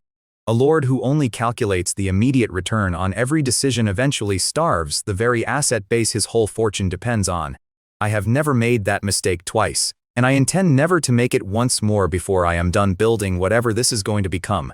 Alongside the free floor, I ran a work for relief program in the border districts. Anyone willing to show up with 2 working hands could take paid labor on the roads, the canals, or the new grain stores rising in every district that season. I did not conscript anyone into that labor. I did not need to. Word travels faster than soldiers, and the word crossing my borders that autumn said that Greywood fed its people and paid its laborers in real coin, not promises written on parchment and forgotten by spring. Refugees came in numbers that autumn, walking, driving carts loaded with whatever they could save, carrying children on their backs and what little else they owned on their shoulders. Every one of them arrived as a volunteer. Not one arrived as a captive. A volunteer works harder than a captive, and a volunteer costs nothing to guard against escape. That is not sentiment. That is a line on a spreadsheet, and I have never been ashamed of running my territory like one. While my grain stores filled and my roads absorbed a fresh wave of hands, another asset was crossing my borders whose value I would not fully understand for weeks yet. His name was Balin, a dwarf smith with a reputation that carried well past his own mountains. He was riding toward Greywood town in a covered carriage with his daughter and his 2 sons, one of whom was called Thorin. I was not on that road myself, and I want to be honest about that, because everything I know about that journey comes from Balin's own account. He gave it to me much later, over a workbench, in the flat, unhurried voice he used when he wanted me to understand he meant every word of it. He told me he left his home range expecting to find exactly what every dwarf smith of his generation expected to find north of the old trade line. Mud roads. Superstitious lords who mistook ceremony for governance. Craftsmen who called themselves masters after a decade of work that his own people finished in 3 years as apprentices and considered unremarkable. He told me he came only because the coin on offer was absurd, and because his daughter had pressed him to at least look before he refused outright. His daughter had heard rumors from a trading contact, he said, rumors about a northern lord who paid smiths what they were actually worth, and she had not let the subject drop for a full week before he agreed to make the trip. The carriage crossed into my territory on a road paved in cement, and it ran so smooth that his youngest son fell asleep within the hour. Balin told me he sat up through the rest of that first day with his face near the window, watching the surface run past without a single rut to jostle the wheels. He said he had built roads inside his own mountain halls that did not run half so true, and he had assumed cement work of that quality belonged to dwarven engineers alone. At the first toll station on that road, he told me, the guard checked his papers, logged his cart weight, and waved him through inside a minute, without asking for a bribe or a bow. He said that alone was worth remembering, because every toll station he had crossed before that one had cost him time as well as coin. A second station further along logged his cart again, cross-checked the number against the first, and let him pass with the same speed. Balin told me he asked the second guard why the checks were doubled, and the guard answered without looking up from his ledger that duplicate counts caught smugglers and errors both, and neither was welcome on that road. He said it was the first time a common guard had explained a policy to him instead of only enforcing it, and he spent the rest of that day turning the exchange over in his mind. His daughter pointed out, somewhere past the second station, that the fields on either side of the road were worked in neat rotated strips, unlike the scattered plots she remembered from home. Balin told her he did not know who had designed the rotation, but whoever it was understood soil the way he understood ore, and he meant it as the highest compliment he knew how to give a stranger. Further in, before he saw anything, he heard the machinery. A low mechanical thrum carried on the wind from somewhere past the tree line, steady, patterned, nothing like a smith's hammer and nothing like a mill wheel either. He told me it was the first sound in a long working life that made him genuinely uneasy, because he could not place its source. A smith who cannot identify a working sound does not sleep well that night, and by his own account, he did not. He lay awake doing arithmetic on what kind of operation could produce a noise that consistent, running on through the dark hours when any sensible forge would have banked its fire and gone quiet. Thorin asked him, at one point in the dark, whether they should turn the carriage around. Balin told him no, not yet, because a smith who runs from an unfamiliar sound before he understands it has no business calling himself a master of anything. He arrived at a judgment of Greywood before I ever arrived at one of him. Somewhere on that road, he told me later, laughing about it, he decided that whatever this place was, it was not what the rumors back home had described. He said he did not yet know whether that was a relief or a warning, and he rode the rest of the way undecided. Chapter 220, Integration and Belonging. The carriage rolled into Greywood town proper on the following afternoon. This part too comes to me secondhand, because I was 3 buildings away in a production meeting and heard none of it firsthand until Balin told me himself. He said the scale of the town emptied him of every prepared opinion he had carried across the border. He had pictured a fortified market town, a wall, a keep, a few hundred souls clustered around a lord's hall. What he found instead was a functioning city, streets laid out in grids, districts sorted by trade rather than by class. Chimneys past counting fed smoke into a sky that never fully cleared of it, and he told me the size alone would have been enough to unsettle him on its own. But it was not the size that stayed with him afterward. It was who was working the streets, shoulder to shoulder, without any of the sorting he had spent his whole life assuming was how the world worked. He watched an orc laborer and a human laborer carry the same beam between them, trading instructions back and forth as equals. No one on that street gave the pairing a second look. He told me that where he came from, an orc doing skilled work under a human roof would have drawn stares at the least, and a formal complaint at worst. In Greywood it drew nothing, because nothing about it registered as unusual to anyone passing by. He watched for the sneer that always found its way onto a nobleman's face when a dwarf's beard or a dwarf's height came into view. The small curl of the mouth that says this one is a curiosity and not a colleague. He told me he watched for that sneer for the better part of an hour on Greywood streets and never once found it. Not from a merchant, not from a guard, not from a single passerby. His daughter asked him at one point why no one was staring at them, and he told her he did not have an answer yet, only a growing suspicion. What he found next, when his carriage stopped outside the district registry, was a government clerk with an open ledger and a face arranged around nothing but efficiency. The clerk did not bow. The clerk did not perform any of the small theater Balin had come to expect from a lord's household greeting a smith of his standing. The clerk asked for his name, checked it against a list and told him, in a tone Balin said he had never heard delivered without an edge of insult before, that his housing was already assigned. His forge was already stocked. His family's supplies were already drawn and waiting for collection that same afternoon, itemized down to the last sack of coal. No pageantry, no procession, no lord descending a staircase to make a show of welcome. Only a stack of paper, a signature, and a set of keys handed across a counter like Balin was one more line item being processed on schedule. Balin told me that of every strange thing he witnessed that day, the clerk unsettled him the most. It meant, he said, that the town had done this so many times before that welcoming a master smith and his family had become routine rather than an occasion worth remarking on. He told me he stood in the street outside the registry with the keys still in his hand and said to his daughter, out loud, that this was the best decision of his life. He had not yet lifted a single hammer in my service when he said it. What he meant, he explained to me afterward, was that for the first time anywhere he had traveled, he believed his skill alone would decide his worth. No lord's mood standing between his work and its value. No crowd's prejudice deciding what his hands were owed at the end of a long day. He walked the forge that had been set for him before his family had even unpacked, running his fingers along the anvil, and the bellows the way a man might check a horse's teeth before he agreed to buy it. He told me later that every tool in that forge was already sharp, already true, and set exactly where a working smith would want it. That, he said, told him more about Greywood than the roads or the city walls ever could.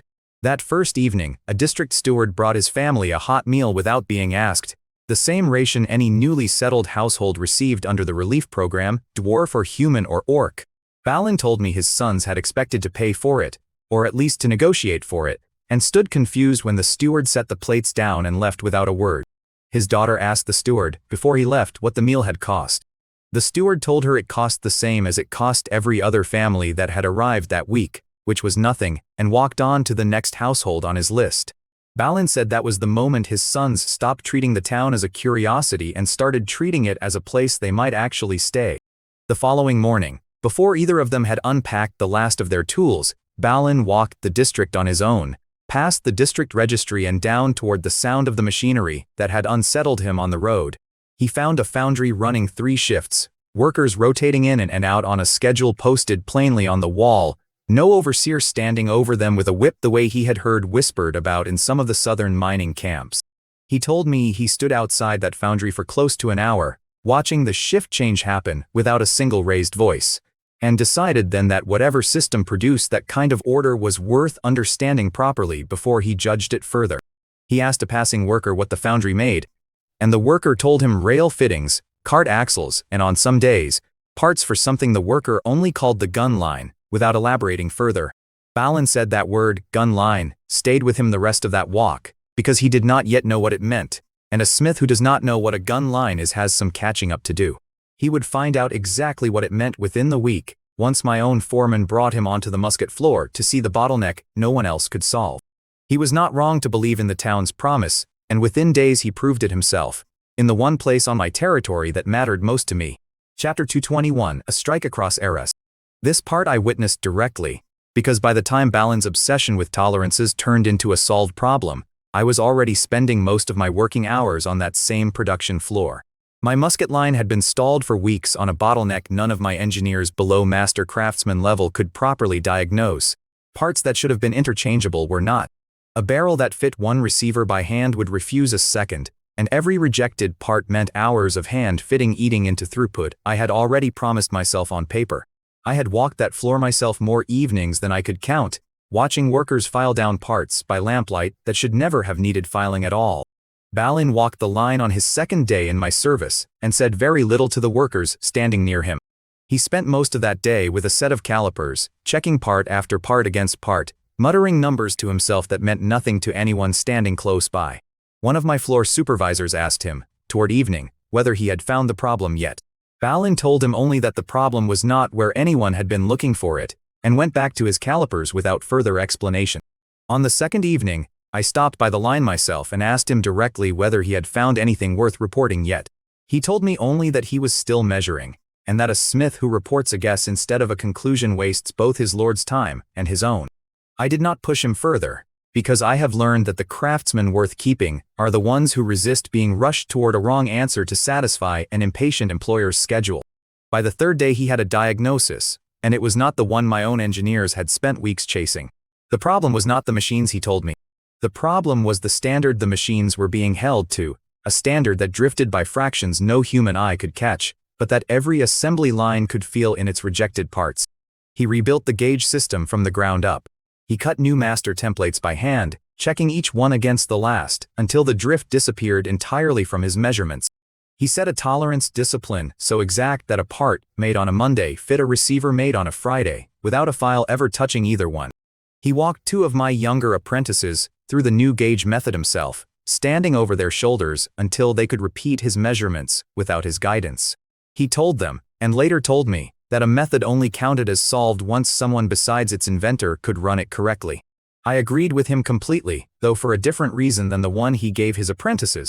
A method that lives only in one craftsman's hands is a liability I cannot insure against, because that craftsman can fall ill, grow old, or decide one day that his services are worth more somewhere else. A method that lives in a gauge, a template, and a written procedure belongs to Greywood itself, not to any single pair of hands, and that is the only kind of asset I have ever trusted to plan a war economy around. Inside a week, my musket line stabilized at roughly 30 finished weapons a day. Every one of those 30 was built from parts that could be swapped without a smith's judgment standing between them. That is the actual definition of standardized production, and until Balin arrived, I had the theory of it and none of the execution. Standardized production means a musket built in Greywood Town can be repaired in a border garrison 200 miles away using parts pulled from any crate in the supply chain, not the exact crate that weapon originally shipped in. It means a wounded gun does not retire a soldier for a season while a smith custom fits a replacement part by hand. It means my armories can stock spares instead of stocking entire spare weapons, which cuts storage costs and shipping weight at the same time. None of that mattered to Balin when he was chasing the fractions of an inch causing his rejected parts. It mattered enormously to me, because it turned every musket I fielded into a piece of a larger system instead of an isolated object a single craftsman had to answer for personally. I remember standing at the end of the line watching a worker pull a receiver off one rack and a barrel off another and marry them without a single adjustment. I remember thinking, in the same cold register I think about everything, that I had converted a bottleneck into a repeatable process. A repeatable process is worth more to me than any single genius on my payroll, Balin included, and I told him as much, and he laughed and agreed with me without a shred of false modesty. The system agreed with me too in its own way. The completion of that production milestone triggered a reward, the kind I had learned by then never to ignore no matter how strange the timing. Chapter 22. Balin is dumbfounded. What unlocked in my mind that night was a full set of blueprints for a weapon no one on this continent had ever built. A breech-loading double-barreled shotgun, paired with a paper cartridge design that let it reload in seconds rather than minutes. I sat with those blueprints until well past midnight, turning the mechanism over in my head. I checked the numbers against what Balin's new tolerance discipline could actually produce on my floor, line by line, and everything lined up cleanly. The next morning I did not send a runner. I did not summon Balin to my office and make him wait on my schedule the way a lesser lord might, if only to remind a subordinate of his place in the hierarchy. I walked the blueprints to his forge myself, because I wanted to watch his face when he read them for the first time. A working relationship with a man of his caliber is worth managing in person, rather than through paper passed hand to hand by clerks who understand none of it. I found him already at his bench when I arrived, and I set the rolled drawings down in front of him without much ceremony. He unrolled them, and I watched the first read take maybe 30 seconds before his hands went still over the page. He asked me, in a voice that had lost its usual flat certainty, where I had gotten these. I told him I had drafted them myself, the night before start to finish and nowhere else. He did not believe me at first, and I understood exactly why. The tolerances were specified to a precision his own gauge system had made possible on my floor only a week earlier. The stress calculations on the breech lock accounted for pressures no smith on this continent had ever needed to consider before that morning. The chemical ratios for the cartridge propellant were written out with a certainty that assumed control over combustion no one here had reason to claim they possessed. He checked the math himself twice, pacing his own forge floor while his daughter and Thorin watched from the doorway without a word between them. He did not find an error anywhere in it. When he looked up at me again, something in his expression had changed in a way I recognized. I had seen that look before, on the faces of other craftsmen who worked closely enough with me to stop assuming I was only clever. He told me plainly that whatever I was, I did not think the way he thought. He said it without resentment, more the way a smith might concede that a particular ore behaved by rules his forge had never had to answer to before. Thorin, standing behind his father, asked whether I had drawn every line of the blueprint alone. I told him I had, and he looked at his father instead of at me, as if he needed Balin to confirm that such a thing was even possible. Balin only nodded once and Thorin did not ask again. Balin's daughter had stayed quiet through most of the exchange, but she asked me, before I left the forge, whether I had slept at all the night I drew the plans. I told her I had not much, and she looked at her father as if that answer worried her more than the blueprints themselves had. Balin told her afterward, out of my hearing but repeated to me much later, that a man who could produce work of that precision on no sleep was either going to remake this whole continent or burn himself out trying, and he intended to be standing close by when it happened either way. From skepticism on a carriage road to that quiet exchange in his own forge, Balin had traveled further than the miles between his mountains and my town could account for on their own. He asked me for 3 days to build a working prototype. I told him to take whatever time he needed and not 1 day less than that. He canceled the rest day he had planned for that week without my asking him to, and told his family he would make it up to them once the prototype fired true. I let him work uninterrupted, because I have never once had to force good work out of a craftsman who believes in what he is building. 3 days later he handed me a shotgun that broke open at the breech, took 2 paper cartridges, and closed with a sound that meant business. We fired it together behind the forge, and the report cracked twice inside the span of a single heartbeat. No other weapon on this continent could match that rate of fire, not by half. His daughter and Thorin had come out behind us to watch the test, standing a careful distance back from the firing line at Balin's insistence. Thorin asked. Once the smoke cleared, how many of these could be built in a season if the tolerance line kept running at its current pace? I told him that was the exact question I intended to answer over the following months, and that his father's gauge work had made the answer worth calculating at all. Balin's daughter picked up one of the spent paper cartridges from the ground and turned it over in her hand, asking whether the paper itself was made locally. I told her it was, from a cotton blend my mills processed a few districts over, and she nodded slowly, doing what looked like her own private arithmetic on how many of those cartridges a single mill could turn out in a week. Balin stood beside me afterward with soot on his hands, grinning in a way I had not seen from him since the day he arrived. I stood there doing arithmetic I did not share with him yet. Unit cost, projected output, how many of these I could put into militia hands before the southern kingdoms understood what had been built north of their border.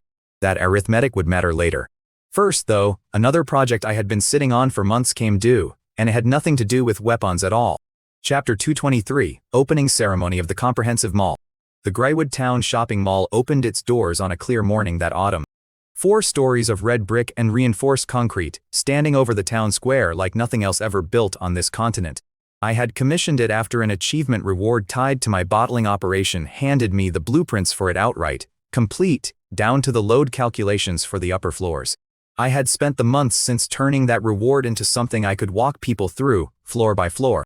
I cut the ribbon myself, in front of a crowd large enough that the town guard had to manage the entrance in shifts to keep the doorway clear. Inside, I walked the floors before the public doors opened, checking every display the way I check every ledger. A showcase that fails to impress is worse to me than no showcase at all, so I checked twice. The first floor carried the goods meant for ordinary households. Raincoats treated against the wet, folded and stacked in colors no local weaver had ever managed to hold true. Matchsticks that struck safely in a child's hand without the risk of the old flint methods. Simple threshing attachments, sized for a single farm rather than a whole estate, priced within reach of a working family. The second floor held the goods meant to turn heads, thermoses that kept water hot through a full winter day without a fire nearby to maintain it. Panes of stained glass, cut and colored in patterns no glazier south of my border had ever attempted, let alone finished to that standard. A row of enamel cookware sat beside the glass, each pot glazed against rust in a way that let a household keep the same set for a decade instead of replacing it every second winter.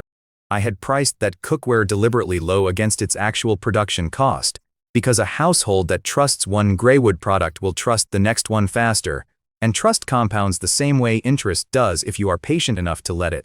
The third floor held tools and machine parts, sold openly to anyone with coin, a decision that made 2 of my own advisors nervous when I first proposed it.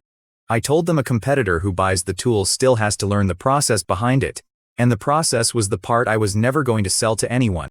The fourth floor, the one closed to the public that morning, sat above all 3 retail levels, and I walked it last before the doors opened, checking that the sample cases were stocked and the negotiation rooms were swept and ready. I had built that floor into the plans from the start, long before the achievement reward ever handed me the finished blueprints, because a showcase without a mechanism for turning attention into supply is only a very expensive display case.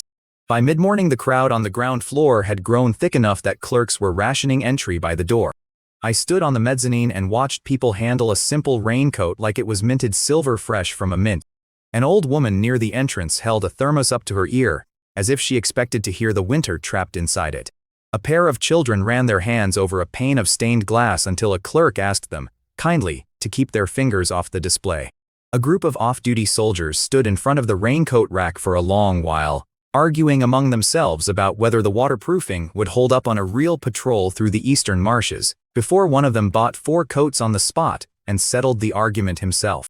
I watched a mother buy a single match tin for her household and test one match right there at the counter, striking it against the box to hear the sound, and I watched her face when it caught clean on the first try without the usual fumbling a flint required. These were small transactions individually, a coat here, a tin of matches there, but multiplied across a crowd that size, across a season, across every district the mall's goods would eventually reach, they were the beginning of an entirely new category of revenue for Greywood, one that did not depend on grain or muskets at all. Among the merchants working the floor that day was a southern trader named Benson, and I saw him well before anyone told me his name. He moved through the displays differently than the rest of the crowd around him. Where other merchants touched the goods and asked their price, Benson stood back from each display and worked out the same sum I would have worked out in his position. Not what a single raincoat cost, but what a continent's worth of raincoats was worth to whoever controlled the supply of them. I learned later that Benson had built his own fortune-trading dyed cloth along the southern coast, and had lost a fair portion of it 2 seasons earlier, when a rival house undercut his prices on a shipment he had already committed to buy. He had come to Greywood, he told my governor afterward, expecting another provincial curiosity worth a quick markup and nothing more. What he found instead unsettled his usual instincts enough that he spent his first full day in the mall, saying very little and writing down nearly everything he saw. He asked one of my clerks, and then another, how a merchant house might secure distribution rights outside Greywood's own territory. I let the clerks tell him the truth of it, which was that distribution rights were not for sale on the ground floor. Anyone serious about that conversation would need to come upstairs, they told him, and he did not hesitate before asking when he could. By the 4th day of the mall's operation, upstairs was exactly where the serious ones went. Chapter 224, The Ambition of the City of Miracles.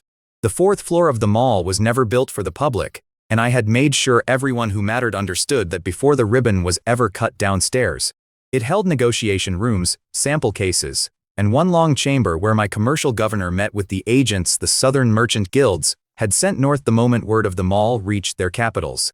I sat in on that meeting myself at the back of the room, because a negotiation of this size deserved my presence even if it did not need my voice. My commercial governor laid the terms out with no more warmth than the registry clerk had shown Balin on his first day in town. I approved of that.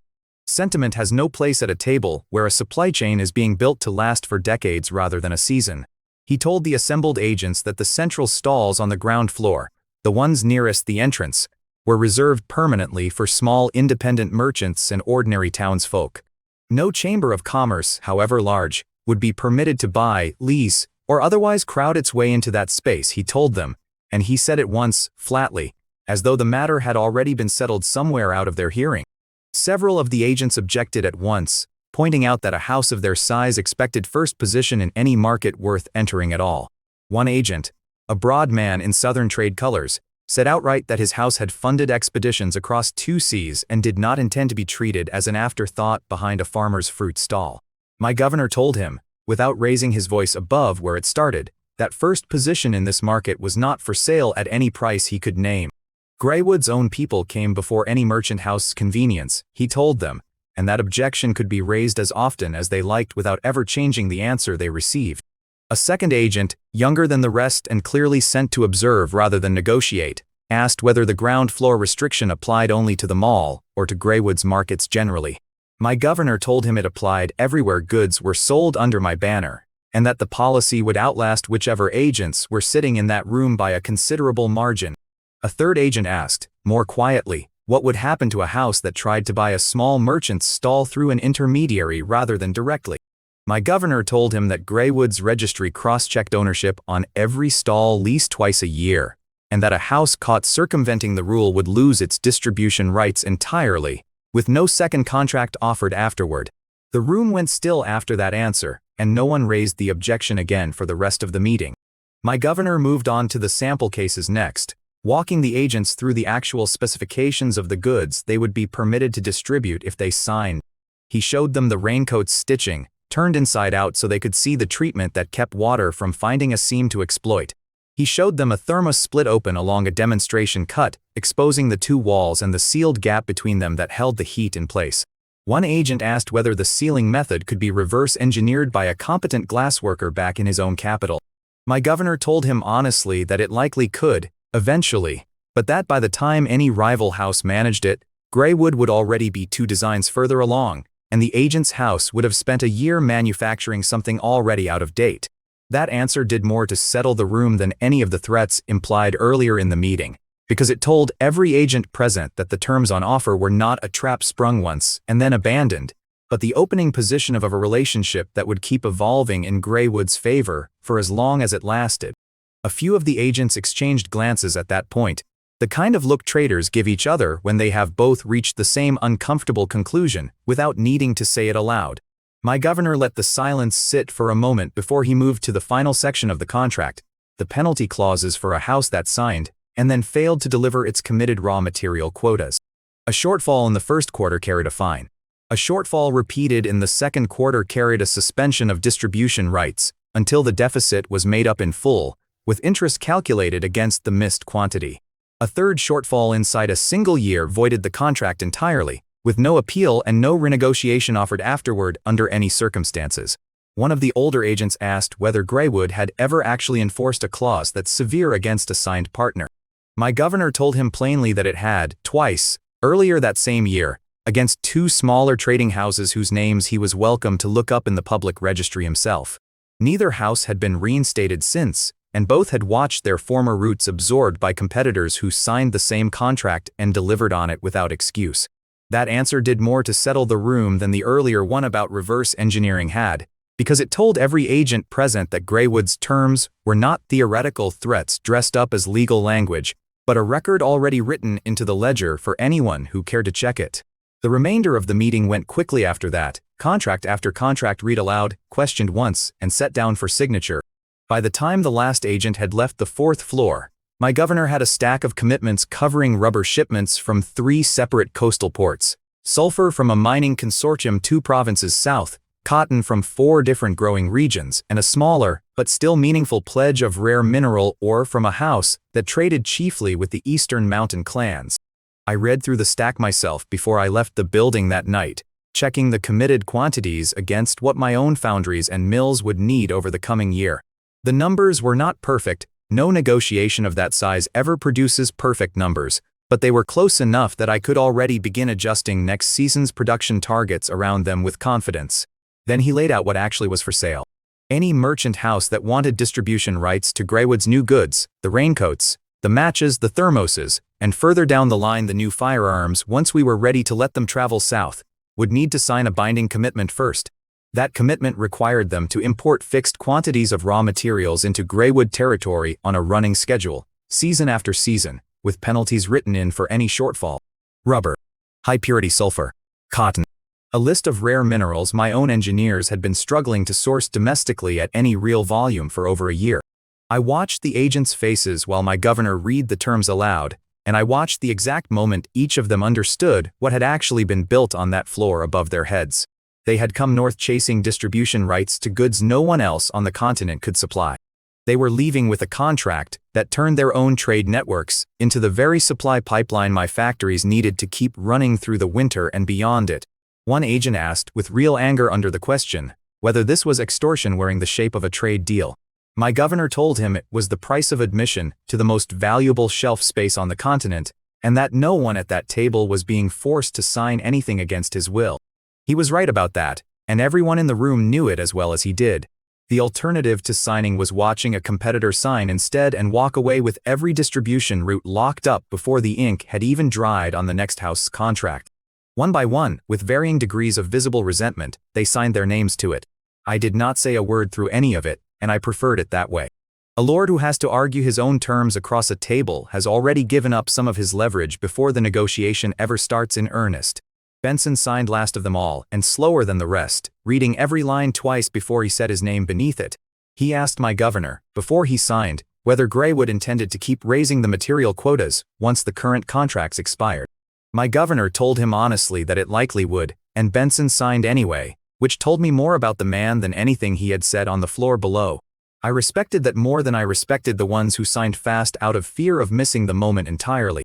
When the room emptied, I stayed at the back a while longer, watching my governor gather the signed contracts into a single stack.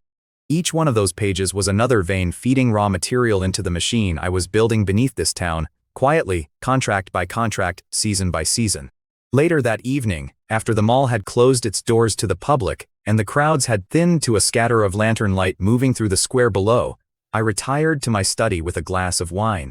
I let myself sit with the day for a while rather than reaching immediately for the next task on the list. From my window I could see the square still busy despite the hour. Clerks locking storerooms for the night. Laborers heading home along roads that had not existed 4 years earlier, back when this was a settlement that could barely feed itself.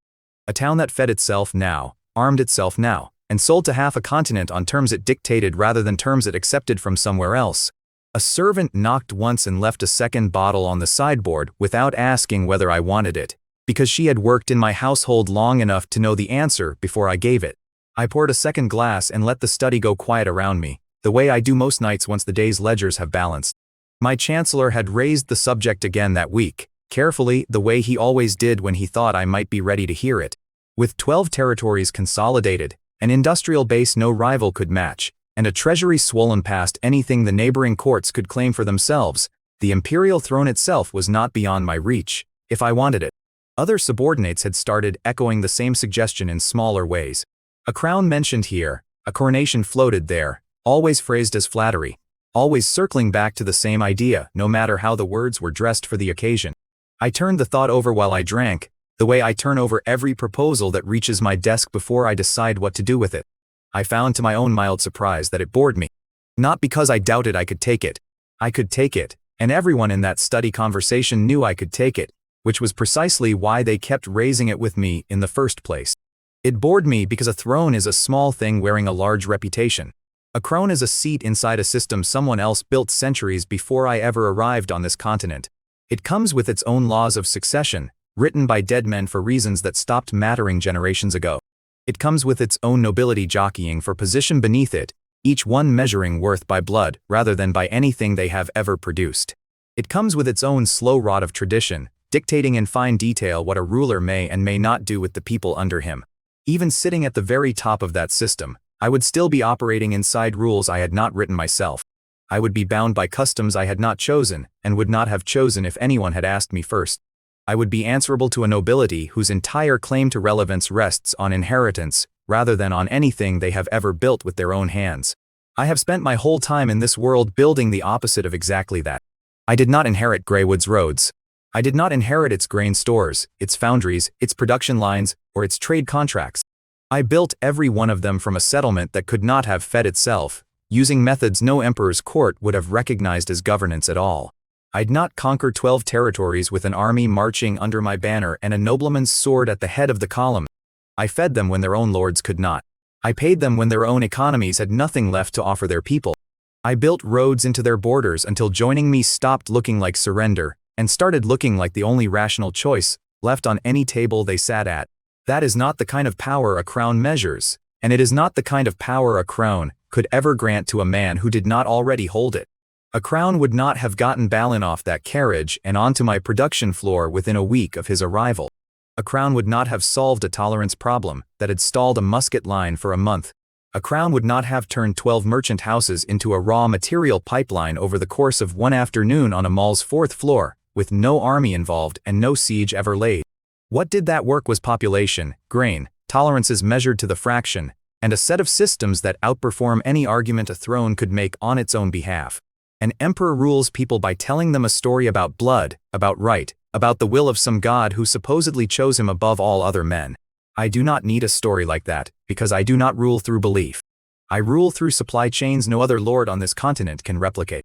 I rule through a population that eats because I decided famine was a cost I would not pay, this year or any year after it. I rule through weapons no other army can match and factories no other lord's coffers could build twice over, even if he emptied his treasury trying.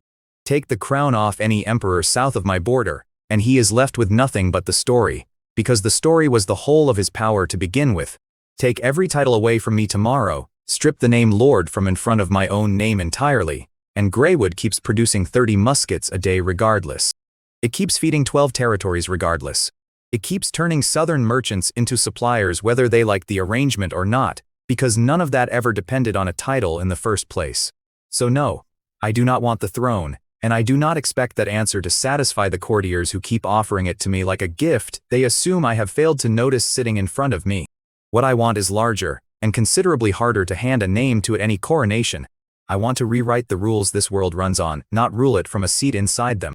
I want the next generation of lords, when they understand what happened here in Greywood, to see that the old arithmetic of crowns and armies and inherited right lost.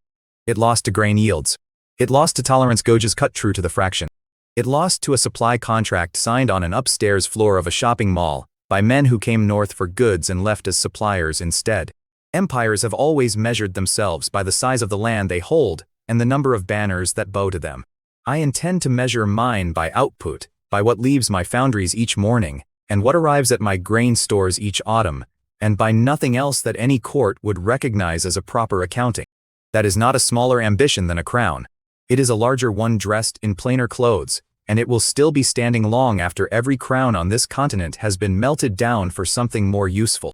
A crown asks a world to kneel.